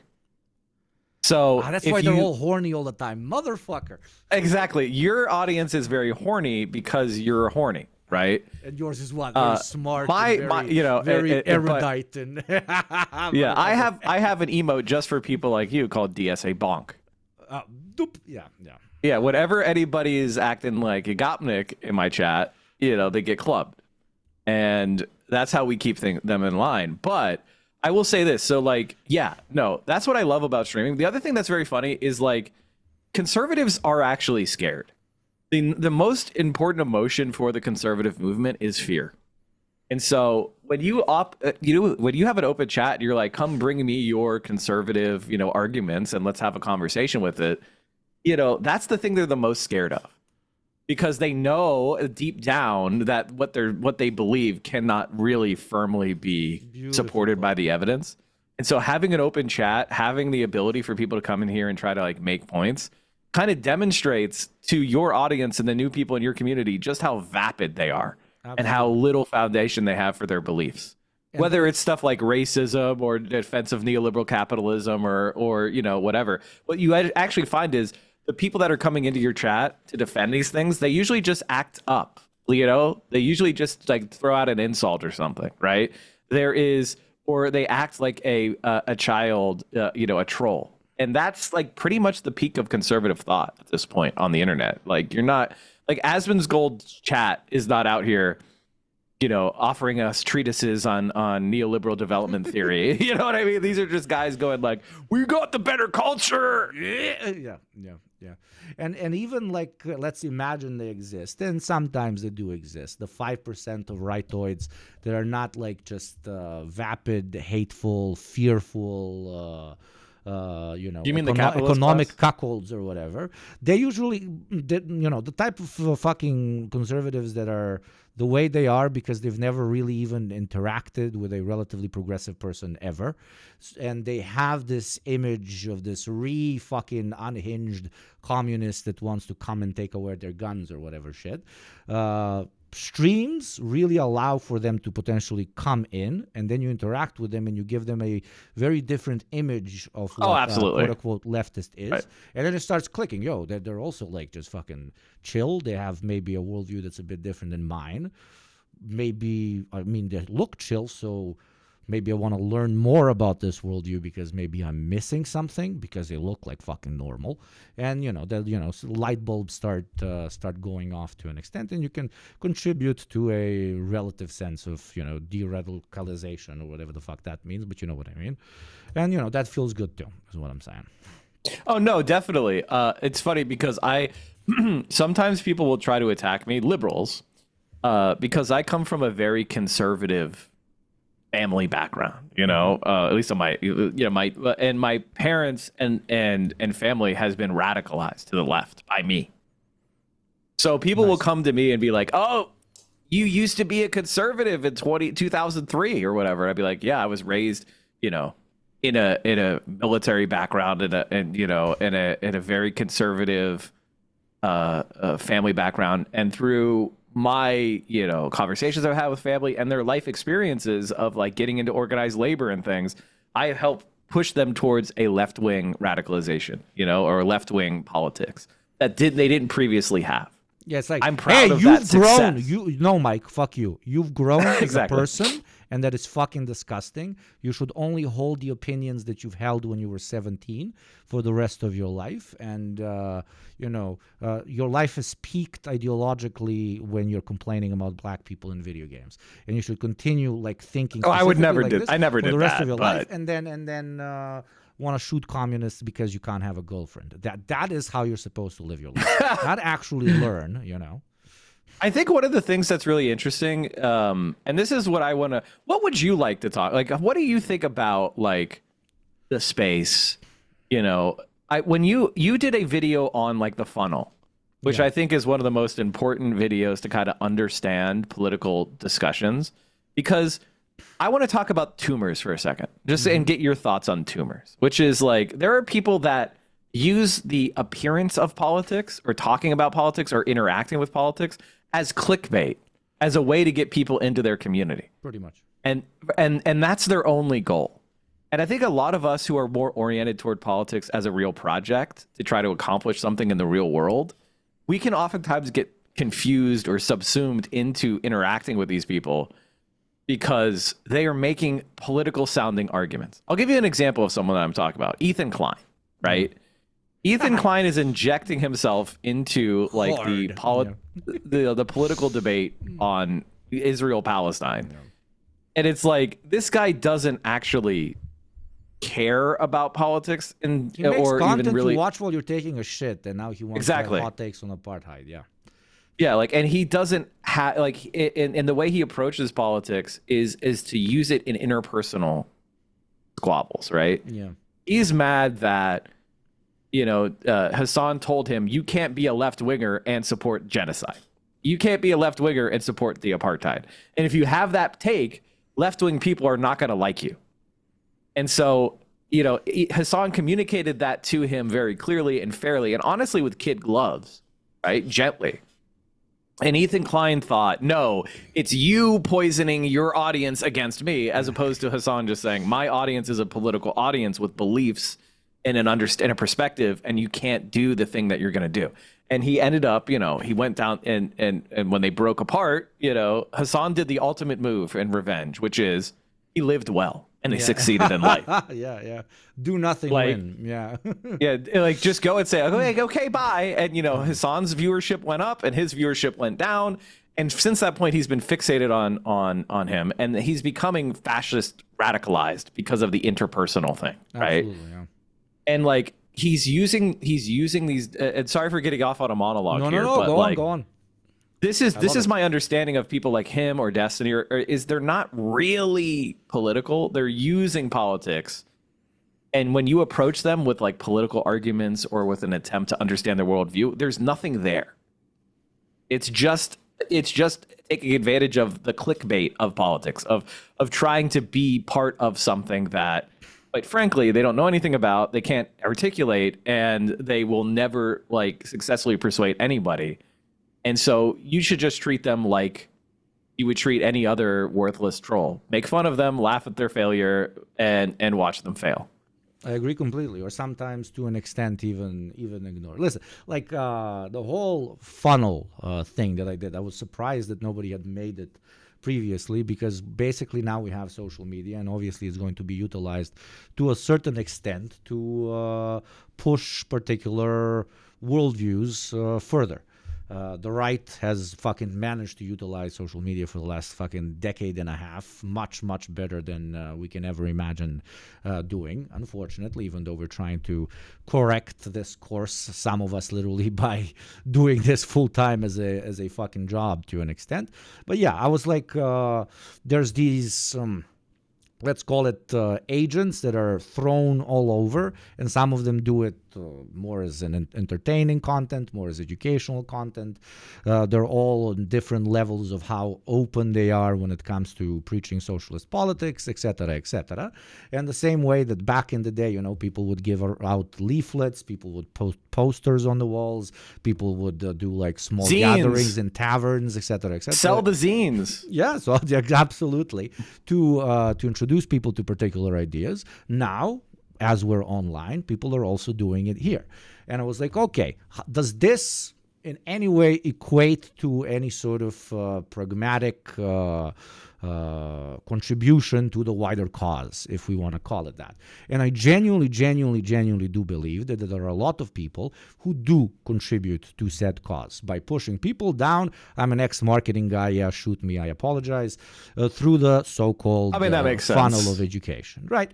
But what do we think? Give me 1 sec, but keep going. Okay. But at one point, chat, I was like, okay, but where in that funnel do we define people that not only want you to move further down, but do their best to keep you on their particular point in the funnel? I asked 2 questions. Why would they want to keep you in their particular level of the so-called radicalization funnel? By radicalization, I just mean like knowing more about what's fucked up in the current system and learning more about how you can potentially change it, right? Why would they not want you to learn further and maybe even grow out of the level of coverage that they're introducing? Why? Because of the good old fucking profit motive. That's why. Because you staying in their communities forever means they keep making more money. So if I introduce you to, classic Sotsdem arguments, that's absolutely fine. That's great. That's fucking, pragmatic, progressive thinking. But then if you also come into chat or the comment section or you interact with me and you say, yo, thank you for introducing me to this sort of thought, but now I'm learning more about this or that theoretician, or I'm joining organizations that are like, let's say, a bit more radical, again, to use that term, even though it's got a relative negative context for some people, than the classic progressive Dems, right?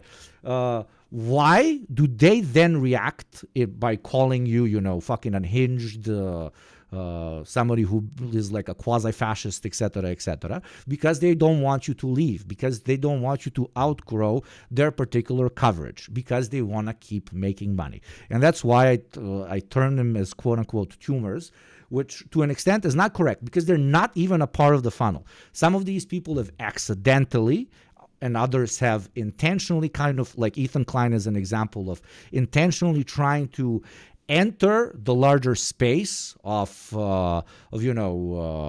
progressive, left-leaning, or very, very left-wing politics, etc., etc., and cut out their little segments so that they can milk them for money, which was born out of this very intense disagreement about, I don't know, not wanting to openly say that mass murdering kids is a bad thing, right? So those guys, full-on shills, completely do it. Others come in with relatively good intention. They want to educate. They want to talk about these particular topics, etc., etc. But they see the fucking dollar signs rolling, and they understand that if you learn more, you are either going to leave their community, or more importantly, that there's also a shit ton of money to be made by basically doing crazy levels of fucking infighting. So instead of calling out fucking it's interesting, etc., you start punching down and you start punching up in the funnel. So here I'm not just criticizing, because it goes both ways. I'm not just criticizing the baby leftist creators that are constantly like, oh, these fucking guys are crazy talking about fucking LARPing revolutions or whatever up there, the pieces of shit, which is more common. I'm also talking about the guys up there fucking shooting down and not understanding that somebody also needs to introduce people to this wider worldview, right? To this way of thinking, to this science, to this whatever the fuck you want to call it, right? So basically, the main thesis of the fucking funnel that I made is that's how it also works when it comes to pitching a more expensive product. in marketing is you develop your own funnel, you introduce them to more advanced, let's call it, knowledge about said ideology in our case, and you don't punch up or punch down. And in the video I use, for example, Hassan is a very decent example. Motherfucker doesn't put anybody in his mouth that does quote-unquote more radical content further up the funnel. He doesn't shit-talk baby leftists either. Take your funnel, work your funnel, educate people. Don't fuck with those that make more approachable, like easier to approach content below you. Don't fuck with the guys above you. And that is how a proper agitation. It's just called solidarity, right? And that's what makes it agitation, because eventually it leads people to organizing, to doing things IRL, right? When there's no pragmatic result from this, then it's not agitation, then it's fucking content, then we're just fucking entertaining, exclusively entertaining. Again, nothing wrong with that, but if you actually want to quote unquote contribute, you add a little bit of that spice. Do you know what's very funny? Yes, sir. You want to hear a story? So I was talking to some of the leaders of various socialist movements in America, and they said to me, like, I said, "Oh, I'm Mike from PA," and they're like, "Wait, you're Mike from PA?" That was an inside joke, because so many people, when we would ask them, where are you from? Like, what brought you to join the movement? They would say Mike from PA. We thought it was like just some guy. Like it was a mythical thing, like Kilroy or something. Like, you're real? Because we have pushed so many people. Like, I am literally one, and I don't say this to pat myself on the back, but I say this as like, this is why this stuff's important, why you're important, why Hassan's important. I'm one of the top recruiters for the socialist movement, which is very funny because I'm not that big, but I focus intensely on getting people active. Modesty is a fucking poison. No, you are. Yeah. I mean, I'm modest to an extent. I try not to be egomaniacal. And speaking of, I was just in the Communist Party headquarters in Austria, and I grabbed off of them a zine because it looked really interesting to me. And this is what we used to do, chat. Yep. This used to be it. Like, you would make little magazines. This is China's Turbo Socialismus. 75 Jahre Volksrepublik. Wow.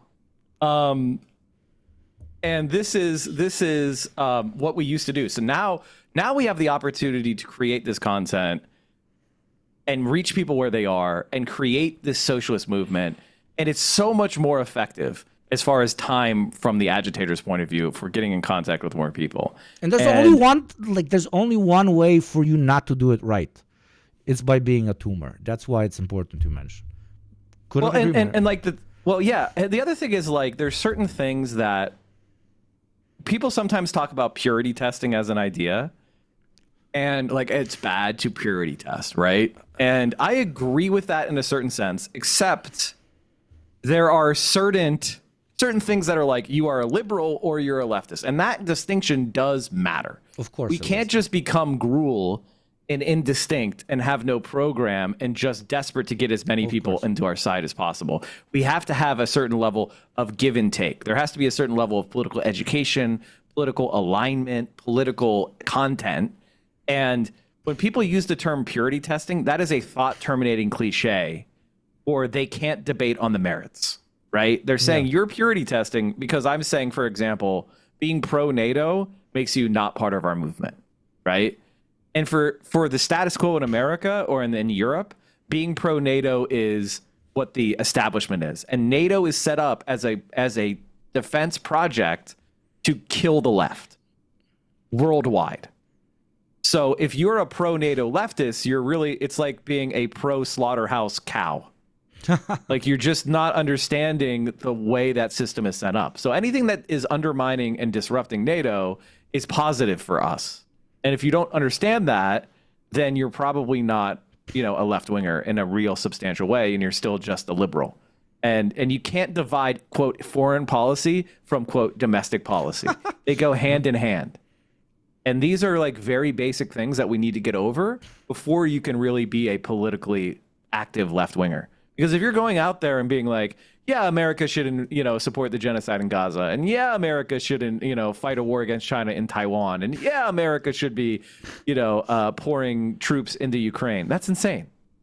You are doing an insane thing that is in opposition to your own survival. Of course. Go ahead. No, if you disagree with what I'm saying, I please, agree completely. I agree completely. That's to an extent why we call it a funnel. There is a certain entry point, and the entry point is the very basics of what defines a to sound like a fucking nerd, the electrical materialist view. The entry point is defined by not holding particular viewpoints or agitating for particular viewpoints that are completely 1000% antithetical to even the most basic propositions that socialist thinking is supposed to represent. So yeah, there's when I talk about infighting in the funnel, I'm talking about infighting in the funnel, not very correctly not our political enemies and somebody's opponents. not in the funnel at all. What? And we should be, I'm comfortable declaring some people to be enemies. This is another thing that I think maybe separates me from a lot of other content creators. Like, if somebody is in favor of propositions that will result in my death, right? They're not a person that is a persuadable target. They are an enemy to be overcome.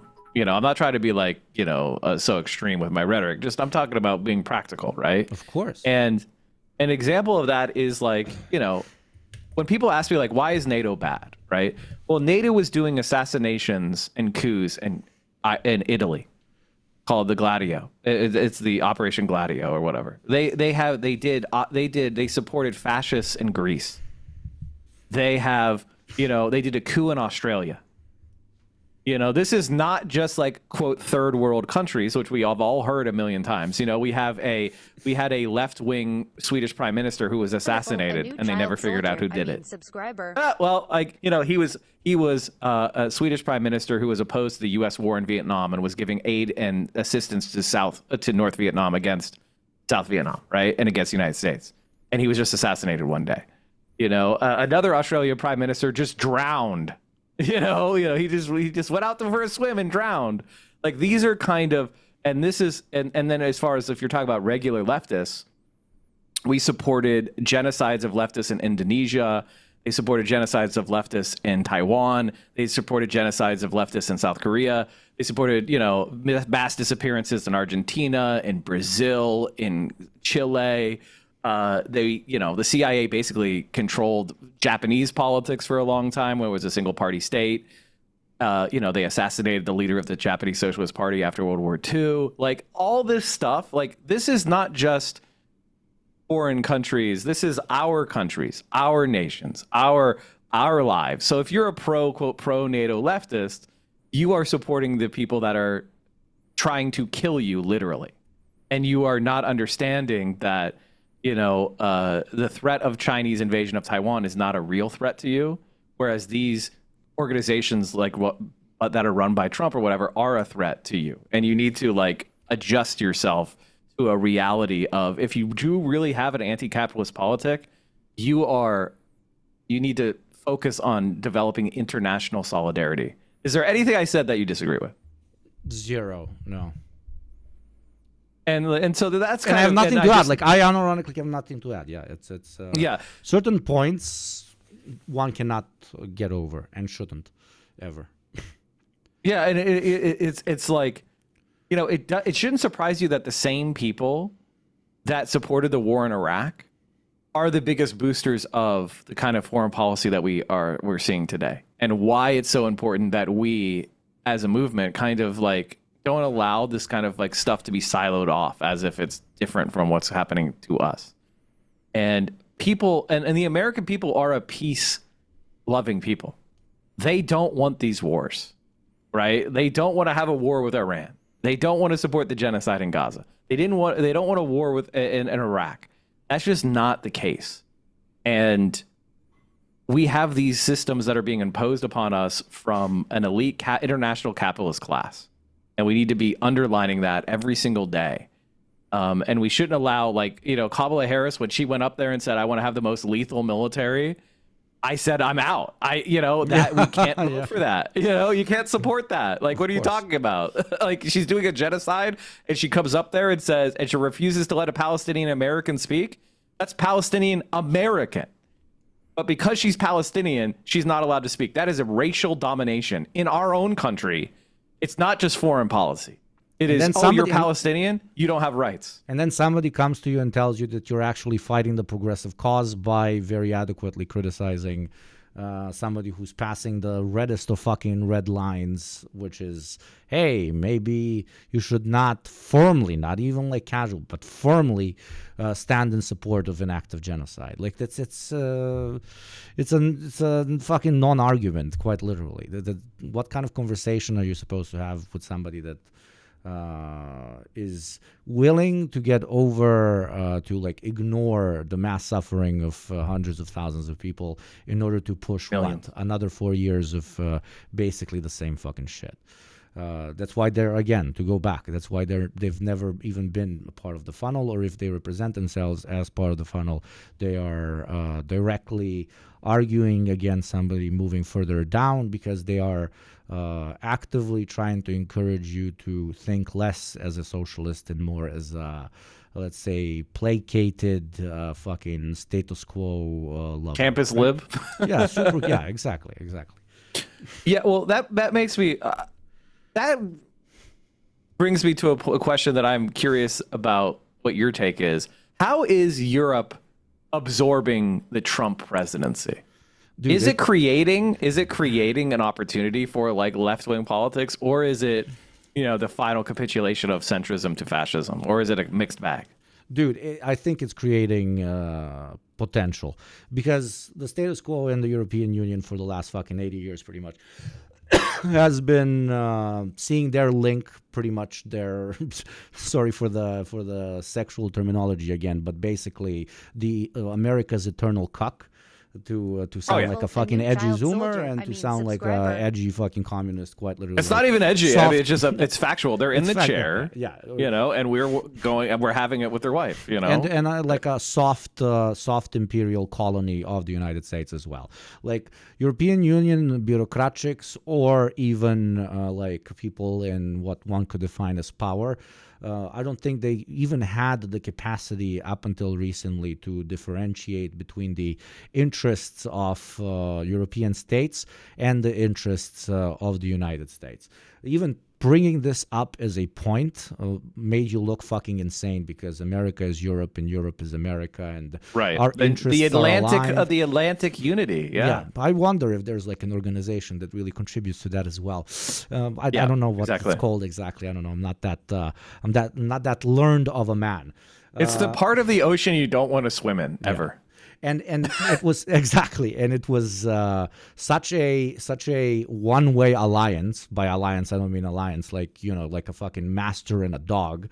It was a protectorate. Yeah, pretty much, to an extent. But I could counter-argue this. Like, was it really a protectorate, or did European states constantly go against their own interests by continuing to be America's? Let's look what happened since the European financial crisis. European economies have not grown for 15 years. It's mad. I mean, what is and they're still doing the same policies. It's like 15 years of austerity. You haven't grown. It's like because of I started. Like, how is that? Even under capitalism, you guys are just failing and you're not reacting. It's insane, and like it's crazy. Even like these apparatchiks that I'm talking about are to an extent fucking noticing this, because of my particular education. Whatever university that I went to doesn't matter. I have a shit ton of friends that right now like literally work for the EU. Some have already grown to like positions of quote unquote power, etc., and they very openly say, "I know it's a fucking meme, but it's a meme inside of the core of European Union politics, at least, you know, in Brussels. The meme of, you know, the Americans are making they're making AI and nukes, and the Chinese are making AI processing and 450-kilometer-an-hour trains, and we are debating for months on end on whether we should keep the fucking plastic cups on top of bottles easy to take off or not easy. Yeah, to the take plastic off. the plastic Right? tops. They have yeah, been yeah. relegated to the Bottle caps. dustbin of history by the United States, specifically to just do their own little thing over there, create future soldiers to potentially die on fronts, and not ask any fucking questions. Of course, I'm not running defense here for the European Union. Okay, I'm gonna or say whatever the something fuck. spicy. Just say. Basically, you are kind of exterminating yourselves because, because you know, sometimes alt-right people will talk about like reproductive rates and, you know, like, oh, you know, we're not having babies and that's bad. And a lot of liberals and left liberals are kind of like, yeah, I can't believe you're such a racist. You're caring about the population reproducing itself. And it's like, no, that's actually a totally legitimate point. And people are not choosing not to have children. People are economically prevented from having children. Like they just cannot afford it, or they don't, or their lives are not stable enough, or they're not happy enough, or they're not able to find a partner. These are all very legitimate complaints. It is a legitimate complaint that you can't afford to have a kid. It's a legitimate point that you can't find a partner. That is, and we know that there's been changes in society that have created these conditions, and it's totally legitimate to talk about them. Now, the right-wing strategies are all insane, and they're all racist. But even on a bullshit. state level, for example, in the European Union, openly stating that it's very bad for foreign powers to impede on our sovereignty, both through financial and political manipulation, blah, blah, blah. Usually, you know, Russian Federation is bad. And okay, let's all agree. Great, bad. But the United States doing the absolute same thing for the last fucking 8 decades, even to an extent, because they literally can afford to do worse. In the European Union is simply shrugged under the table because there are allies. Why? Simply because they are. So what I'm trying to get across here basically is this interconnectedness between the bull and the cuck has been so eternal that sex quite literally has become only cuckoldry. Like classic fucking missionary fucking has been completely forgotten in the European Union. The only thing we know how to do in Europe is wait for Daddy America to tell us who to fight next, or how to sabotage our own economy Jerking off in order your to own shit. Yeah, I mean, jerking like, off literally all the time. And and it was impossible. Sorry, it was unimaginable for anybody to imagine see a world in which this cuck who has naturalized, let's say, cucking as a sexual act to themselves, to realize, holy shit, this is actually not normal classic sex. What the fuck? Like, it was completely unimaginable for the European Union, especially the fucking people high up in all of these European states, to even think, let alone say out loud, yo, bro, maybe our relationship to the States isn't as both ways as we thought it was. Like, completely unimaginable. And here comes the motherfucking new U.S. administration that doesn't just want to do fucking cuckoldry. It wants to fuck your wife and make you pay for it, right? Right, exactly. Horrible allegory, a little bit misogynistic. I apologize to chat, but you get my fucking point, right? No, well, the thing that I and would then say now is they're it's- realizing. Now they're realizing is what I'm saying, and that can be utilized. Because it's like the realization. Okay, so I did before I was like an internet commentator in my legal career. I was going towards securities arbitration, which in America we have this thing called FINRA, which is a regulatory body that you could sue your broker for like basically scamming you. Let's just put it that way. Like if you have an investment advisor or broker and they put you in like, you know, a bunch of scam investments, you have a place where you can go take it. Yeah, you could take an arbitrator. You go to an arbitrator, you know, and try to get like money from them, right? And so I was like doing plaintiff side work on that, which is like helping little old ladies get their retirement back, you know, or whatever. This is before my full leftist turn. And one of the things that's like really interesting about that entire world is that we just have a system of complete and utter worthless, parasitic, like that's the outcome. The outcome is just extraction and there isn't anything that isn't a scam. It's a scam economy yes. from the top to bottom. And this is exactly how the United States operates with Europe. Is you're just being extracted from, exploited, and held in a position of like self-annihilation. And that is such a strong, I will have to cut you, that is such a strong rhetorical argument, right? It's so fucking strong. But you couldn't use it literally up until 3 weeks ago. Well, because they didn't say it out loud. Because I'm going we're to say so something that's going to piss off the chat because I like to do this. Yeah. Like I'll get like an example of the kind of memes and mind viruses that have been inculcated into leftists is the idea of like, I want to have a kid, but I'm not going to because the planet is going to die. And like, that is a perfect example of what I'm talking about, which is like, absolutely no. First of all, you're accepting defeat with that entire premise. You've accepted that we're going to be defeated. Even if you calculate that we're probably going to lose. The fact that you've now decided to not do something that you yearn for and you want to do and is natural, which is like having your own kid because of this idea, you are accepting your own powerlessness. You are accepting defeat. You are accepting the premises that human beings are actually valueless, right? Like, I don't want to have a kid because my kid is going to cause more damage. That is a anti-human belief and an anti-left-wing belief. It's this kind of neoliberal greenism that has been pushed into our brains, and it is a liberal idea that hates humanity, and socialism is not misanthropic. Socialism is not pessimistic. It's the craziest fucking concession that you can give to this very same system that you hate so much. Like, you're like, okay, exactly. like capitalism causes X, Y, Z, etc., etc. I can live with this, live with that, blah, blah, blah. We all make some sort of fucking concession because it's impossible. But you to do the ultimate fucking concession of, if you want to have kids, of course. I am actively not going to do it because of how fucked up the system is the pinnacle of a fucking white flag. You should have a kid, raise a fucking revolutionary. Like, what are you doing? You know, like, no, if you think the system is so fucked and it needs to be overturned, that is a ultimate statement of love for humanity, because you see what's going on around you, seeing what's going on around you, and you want to overturn it. That is what I want to fight for. And if you don't want kids, I'm not here to shame you. I'm not saying that not wanting kids is bad or anything. If you don't want to have kids, don't fucking have kids. In fact, don't have kids because you'd be a terrible parent. But if you want kids, don't allow some fucking mind virus bullshit saying like, oh, the planet's going to be cooked, stop you from doing it. And if you're a person who's saying, Mike, I want kids, but economically I can't have them, that should piss you off. That should radicalize you so much more, because you're being denied your basic animalistic right to reproduce. Like, you are being denied what thousands of generations before you were able to do in our system. That is anti-human in its essence, and that's what capitalism is.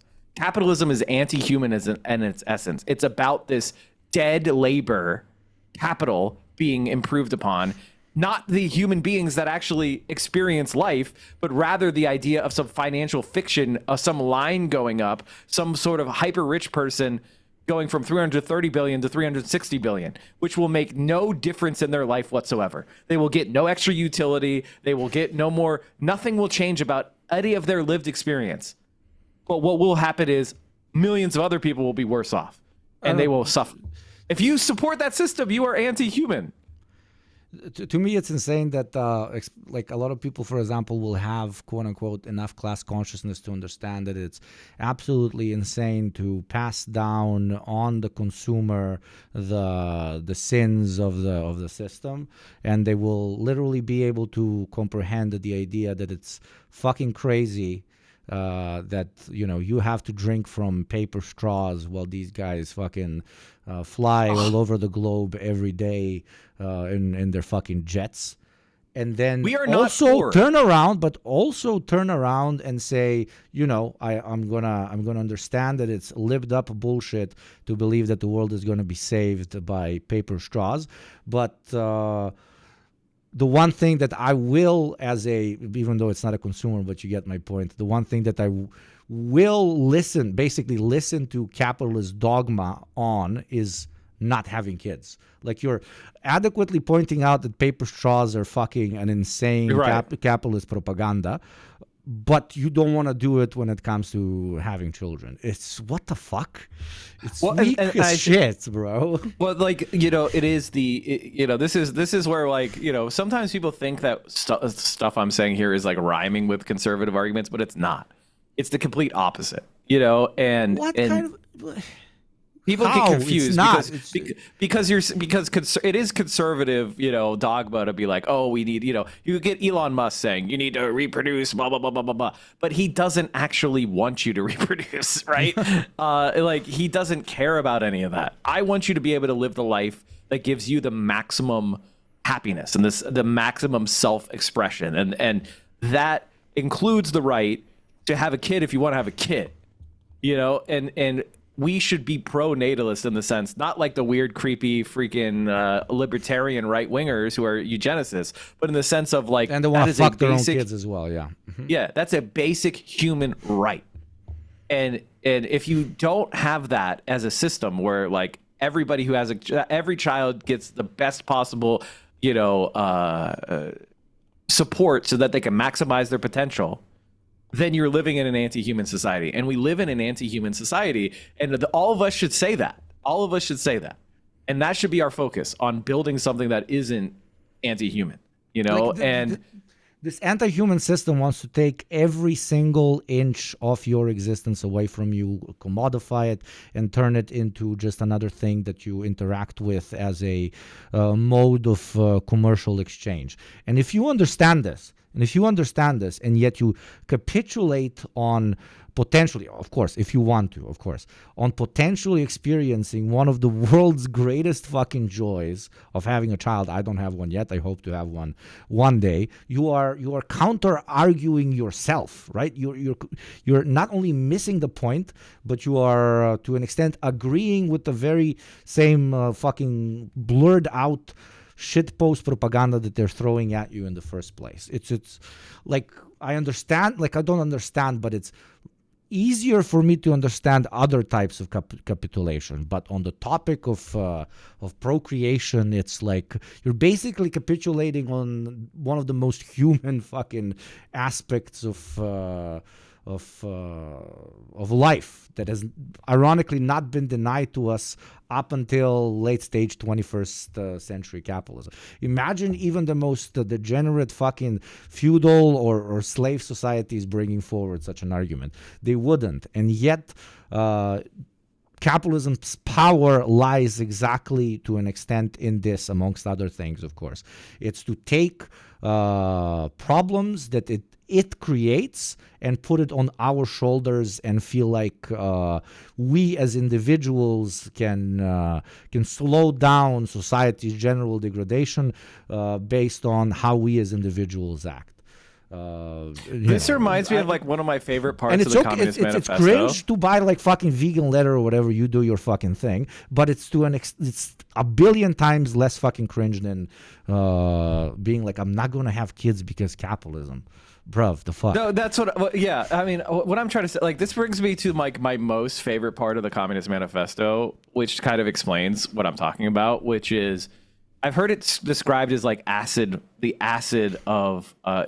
He says all that is solid. The bourgeoisie cannot exist without constantly revolutionizing their instruments of production and thereby the relations of production, and with them the whole relations of society. Conservation of the old modes of production in unaltered form was, to the contrary, the first condition of existence for all earlier industrial classes. Constant revolutionizing of production, uninterrupted disturbance of all social conditions, everlasting uncertainty and agitation distinguish the bourgeois epoch from all earlier ones. The fixed, fast-frozen relations with their train of ancient and venerable prejudices and opinions are swept away. The all-new-formed ones become antiquated before they can ossify. All that is solid melts into air. All that is holy is profaned, and man is at last compelled to face with sober senses his real conditions of life and the relations with his kind. The need of a constantly expanding market for its products chases the bourgeoisie over the entire surface of the globe. It must nestle everywhere, settle everywhere, establish connections everywhere. And this is, you know, all that is solid. I mean, this is 1848, chat.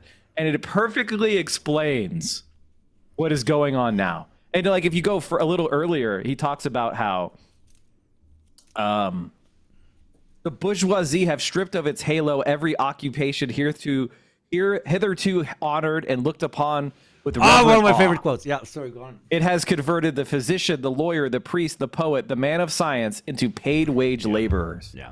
The bourgeoisie has torn away from the family its sentimental veil and reduced the family relation to a mere money relation. That's what we're talking about.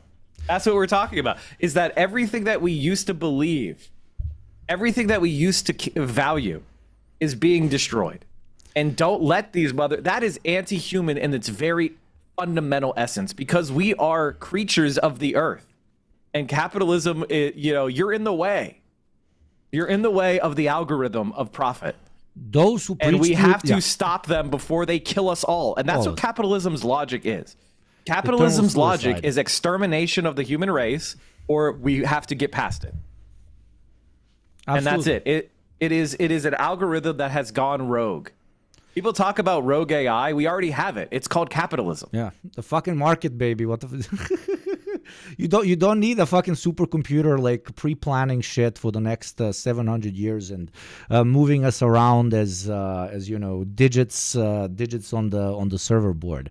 It's already happening. It's called the fucking economy. It's called the fucking free market, and it needs to eternally grow. And in its attempt to grow from 0 to 1 million, and then from 1 million to 1 billion, has unironically not only commodified even the very laborers, but even to an extent those who profit most out of it. Because there is only one entity that is above even the wealthiest billionaire or most powerful politician, and that is the system itself. We fear some sort of we watch sci-fi movies and we fear this mega computer that was created by humans but eventually gets out of human control and ends up being the main power that drives all of society. And yet we live in that very same premise. It's just not as bombastic. It's just called the market. One of my chatters figured out what I was getting at, because today is actually the anniversary of the first publication of the Communist Manifesto. Really? What the fuck? Yep. I didn't know that. Sick shit, bro.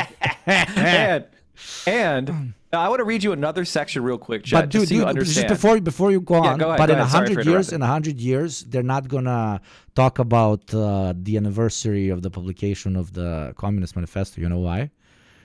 They'll refer to Hugo and Mike streaming together for the first time. That's there you go. There you have it. All of future attempts at revolution will flourish from this particular interaction. Don't you know this? The world actually revolves around us. And you, chat, they will ask you, where were you on you'll be like, Friday, February 21st, 2025? And you will say, I was there posting bonk emojis. Bonk That's emojis right. in chat. Let's go. And this is what I'm talking about. The reason why I brought up this topic, because it's a passion of mine, but it's something that this is what socialists were saying in 1848. Think about today. The bourgeoisie, wherever it has the upper hand, has put an end to all feudal, patriarchal, idyllic relations. It has pitilessly torn asunder the motley feudal ties that bound man to his national superiors, and left remaining no other nexus between man and man than naked self-interest and callous cash payment. It has drowned the most heavenly ecstasies of religious fervor, of chivalrous enthusiasm, of Philistine sentimentalism, in the icy water of egotistical calculation. It has resolved personal worth into exchange value, and in place of the numberless, indefeasible chartered freedoms, it has set up a single unconscionable freedom: free trade. In other words, for exploitation veiled by religious and political illusions, it has substituted naked, shameless, direct, brutal exploitation. And that is what we have to fight against. We absolutely need to say, I'm not to return like the reactionary would to an invented past of, neo-monarchism or whatever, but bravely plunge forward to the future where we can say with reason, all the former organizations of our society were wrong. Setting up a minority of exploiters to exploit the majority of the exploited is wrong, and we're going to evolve beyond what we have previously known.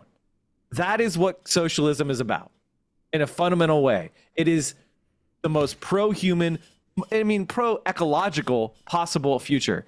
If you care about the environment, you have to destroy capitalism.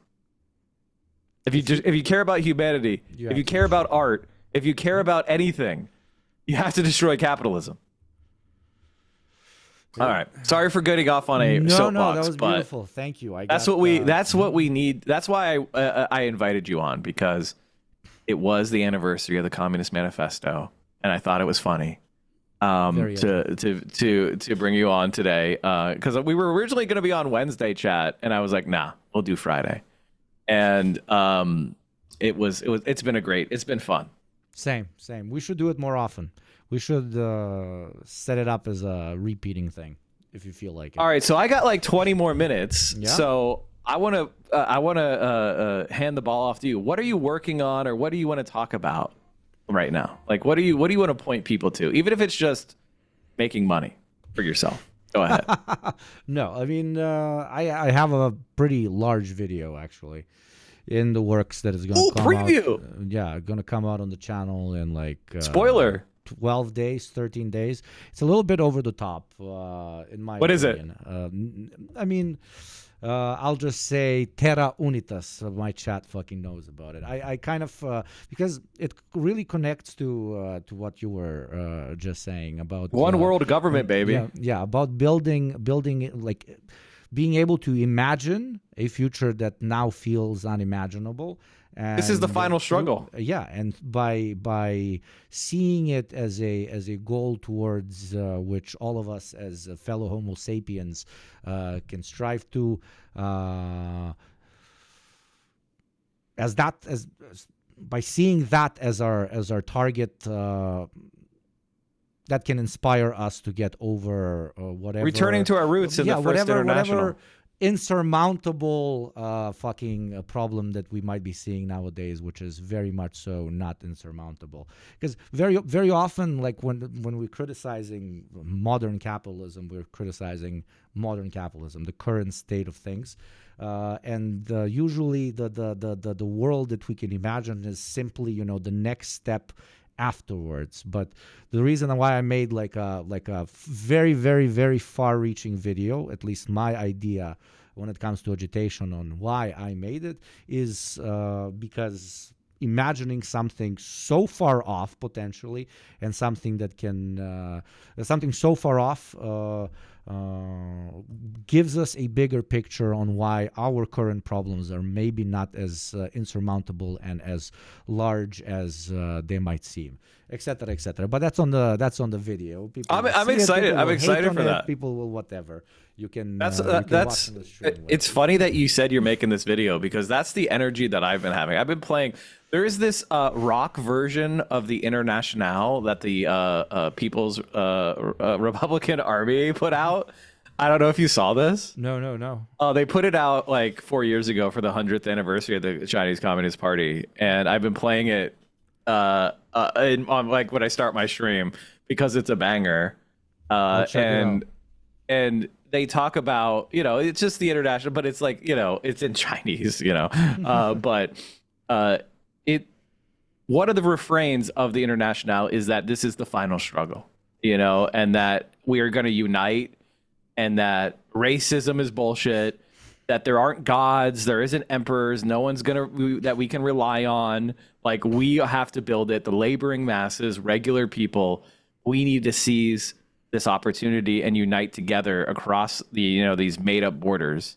It's kind of crazy. Like, one of the things that I think learning about history is so important is just the idea of borders themselves are an incredibly recent idea. Yeah. Like, there were borders, but they weren't really enforced until the 30s, Kingdoms, like in the 20s and 30s, etc., etc. Yeah. Like, people would just go to a different country.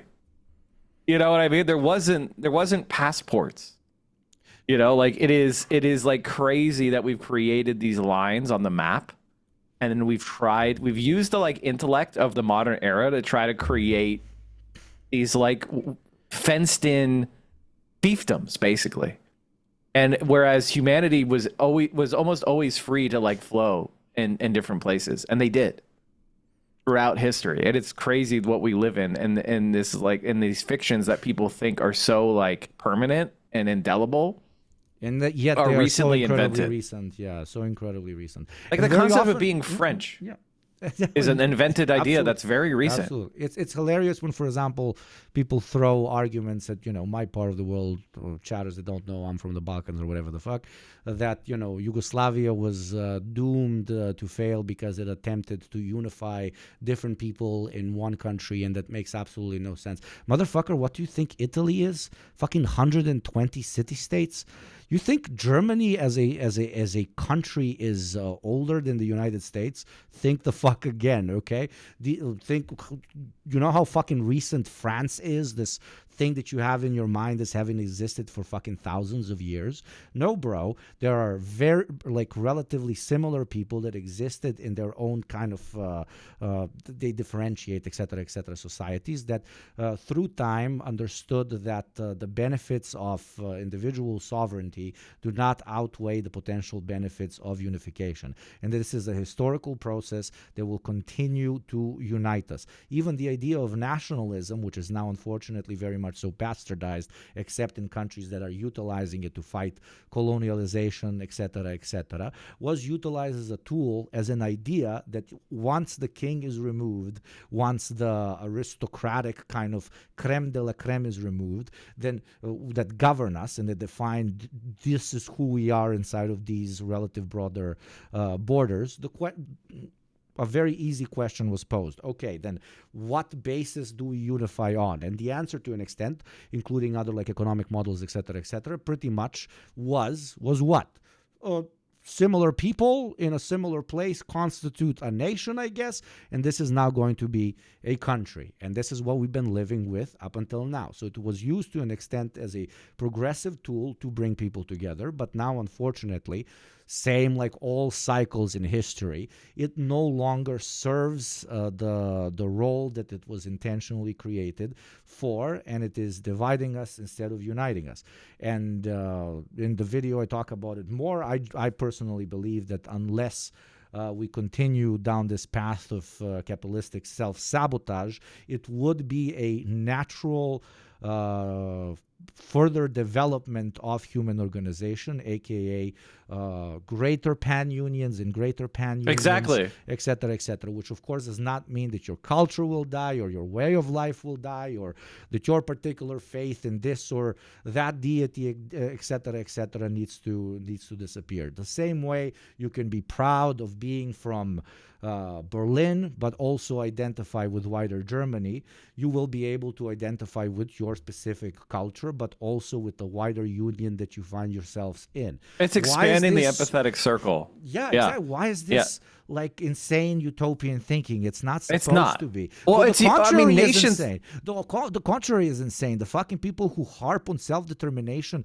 so fucking radically, and yet they don't understand the extent. If you take it to its final conclusion, like the argument that I don't fucking know. For example, why the fuck should I'll use Germany for some fucking reason as an example. Why the fuck should, the Germans and French create a new wider union and exist in it when Germany's pretty much gonna feed France a lot more than France is gonna feed Germany? But motherfucker, probably Berlin contributes far more to the wider fucking German economy than any other fucking, I'm using random examples, than any other city in Germany. Does that mean that Germany should now declare independence? Okay, let's go on with that fucking logic. There are particular neighborhoods in Berlin that probably contribute a lot more to the Berlin economy than other neighborhoods. Should they also file for fucking self-determination? At the end of the day, if you follow through to the logic of fucking separation, we should all make our own individual little flags, put it on top of our houses,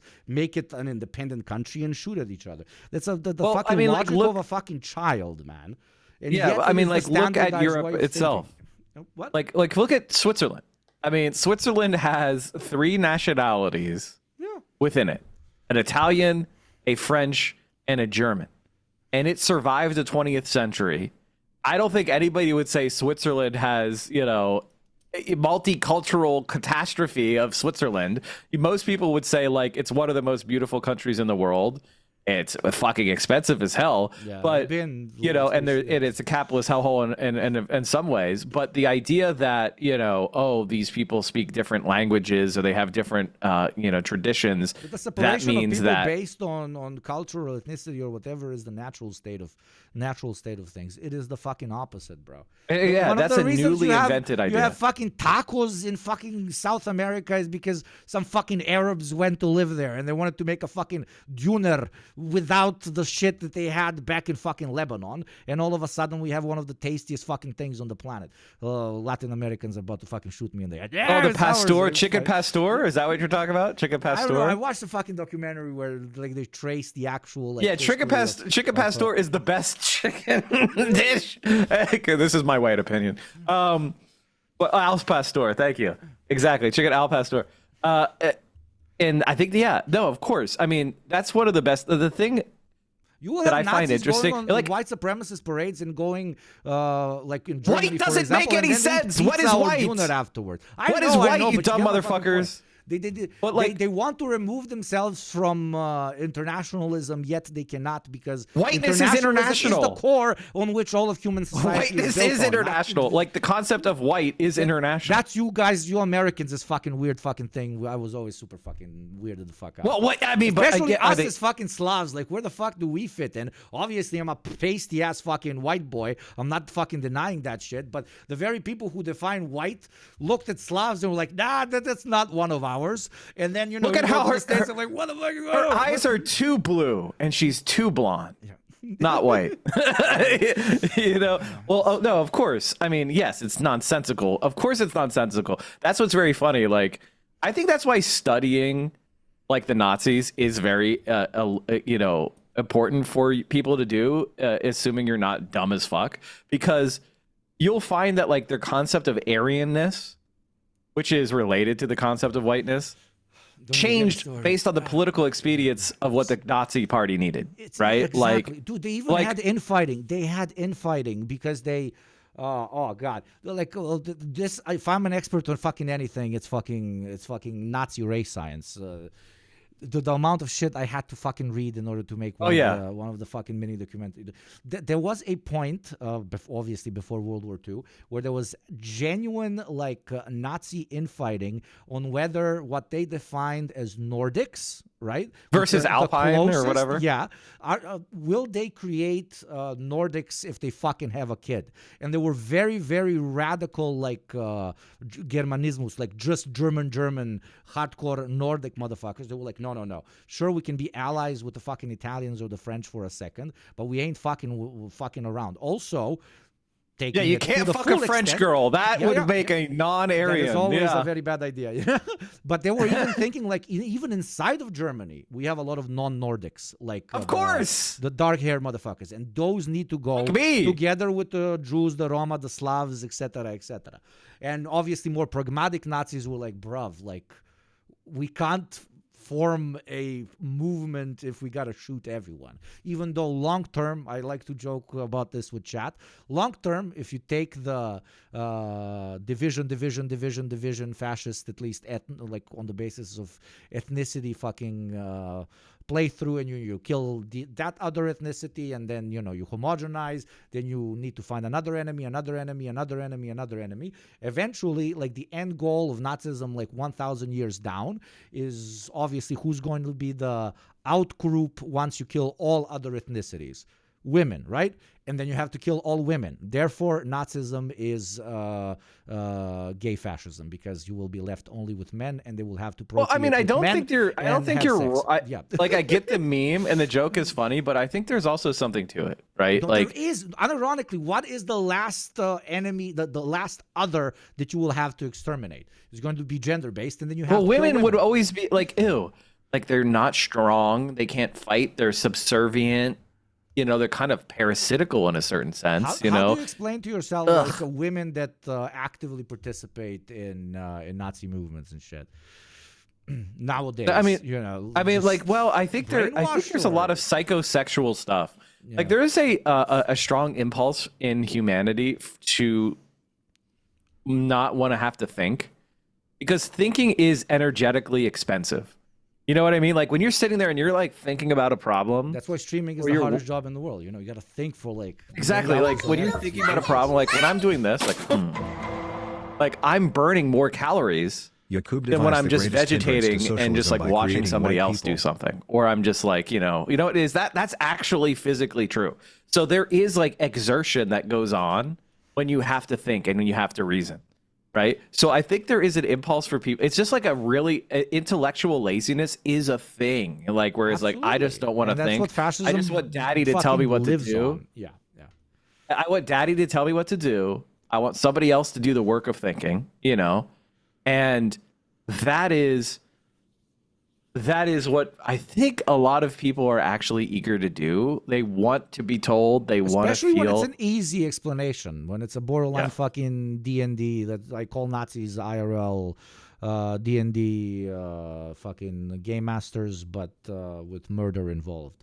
They literally create a insane fictitious world.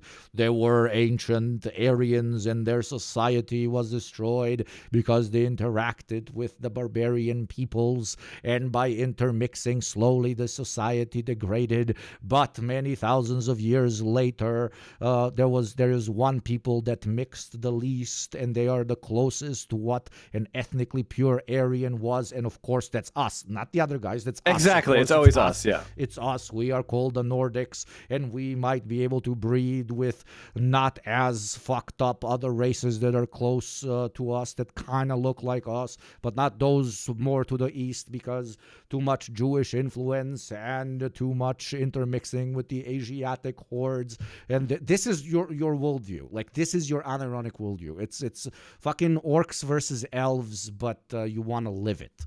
And it's such an easy pitch, and that's why a lot of people that, as you beautifully put, don't want to think. Like, fuck yeah, bro, I'm a fucking Aryan, bro.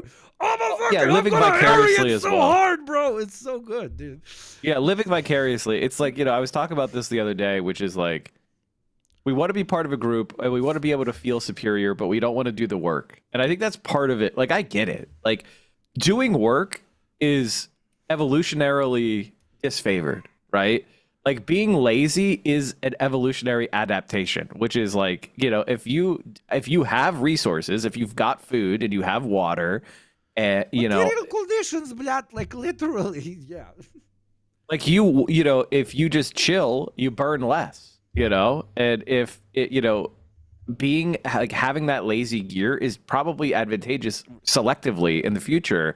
So that like when you are in those conditions, you're not needlessly engaging in purposeless activity, right?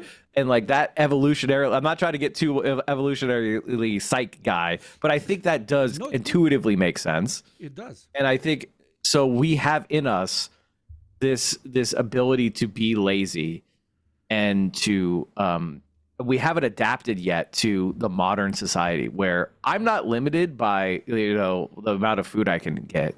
Right? Or how many calories I can consume. In fact, I've got too many calories. I don't know if you've seen unflattering pictures of me out there. Yeah. You know, after a day after a Korean barbecue, and especially I was high and I went to Korean barbecue. Okay? I want you to imagine that. I don't know if you have Korean barbecue in Yugoslavia. We do. Yeah, there's Koreans here. Yeah. Okay, what I mean, okay, I'm talking about a specific type. I love Korean. An American all-you-can-eat Korean barbecue experience from Los Angeles, California, okay, or you know, this is a bacchanal, okay, this is a succulent Korean meal, okay, you know, I'm talking about putting kilograms of Korean barbecue down my gullet, all right, that's not what's limiting me, all right, I could do that. Mike, I'm at work, keep this PG. Okay, I will. So cocks, sorry, yeah. So cocks, yeah, cocks, penises. Erect penises. A succulent erect penis? Get your hand off my succulent Korean erect penis. You are touching my... Yeah. You are touching my... This man is touching my penis? This is what I knew we were going to be yelling when you came on stream. Anyway, what was I saying? I don't even remember. Okay, About the laziness imperative. Yes, it is very the real. laziness imperative. Yeah, and so we have to fight against that. We've got to build. We've got to put ourselves, on the move. And what do you think? What are your projections? Do you have any kind of like takes for the coming years and this year of 2024 or 2025? Excuse me. What are your kind of like thoughts? Where are we headed in the immediate short term? Do you have any takes you want to share? There's either like a 1% chance that Trump is doing 70 fucking chess, and this will, in the long term, ensure the progress of American imperial hard and soft power around the world. And then there's 95% chance that Trump is just the result of the slow decline of U.S. empire, and he will not really speed it up because he is the result of said decline. And in 2025, we will see further alienation of the United States, even more away from what was up until this point defined as their traditional allies, etc., etc. More like soft colonies, but you get my fucking point. So basically, I'm saying this year in particular, we're gonna speed run American decline internationally, not of course for my American friends domestically, even though you guys will definitely feel it, unfortunately, domestically, which I'm not looking forward to, of course. Neither should anyone.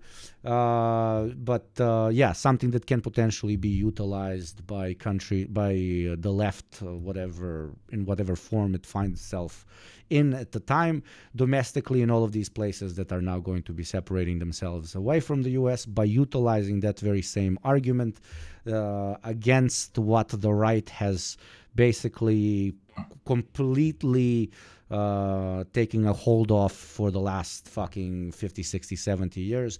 And that is that very particular pitch that, hey, you really harp on fucking state sovereignty, you really harp on independence, you really harp on building the destiny of our people by yourselves, then why the fuck are you still a cuck to the Americans? They are giving us this argument quite literally for free. And I hope commies internationally manage to use it, because now it's come into the limelight so fucking openly that the so-called enemy can no longer deny it. So that's not the hottest fucking take, more of the optimistic take of the slow degradation of international American-styled capitalist influence being sped up a little bit. Yeah, I think I largely agree with that. And I would say one other thing. I think that to understand Donald Trump this is basically like all the people who are doing IMF structural adjustments all over the world who believe their own bullshit.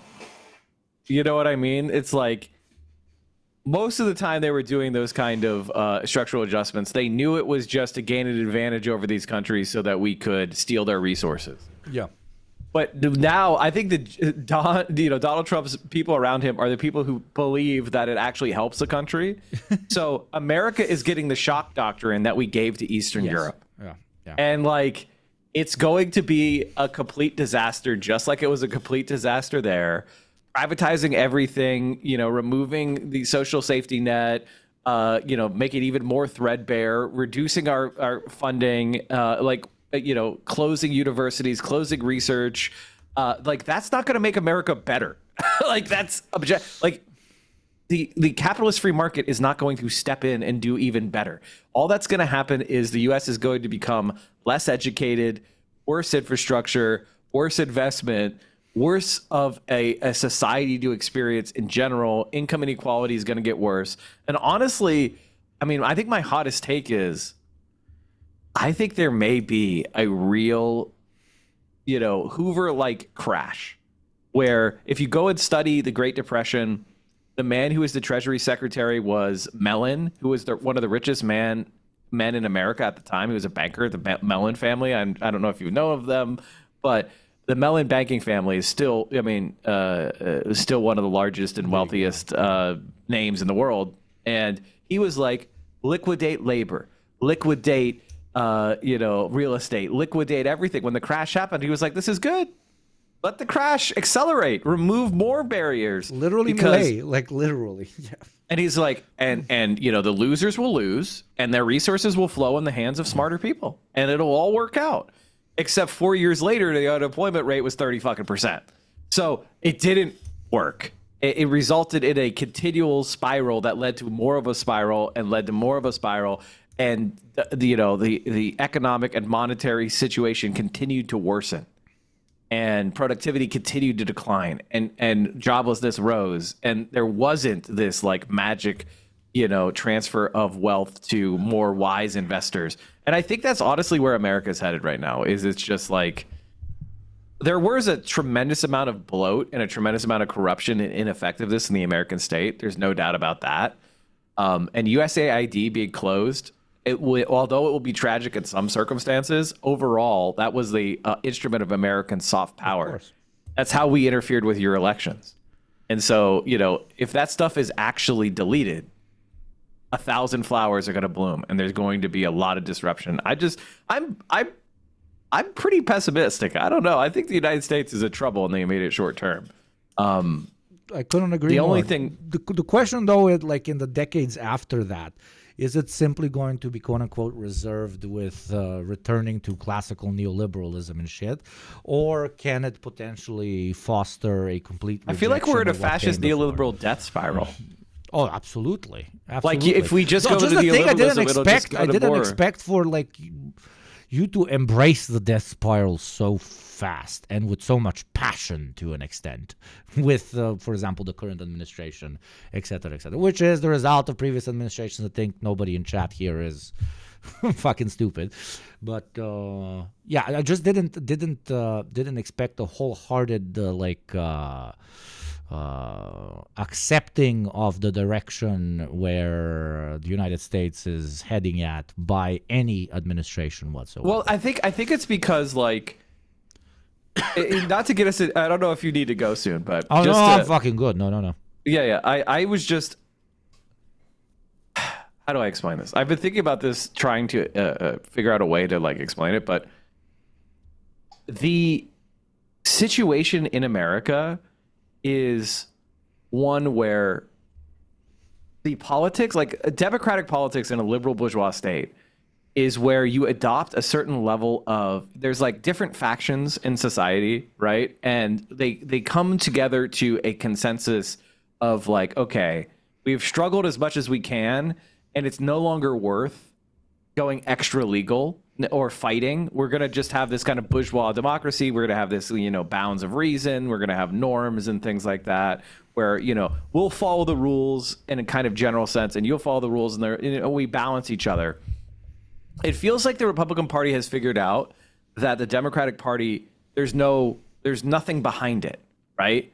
Like when they disrespect the norms, when they cheat, when they're corrupt, there's no consequences. Yeah. So it's like playing poker with somebody, and then they reach over and look at your cards, and then play, and then you keep, and they win the pot. You don't do shit. They win the pot, and then you take your wallet out and you buy more chips, and they keep looking at your cards.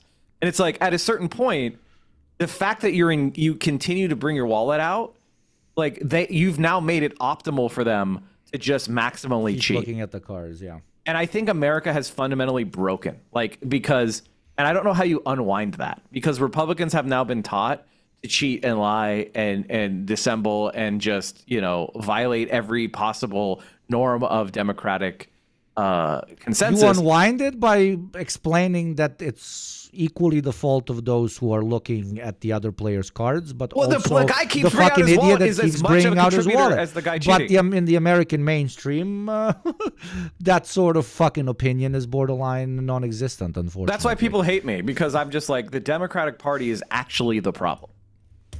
People focus on the Republicans, and it's like, yes, they are the party of untrammeled capitalism. They are the party of fascism, of racism, of all the bad things, right? And those forces exist within our society, and they're not perturbed by what I say, okay? But on the other side, the opposition, which is supposed to represent working class people, the proletariat, justice, fairness, whatever, equity, they're not doing that. So I can't stop the evil bastards from organizing in their own interest.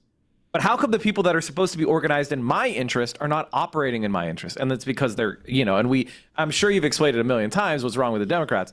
And so I've said, like, for the longest time, a lot of people have falsely categorized me as like an electoralist person who thinks reform is coming through electoralism, which has never been my position ever, by the way. However, I have engaged with electoral politics in my life, and I continue to do so, supporting various candidates who I like, because I'm trying to I'm basically it's like I go into a room and they say, grab whatever you can. I'll grab whatever I can. I'm not going to say, I want a certain type of thing. I'm just like, oh, you're going to give me the, for example, I just helped get somebody elected to Milwaukee City government. Well, yoink. I just helped another person get elected to Wisconsin state legislature. Yoink. The guy, his name, Ryan, he literally went to Iraq to try to prevent the Iraq war, like to put his body on the line and said, I'm an American and I'm standing next to the Iraqi fucking government building. Don't bomb it or you're going to kill me. Wow. Like he was not just somebody who protested the Iraq war. He literally is a king. And now he's a legislator in Wisconsin. I helped him, get elected. He just wrote me this heartfelt letter about how he would have given up if it wasn't for our community. That's awesome. That is the type of shit we're doing. Now, is that electoralism? In a certain sense, it is. But I'm trying to create Who the fuck cares what you call political milieu. I'm trying to create a political milieu, and I'm trying to push for more. And I have kind of in my mind, I was always somebody who was like a dirty break person. This is DSA shit. I don't know if you know about this, but there were two types of arguments. Okay. There was the clean break people and dirty break people. What are they breaking from? The Democratic Party. Clean break people just wanted to kind of like almost do entryism. If I'm butchering this, chat, correct me. They wanted to do entryism, AOC type people, and just kind of win through a process where we kind of take over the Democratic Party and we remake it in our own image. That has been thoroughly discredited. Not possible. I was open to it. I'm willing to support people trying it, but it's not possible. Okay. And then you have dirty break people who are, we should break from the Democratic Party when it's the most damaging to the Democratic Party in the effort to destroy it. And I believe now is the time. I think we should be trying to destroy the Democratic Party because it just cannot fight Trump at all. They won't do it. They're just not standing up to him. And everybody who's a left-leaning person, even like libs, they see that and they hate it and they're pissed about it. They've been told for the last 12 years that Donald Trump is the biggest threat to humanity of all time. And now that he's back in office, all the libs are like, I'm going to work with you on deporting immigrants. I'm going to pass a law where they don't have due process of law anymore. And we just round them up off the street and deport them to a country they may not have nothing to do with. And so I think, for me, I want to build a workers' party.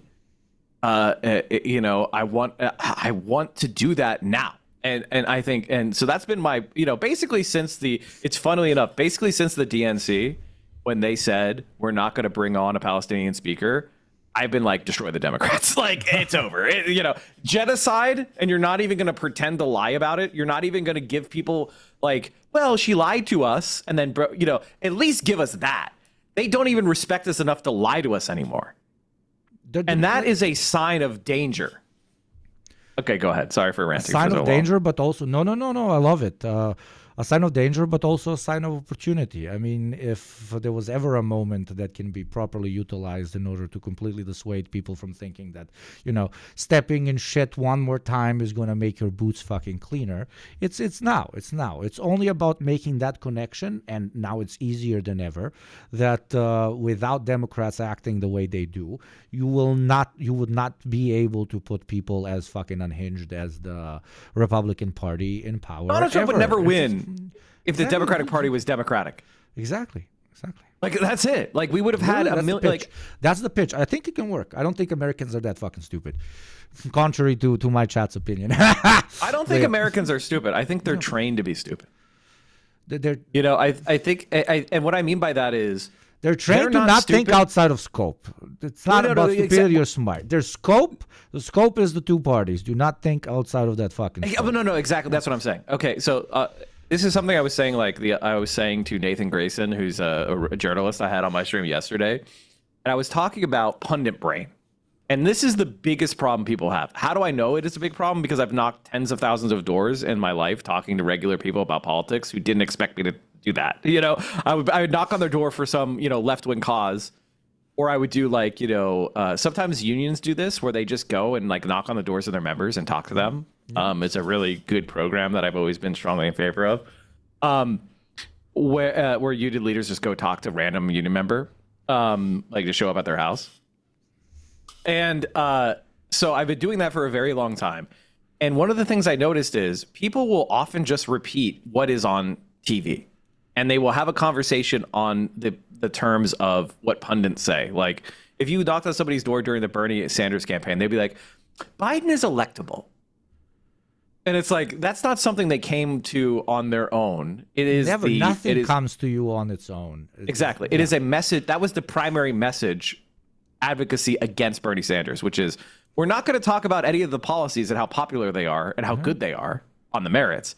We're just going to say, listen, you may like Bernie. You may think these are good ideas. However, your neighbor is an asshole. Your neighbor is an idiot. And so you can't get the good thing that you want and you agree with, and you're right that they're good.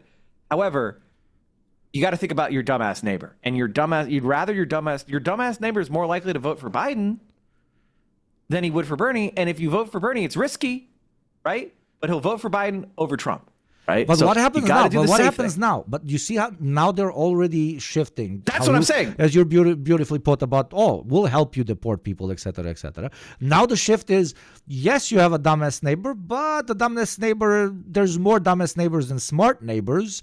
And I mean, we gotta do the shit that the dumbass neighbor wants. It used to be, you know, he's gonna vote for Biden because he's more electable, blah, blah, blah. But now it's, he's racist. Maybe we gotta be a little bit racist. Exactly. You know, that's the thing. You gotta be pragmatic, you know. That's why I called it. That's why I called it the neoliberal fascist death spiral. Exactly. Because exactly. the neoliberals will never do pushback. They will never fly up. They will never pull up. You know, they'll never go in the right direction. It will always be spiraling and spiraling and spiraling. And like, you're right, exactly. In the face of defeat, right? They said Joe Biden until Joe Biden literally melted in front of us, and then they didn't let us have a primary. No. We forced Kamala Harris with no elections, no votes. It's just her. We picked her, and it failed utterly. And the reaction is Joe Biden was an amazing, perfect president, and Americans just don't care when we make their lives better. They're just racist. That is their honest to God argument. And I think, you know, first of all, it's delusional, and we could get into like a lot of facts if you want to about why the country is not better. It's not. He was not a success on any metric. Anybody who tells you he was a success on X, Y, and Z is a lying hack. He was a failure, a complete failure in every important subpoint. And even on a simple, like, to do like more like what they call like liberal moralism just for like 2 seconds. The Democratic Party in its previous fucking term, unironically, looked the American people in the eye and said, asking for us to stop mass murdering women and children is too much. That, if that doesn't break an average fucking human soul and understand and make them understand that they don't have a soul, I genuinely don't know what will. Well, it's worse than that. It's worse than that. It is not just that they didn't want to stop supporting Israel. It's that they viciously suppressed protests against it. Exactly. And they worked hand in hand with fascist and foreign fascist state doing a genocide to help target, ostracize, give personal, professional, and legal consequences to the people that protested peacefully. And then they lost. So even the pragmatist argument, which is insane for you to say you need to be pragmatic when it comes to the wholesale mass murder of a whole fucking people, and then they lost. I'm agreeing with you. There's no argument left whatsoever. There's not a single card that they can put on the table that can be used for their support. Like, you know what? Okay, so just to be as most pro-democrat as I could possibly be, Their argument would be, listen, okay, yes, Donald Trump won, and yes, the American people are racist. However, if we move just slightly ever more closer to the right, you know, we only lost by 1.8%, and we're they have a thin majority in Congress. It's not that crazy that, you know, thermostatic effect, right? You know, Donald Trump goes too far right. The American people are going to react back toward the golden perfect center, which is where everyone intelligent is. The status quo is amazing. We'll do just a little bit of genocide, not too much genocide. You know, he'll we'll be able to win power back, right? So you just have to hold the course. You know, thermostatic effects. Joe Biden was too old. He wasn't very good at messaging. We'll find a good messenger, and we'll be able to barely pull over the line. But don't ask for too much, because this is a center-right country. So best I could do, tax cuts for corporations. And if you open a small business in a marginalized community and keep it open for 7 years, we will be able to give you a $5,000 tax break. Best I can do. Best I can do. And that's literally going to be their plan. And it's important to understand that I saw this coming, and I told you exactly what was going to happen. And I've been saying, it's very funny because like I just pulled up a post of mine from January 21st, 2021, which was the first day of Biden's administration. And I explained exactly what was going to happen. Like exactly. I predicted I predicted everything. And like, you know, and it's not because I'm a super genius. It's just because my brain works. My brain works. And you're a super genius, yes. I apply materialist analysis. Yeah, more glazing of me is honestly necessary. Yeah, of course. Yeah, you know what's really bullshit? So I was talking to this reporter about Hassan, and I was talking about how he kind of like disproves all the like stereotypes about leftists because he's like a tall, attractive, you know, popular, muscled guy. And I said stuff like that, and he quoted me. Glazing Hassan, like full deep throat. The balls were rubbing against my beard hair. Level there's of nothing dick riding. wrong about glazing your favorite. No, it's fine. Fellow But then comrade, bro. the very next glaze day, more, dude. Go on That's Hassan's. the funnel, bro. Glaze. I'm gonna pull it up. I'm gonna pull it up right now on my stream, just so you can see how caught I was glazing. Let me see. Read it out loud. If you have the particular he glaze. posted when he went live. Let me see. Let me just posted scroll. the glaze. Oh, here it is. Legendary. He posted this. He is large, strong, attractive, funny guy who you want to be friends with, but he also has the values of the left. Mike from PA Pyre, Hasanavi, live from sunny California, publicized glazing. Look what this motherfucker did. Dude, look what this motherfucker did. Posting your nudes on Maine, bro. This is this is like leaking a sext or something. A little sext. You did a sext. Like, but, this is fucked sexting, up. Sexting is good agitation, bro. Except when you then Ride take your a video homies, of the actual sex and you. This is a bro job. People that don't want you to see. Yeah, that's different. Yeah, this is a bro job right here. All right. Well, listen. It's Friday. What time is it over there? It's drinking time, but it is. Yeah, that's what I want to say. You got to be getting ready it's fucking dry February. I want to kill myself. Are you done, or are you gonna keep streaming? I'm not done with dry February. I have 7 more days, dude. I don't know how you fucking. Do you drink? I used to drink a lot. I used to drink a lot. I saw a fellow man of culture. I used to drink a lot. I don't drink as much because my partner doesn't really drink at all. So I kind of I don't like to drink alone. And then you know what I mean? So fragmented that all your like IRL friends are fucking 700 miles I just moved across the country, so you know how it goes. Like, but. I used to drink a lot, and so I've kind of recovered from that before my as I'm getting older and closer to as I'm middle aged now. It's bad. Of course. The hangovers are insane, but you gotta work out more, and you gotta you can always outwork out how much damage. I drink like hard alcohol, like water. So that's always been a problem because I'm Scottish, and so like nice. It doesn't really bother me. Like we would just drink scotch. Like, yeah, of course. And Why whenever is that I see weird to people- anyone? Like that's so fucking strange. Well, you're soft, brother. You're soft. I mean, I'm talking to chat. You're soft, brother. It's not about being soft. It just literally I'm kidding, does I'm not. kidding. So That's I the one would thing I'm drink toxic like, on. Yeah, I would drink like so much that it would be bad. So it's kind of a trait of being a communist. You are so incredibly fucking smart because of the information that plays through your brain. So true. You see injustice absolutely everywhere 24/7, and a drink makes it all go away, and life is relatively decent for a couple of seconds for you to rest. That's my pitch to none of you, because you should not be drinking, of course. Yeah. So I mean, I'm a super lightweight now, which is great, but Next it time, is what it is. time you come to I will one of the die. most beautiful Serbian I'll cities die in and the puke world, on myself. Vienna. You come and I reintroduce you to. Yeah, we'll be back. Well, yeah, we need to visit. We need to visit again. Assuming I don't get arrested by Trump's Gestapo. All right. Well, yeah. Go ahead and plug all your shit again. Do a shout out. Just anybody in chat, click my account, click follow. I stream. That will be chill. You saw who I am if you're interested in this type of shit. I apologize for the relatively LARPy, weird-looking fucking mask thing. I'm just still in denial about being, coming out of the closet as a full-time quote-unquote content creator. So I keep it relatively Honestly, it's fine. Anonymous. It's probably especially smart. without with the hat. I don't know. Today I was having a horrible hair day, but when I remove the hat, it's fine. I'm not wearing a full-on. You're very fucking Tim Pool balaclava today. bullshit. Yeah, I'm very.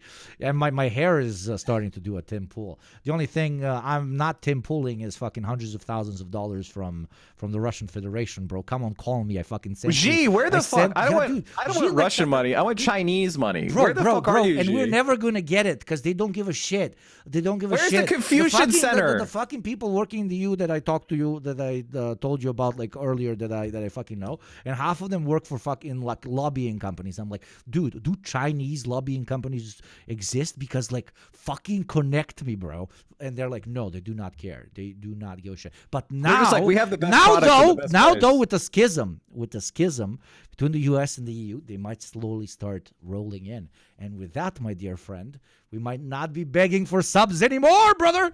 I'm kidding. Of course, I'm fucking around. I actually, anytime I get anonymous gift subs in chat, I salute and say thank you, Xi Jinping, because I have a deal with my boy. But we agreed. That, Oh my god, we dude! should Like do if anon America, gifties, bro. if America balkanized, I would be like, I'll start the pro-G militia. Like, drop Direct, the J20s on me.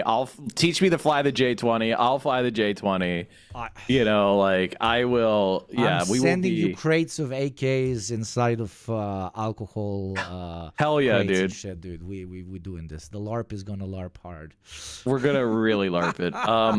But yeah, no all right, jokes. well. Click follow. Check me out when I stream. I shouted you out of my chat. I assume everybody in your chat is already please a member follow, of the Central course. Committee. Like, That come is on. Not even a question, man. I'm intruding on your turf, for which I apologize and will continue to apologize. But I'm pretty sure a lot of chatters jump between streams whenever they watch. So it's No, it's no biggie. All right, well, I'm going to go ahead. If you're done, are you going to keep streaming or no? Nah, I'm gonna kill it. Even though raid me if you want. That's gonna motivate more people to follow. Maybe I'll watch a fucking video and then I'm min-maxing now hard. Yeah, and there then you go. I'm You gonna figured it out. Yeah. I hinted to you twice, but I'm not gonna make you keep. And going. now I said it out loud. There you go. The only, you know what I mean? only honest fucking guy. If you're just, I'm not gonna raid you if you're just gonna end your stream immediately. So, because that's just dumb. But I will give you the raid and you can stay up even later. And thank you to contributing to the slow destruction of my relationship with my partner. Phenomenal stuff. I'm fucking. You're welcome. Dude, You're welcome. thank you so much for. Honestly, for your having partner should recognize that what you're doing is giving you guys such complete freedom in the future. Like, that's the best part of being a Twitch streamer is all the rules I impose on myself are imposed by me.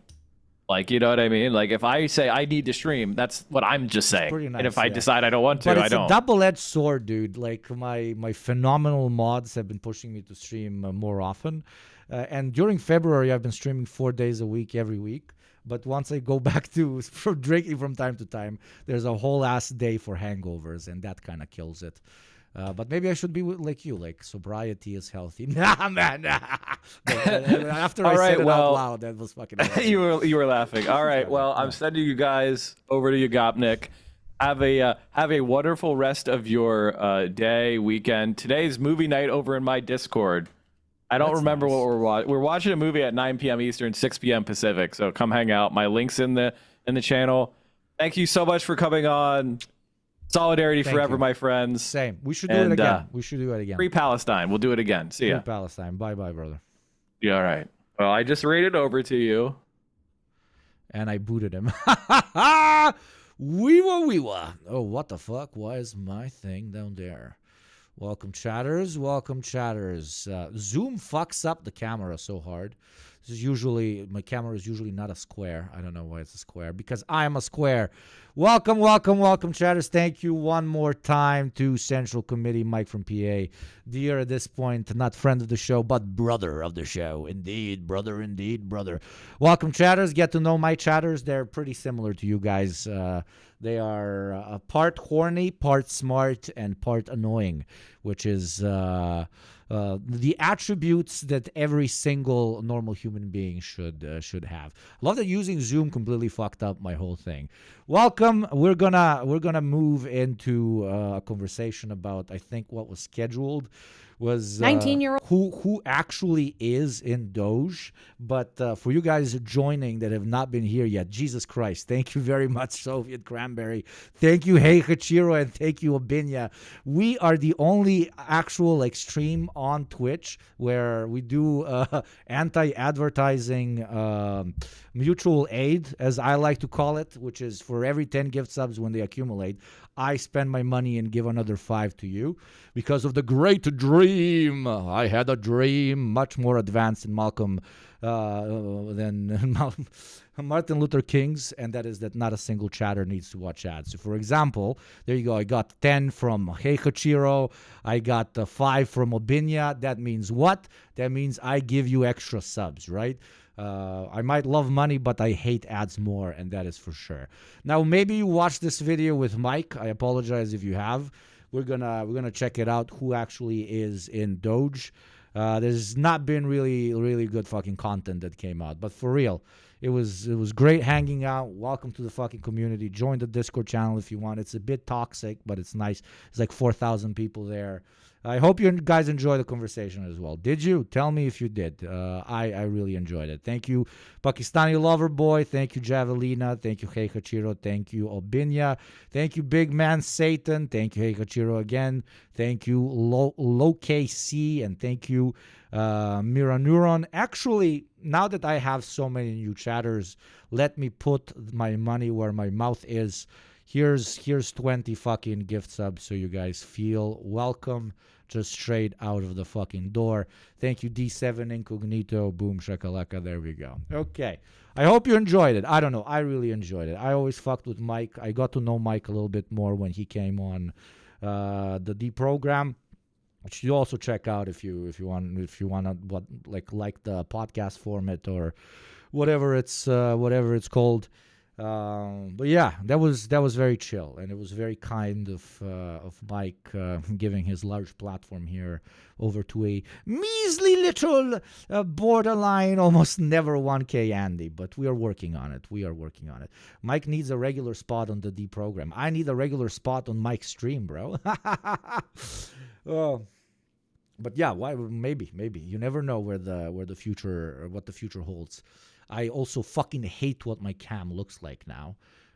So I'm going to start playing the video and I'm going to adjust the cam. Welcome, everybody. with ties to cyber attacks, college dropouts with ties to Peter Thiel, none of them with a lick of government experience, and all of them hell-bent on doing their idol Elon Musk's dirty work.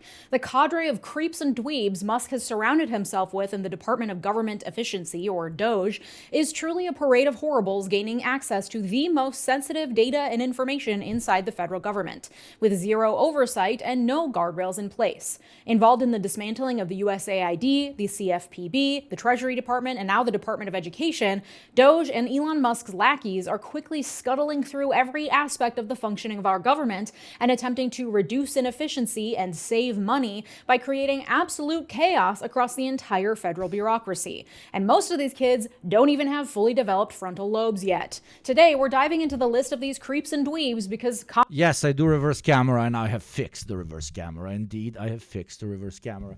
But no, Doge is fucking hilarious. Okay, let's get on point.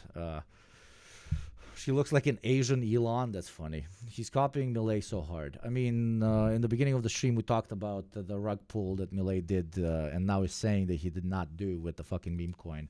Like, we have fucking heads of state, unironic heads of state, doing meme coins with 25-year-old crypto experts, if you want to call it that. Which is a timeline I never believed I would belong to. But the whole pitch of making the government smaller is is hilarious because they are now realizing you need more people in government to make the government smaller because you need people actively moving things around.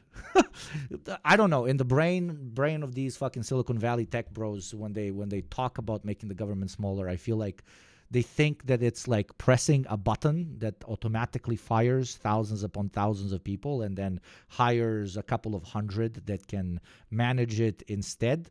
Not exactly what we're seeing IRL, and Doge to an extent is an exact example of that. Where usually when they pitch this idea to you guys, they're not alleviating the taxpayer. They're just getting people with experience out of a job and getting people that are loyal to them and usually very inexperienced in.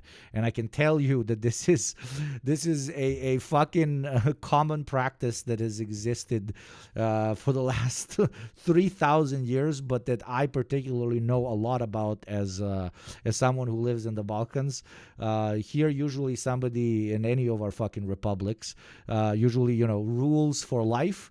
But if they do get kicked out, the new government comes in, literally fires everybody that's ever worked in any institution, and then rehires their quote unquote guys, no matter if they've had experience in the particular field or not. So this is, as Mike said it himself, this shock therapy that was applied to different post-Yugoslav Balkan states or post-Soviet states is now being applied domestically, and you will realize that most likely dudes that don't even know how to use a calculator are going to be planning your local municipality's budget for the next year. Congress isn't doing shit, and the media is doing a good job of at least naming and shaming these absolute hats, shining a light on the incompetence Crna Gora, da Srbija, brate, Hrvatska, sve živo, on. That is quickly yes, thank you. Welcome, Americans. Welcome. Dismantling the United States government. Let's get into it. Listen, I love bread, and I am thrilled to say... And thank you for the fucking 6 hype train, bruv. Here we like them long, and we like them thick, if you know what I mean, bruv. And 6 is acceptable. Your mother, your girlfriend probably tells you who it is. Usually we like the 9ers, the 10ers, but 6 is okay. My partner on today's video is Wild Grain, the first bake from frozen subscription box for sourdough breads, artisanal pastries, and fresh pastas. It's a carb box, y'all, delivered straight to your door. Wild Grain partners with small bakers and pasta makers across the country to bring you fresh carbs. Like, what more could you possibly ever want? And yes, we do ethical reacts here, so I guess learn more about bread. In life.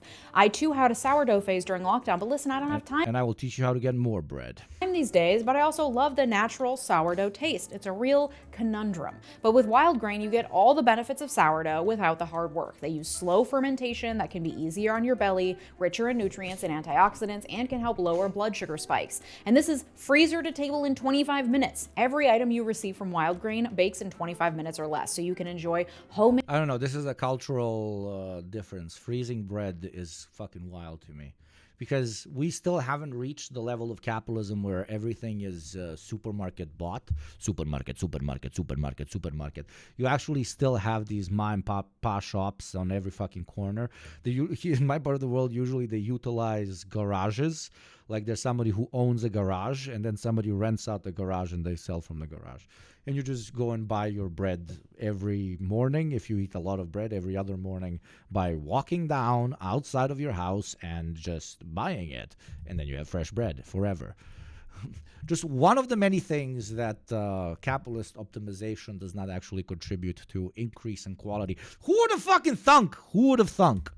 Made quality whenever you want. Like, have you ever just had croissants on demand? Like, I really could go. And bakers, there's bakers absolutely everywhere. I know I've been to the States plenty of times. I know they still exist in like large cities, etc., in like very urban areas. But probably you guys that live in like American suburbia don't necessarily have that experience. You need to get supermarket bread. That is my eternal fucking nightmare. Subsisting on supermarket bread all the time.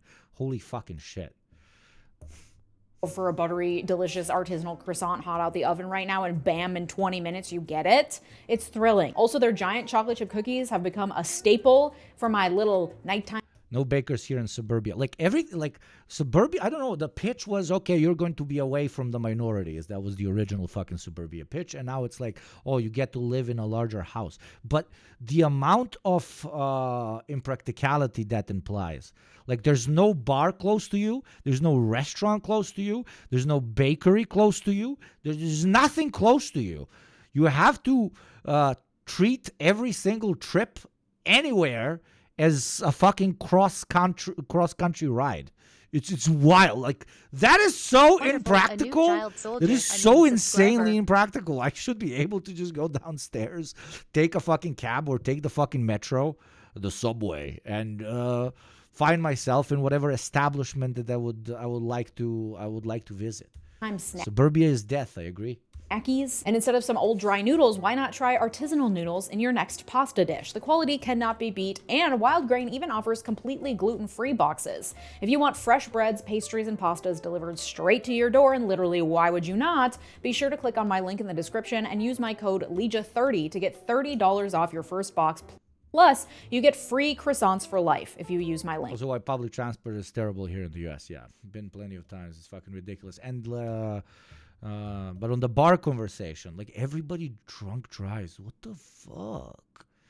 That is so dangerous and fucked up. Because your option is to drive to the bar and then drive drunk back and kill a fucking child or yourself, or pay $300,000 for a fucking Uber ride home. Wonderful, a new child soldier. This is supposed to be the great dystopian, utopian future that, you know, the free market has promised us. But no, everything is like, even the stuff that they promise they're going to give us is like high quality products and, what's the word for it? And comfort. Even that is being taken away. There's no pitch. There's no pitch on what the market can actually deliver. Yeah, you heard that right. Free croissants you for actually life. Think most of America has Uber as an option? Yeah, dude, I can't even, yeah.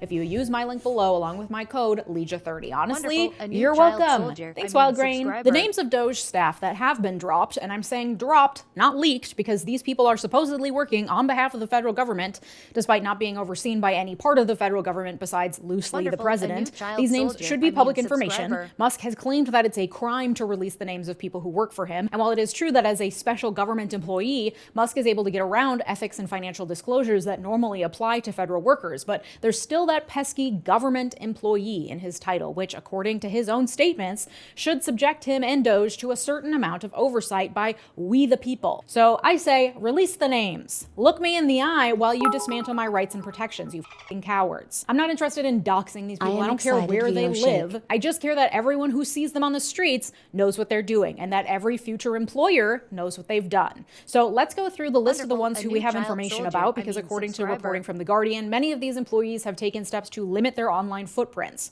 Sources are linked in the description if you'd like to save the list. This shouldn't even be legal. Like, everybody should be able to see absolutely everything that Crazy hamburger! Crazy hamburger! the notifications are late. Sorry, because of all the follows, which I'm very, very grateful for. Very, very thank you and welcome to the community. What was I saying? Yeah, dude, it should be illegal for you to clean up your posting history. Number one, I would go insofar as Wonderful, a new child soldier. I mean, making subscriber. a law that public servants of a particular level, I'm talking, people making hardcore fucking decisions, they would have to become Twitch streamers. Yes, hot take of the day. And what do I mean by Twitch streamers? Yes, they would need to stream. Every single high-level government official needs a fucking camera in their office, and that shit's streaming 24/7. You will see corruption levels go down like a motherfucker, okay? And have a look. Everyone becomes a Twitch streamer. That is actually communism, okay? Communism is everybody streaming everything 24/7.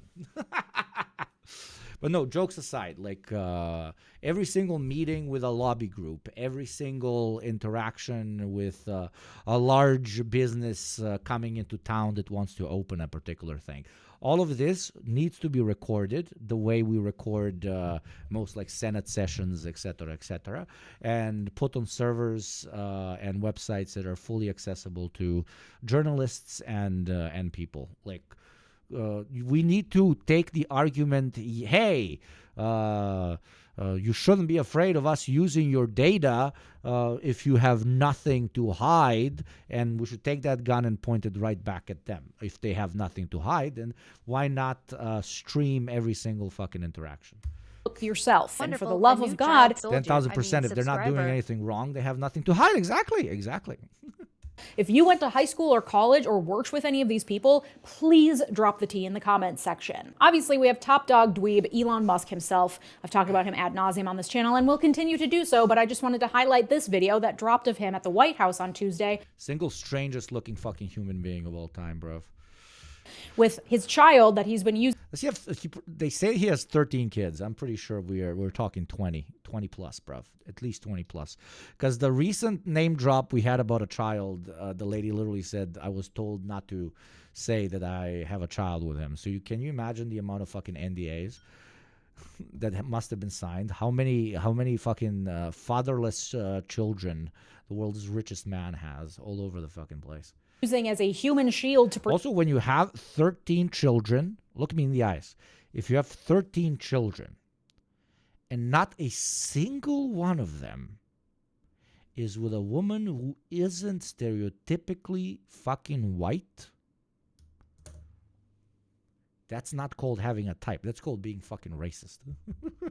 protect himself from assassination, where Trump was supposed to be signing an executive order, and Elon just started awkwardly pontificating while Trump just sat there staring at his small child, which is... like all of them are white.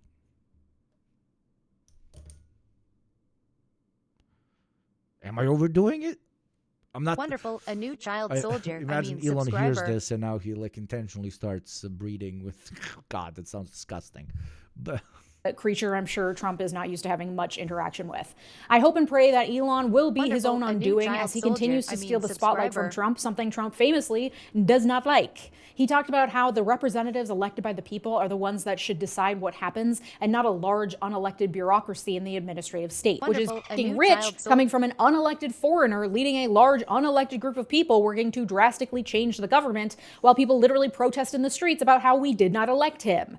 So that's the man in charge of it all. You hate to see it. And so, you know, the fruit of the poisonous tree is going to be equally as fucked. Let's get into that. Steve Davis, 45, worked alongside Elon to plan out Doge operations and helped recruit staffers. He's also CEO of The Boring Company, an Elon-owned company tasked with drilling tunnels under major U.S. cities for Tesla cars to drive in. He has a PhD in economics from George Mason University, which is a university that has received extensive funding from the Koch brothers to help spread insane, deeply libertarian economic fringe theories. In fact, Davis is such a fan of Ayn Rand that... So the question is, Chad, do you think that he's intentionally putting fucking idiots because they will be easier to control? Do you think that's not option number one? I'm putting insane idiots that love slobbing on that probably extremely disfigured knob.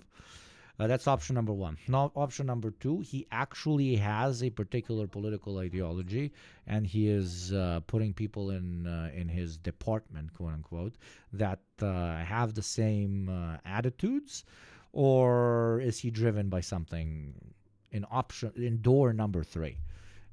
And I don't even see the door number three existing. No, I think he genuinely believes this shit. There's an option. Number two, so it's actually ideological. I mean, door number three to an extent is those two can exist at the same time, right? Those two can actually exist at the same time. What do I mean? I mean people that agree with him ideologically and that are also massive sycophants. Hardcore, crazy fucking sycophants. The guy has been like, I told chat earlier, like, I will die on this hill. Having edgy internet relevancy officially holds higher value than capital accrual today, and Elon is a direct product of this incredible development. Shit posters no longer want to become billionaires. Billionaires want to become shit posters. Talking about this particular vid. That was something. I am become meme. Okay? We're at the top of the food chain now, chat. How's it feel? Too bad you can't shitpost your way to free healthcare or a house, lol. But still, elite, very elite chat. We are members of the creme de la crop. But nah, this is obviously easily explained. Like, motherfucker loves sycophants, and we ideologically define to ourselves what being at the top is. Like, hierarchy is a man-made structure, at least human hierarchy, the way it exists in modern capitalism and the way it existed in every single system in the past, yada yada yada, class warfare, yada yada yada. You know everything I'm gonna say. You're smart. But in his case, after buying X, pretty much, he got Reddit pilled super hard because all of his sycophants were basically fucking chud crypto bros. Reddit, I know a lot about science, but I don't. I only want the Big Rocket Man to make Big Rocket because, I don't know, fucking looks like penis, Freud moment. So, like, these are the orbiters that kind of developed his changed to an extent his understanding of what being on top is. And now, even with all of this money that he, of course, wants to turn a big pile into an even bigger pile and wants to utilize it to have as much political power as he can muster to recreate. He also has redefined in his own brain what it means to be cool, what it means to be loved, because, the modern billionaire is no longer okay with simply be like holding power that is greater than any pharaoh of old could imagine. No, now they need to also be loved as they pretty much sow chaos around the world. And in his case, how do I feel loved? Psychoanalysis hour with Yugo. I feel loved based on what love is defined as by the people I surround myself with. And when you surround yourself only with Redditors, then you believe that you will be loved if you're their definition of cool, and their definition of cool is I am become meme. Pretty much.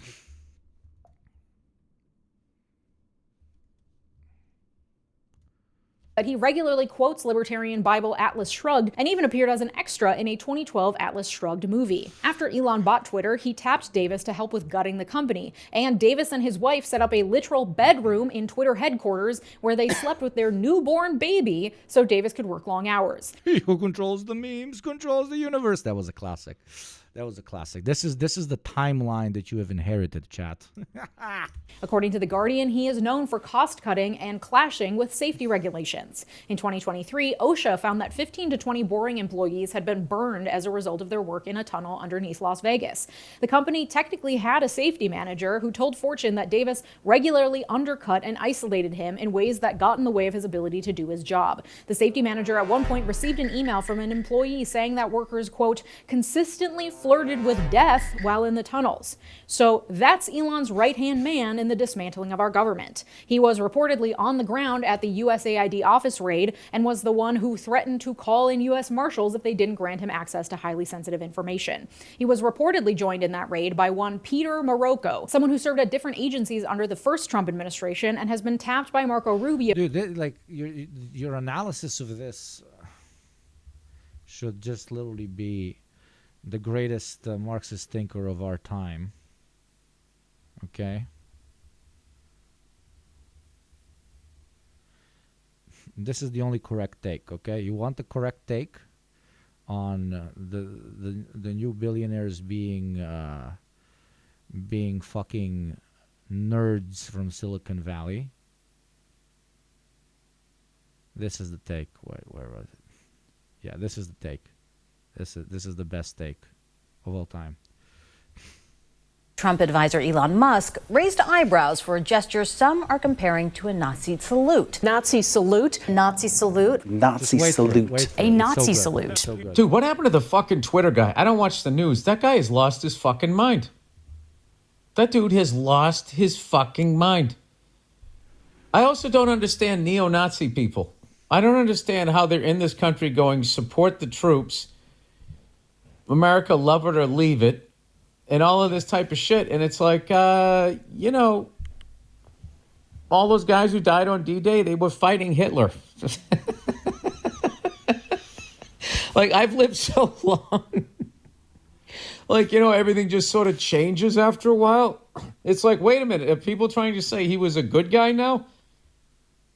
The fucking level of ignorance out there. And what is that fucking Twitter guy? He literally sieged Heil. He didn't just Heil. You know, you can accidentally Heil. Hey! Oh, so, I didn't mean like that. I didn't mean like that. But when you add the sieg, you meant it. Good Lord. It is just so funny to me how when I was growing... This part. Now, wait. This part is bars! Okay? This part is... fucking bars. Growing up, all of these fucking women that hated men, they were always focusing on the athletes and they never paid attention to the nerds. And now look at it. You know, you were paying attention to the wrong fucking people. You know, I don't know what their deal was. They were upset because you were a good looking guy and you could fucking score a touchdown. And these nerds just silently resenting beautiful women, resenting, you know, the fucking good-looking guy, the Burt Reynolds guy out there with the T-tops, crushing it. Silently resenting. And now we are in the true revenge of the nerds era. And look at that guy. With his Turkish hair plugs and his laminated face, and now he's out here sieg heiling.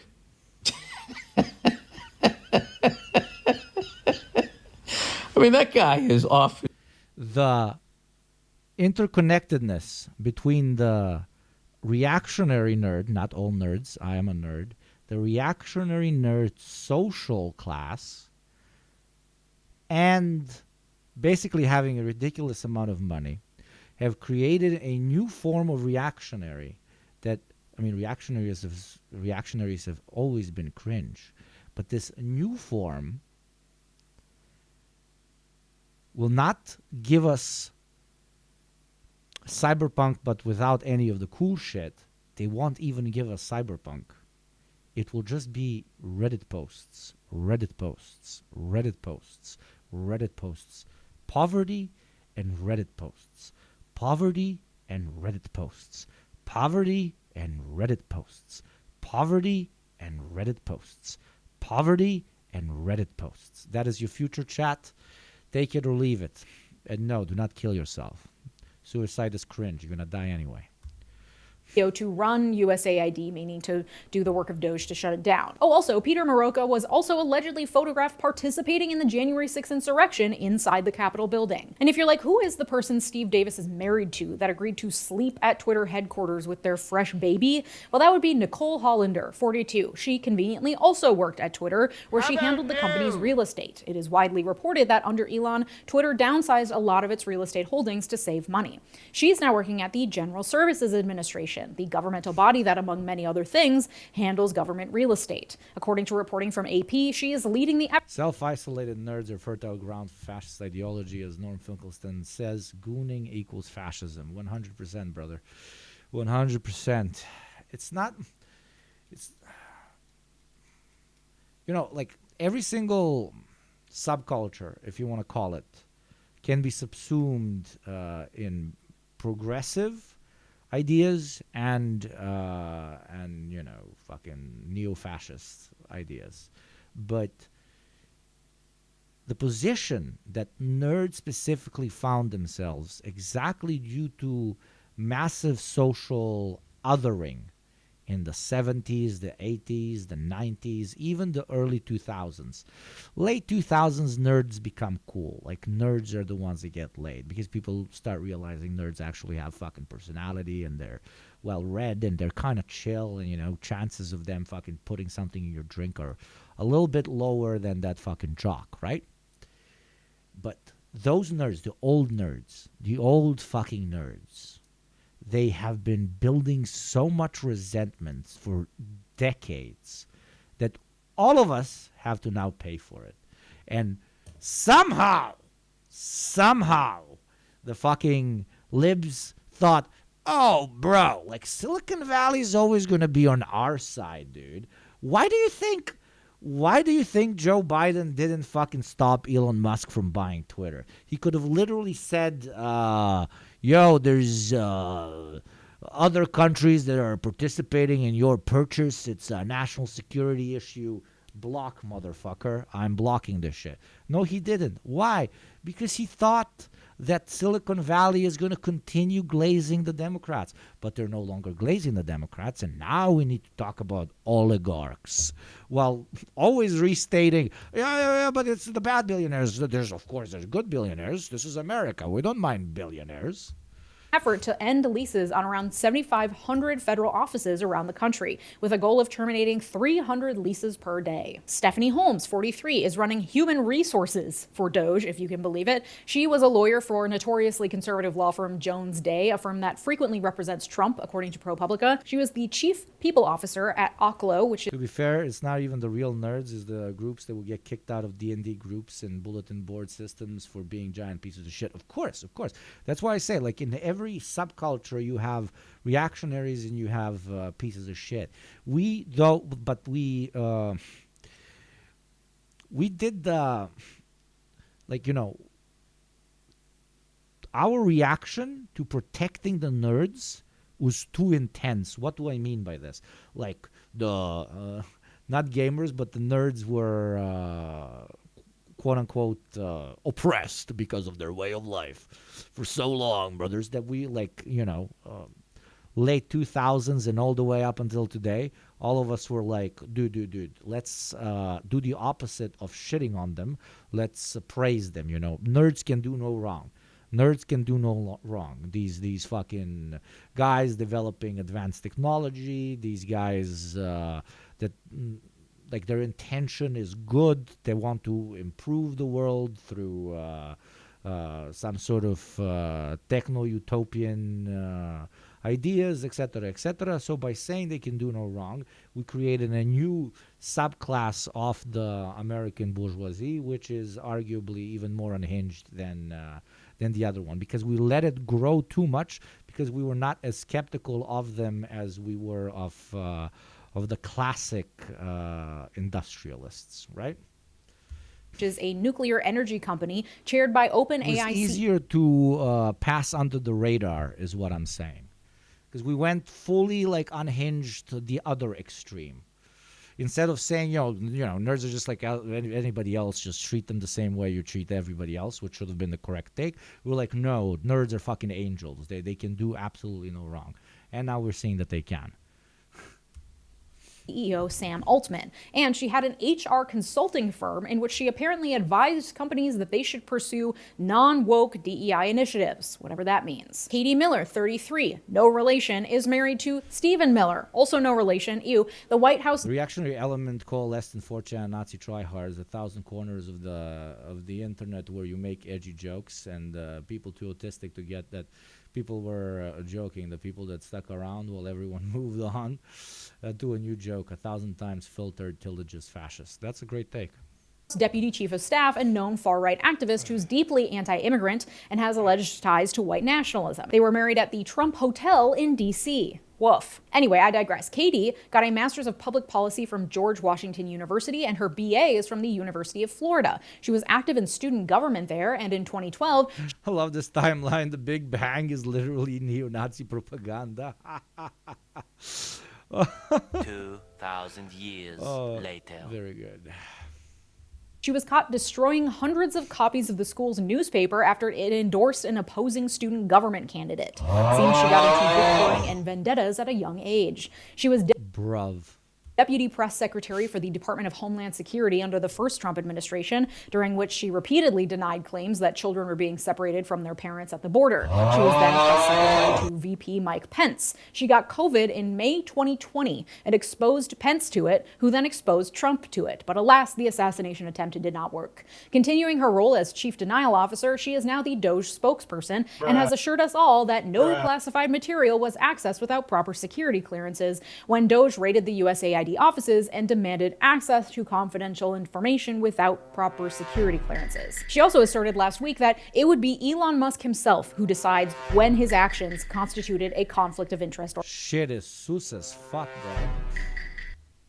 or not. So don't worry, guys. Elon's liking it here. Thanks for streaming. No, you guys are very welcome. Very welcome to stick around, join the Discord community, etc., etc. Thank you very much for joining. handling it. There's also a number of lawyers working for Doge. Those include Jacob Altic, 32, a graduate of University of Michigan Law School, one of the best in the country. He clerked for the DC. I'm now like on 0% energy. I usually stream for 4 hours, but I'm in like hour 4 and 4:53. But thank you, though. Circuit Court of Appeals for a Trump-appointed Judge Rao, a judge known for critiquing the administrative state. The D.C. Circuit is a very prestigious group of judges to clerk for. Many of those judges are tapped for Supreme Court nominations. He has also been selected to clerk for Justice Neil Gorsuch. Thank you, Kodahara. Welcome back. Thank you for the 2 months. Starting this summer. It's unclear what work he's doing for Doge, but he has an official Doge email address. Then there's James Burnham, 41, listed Bro, at... look at these fucking units. I mean... I'm never above body shaming because I look ridiculous, so I can do it, okay? I'm the easiest to body shame human being on planet Earth. But come on, bro. Come on. As Doge general counsel. He worked in Trump's first term Justice Department and... Why do you look like even your mother wouldn't love you, bro? Worked on the judicial selection process, including the selection of Judge Gorsuch. He then clerked for Gorsuch in 2020. Unless you do a Chinese TikTok stream, then you go for 7 hours straight. Yeah. Interesting. A little gentle quid pro quo, allegedly. And then there's Keenan D. Bro, aren't you like 6'4"? Yeah, that's exactly. It's disgusting. It's fucking evil. Nobody should be this big. You know how flying on planes feels like? Fucking super fucked up. Only as fucked up as actually watching ads. Ads are disgusting. Ads are bad. Ads are bad for you. Ads are bad for me. So don't watch the ad that is playing in exactly 4 minutes and 10 seconds at the top of the hour, and instead join the subscribers for $6 a month or for free through Prime, or by helping out those who cannot afford to do so and oiling me up. And for every 10 barrels of oil, known as 10 gift subs, I will give 5 from my own pocket. For ads are disgusting, and the great jihad against advertising shall one day be successful here on YugopnikTwitch when chat flows without any interruptions. That was a 7 out of 10. Thank you very much. Thank you very much. Mayek, 45, who clerked for Sam Alito when he was a federal circuit court judge, then clerked for Chief Justice John Roberts in 2006. Then he got really into crypto and blockchain and seems to be really libertarian, though he gave $500 to Barack Obama's campaign in 2008. And his dad, Douglas, is a Reagan administration lawyer who also endorsed Obama and was then named his ambassador to Malta. Oh, this never happens. Obama to rightoid chud moment. That's never happened. Never. Absolutely ever. And the fact that this guy has some background in crypto and blockchain stuff, I'm sure deeply appeals to Elon Musk. And then there's Austin Rayner, 36, who went to the University of Virginia Law School, clerked for Justice Clarence Thomas in 2016, and served as assistant to the Solicitor General under Trump's first term. He's argued before the Supreme Court at least 8 times, and until joining Doge... Dude, this video is kind of boring, even though great creator. It's just a bunch of yes men, dude. It's just a bunch of yes men. That's it. That's the take. Oh, holy shit. Incredible plot twist. Nobody saw it coming. Most recently worked as a senior attorney at the Pacific Legal Foundation, a libertarian legal organization. He's thought to be instrumental to the order attempting to rewrite the Constitution and end birthright citizenship. And then there's the group of young whippersnappers Elon has tapped. And okay, I want to see the kids. Oh no, don't clip that. I want to see the, you know what I mean. This group of dweebs and creeps has been getting a lot of media attention. Let's start with Marco Iles, 25. He's technically an employee at the Treasury Department, apparently with direct read and write access to Treasury Department payment systems, including 2 of the most sensitive systems in the U.S. government, according to reporting from Wired. He graduated from Rutgers in 2021, where he studied computer science. Afterwards, he was an engineer at SpaceX in Los Angeles for 3 years, and then spent a year as an engineer at Twitter under Elon. However, he resigned from his position in Doge on February 6th. The Wall Street Journal linked him to a social media account that repeatedly posted racist comments, including one surprises. tweet saying he supported a eugenic immigration policy and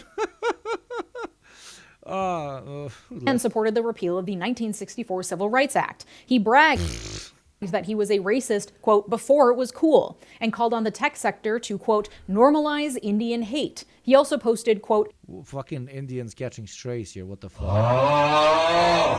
You could not pay me to marry outside of my ethnicity. And also, quote, I would not mind at all if Gaza and Israel were both wiped off the face of the earth. Most of these were published on Twitter within the last year. Musk then Hey guys, I have like the hottest steaks. I'm about to drop the hottest steak on the X.com, the everything app. Am I cool yet, guys? I dropped steaks so hard even the fucking owner likes me now, bro. Ah, fucking hell. Fucking hell.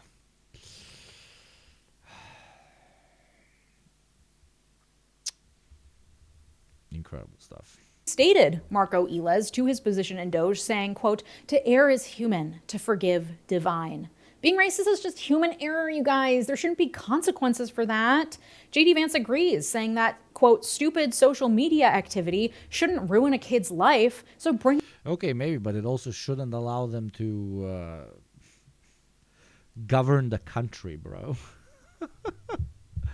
Chat, it's been too long. 5 hours, I'm going to pass out. I don't want you to see me like on 2% battery. I want you to see me tomorrow at 100% fucking battery, bro. 100% battery. Taking the sword. I can't even do the fucking LARP. New chatters will see the LARP. I love doing the LARP. It's a particular thing. And now I'm going to send you to a dear friend of the show that I want all of you to follow, okay? Ray Kai, a smaller creator, but still incredibly wonderful. based. A new child Before we soldier, do that, subscriber. I would like to say thank you to Mike from PA from hosting my ass. Thank you very much, Mike. That was absolutely fantastic. I want to thank every new chatter for coming in, clicking that follow button, and spending their time with us. Thank you very much, Ches537, for the sub. Welcome to the community, brother. I want to say an extra big thank you to everybody who subscribed. Genuinely put bread on my table. You allow me to spread this evil that we call Gomunismus and try my best to entertain you guys as much as I can. Next stream, you will see my hair. I indeed do have hair, no matter what some people might be saying. Follow me on the socials that you see below if you feel like it. Check out the Discord. It's edgy. It's kind of stupid, but it's mine, okay? It's my community. And see you next time. Now go check out this phenomenal streamer. Give them a follow. I'm pretty sure you will enjoy it. Thank you very much. Genuinely, thank you very much. If you want to see like my takes, but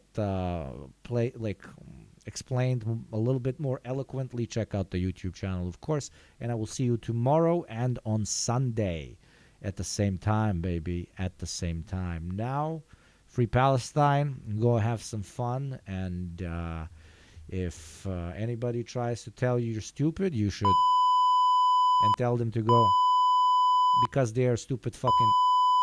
Understand? Okay, thank you. Now you're my chatters and I protect. Thank you very much, chat. I love you. Bye.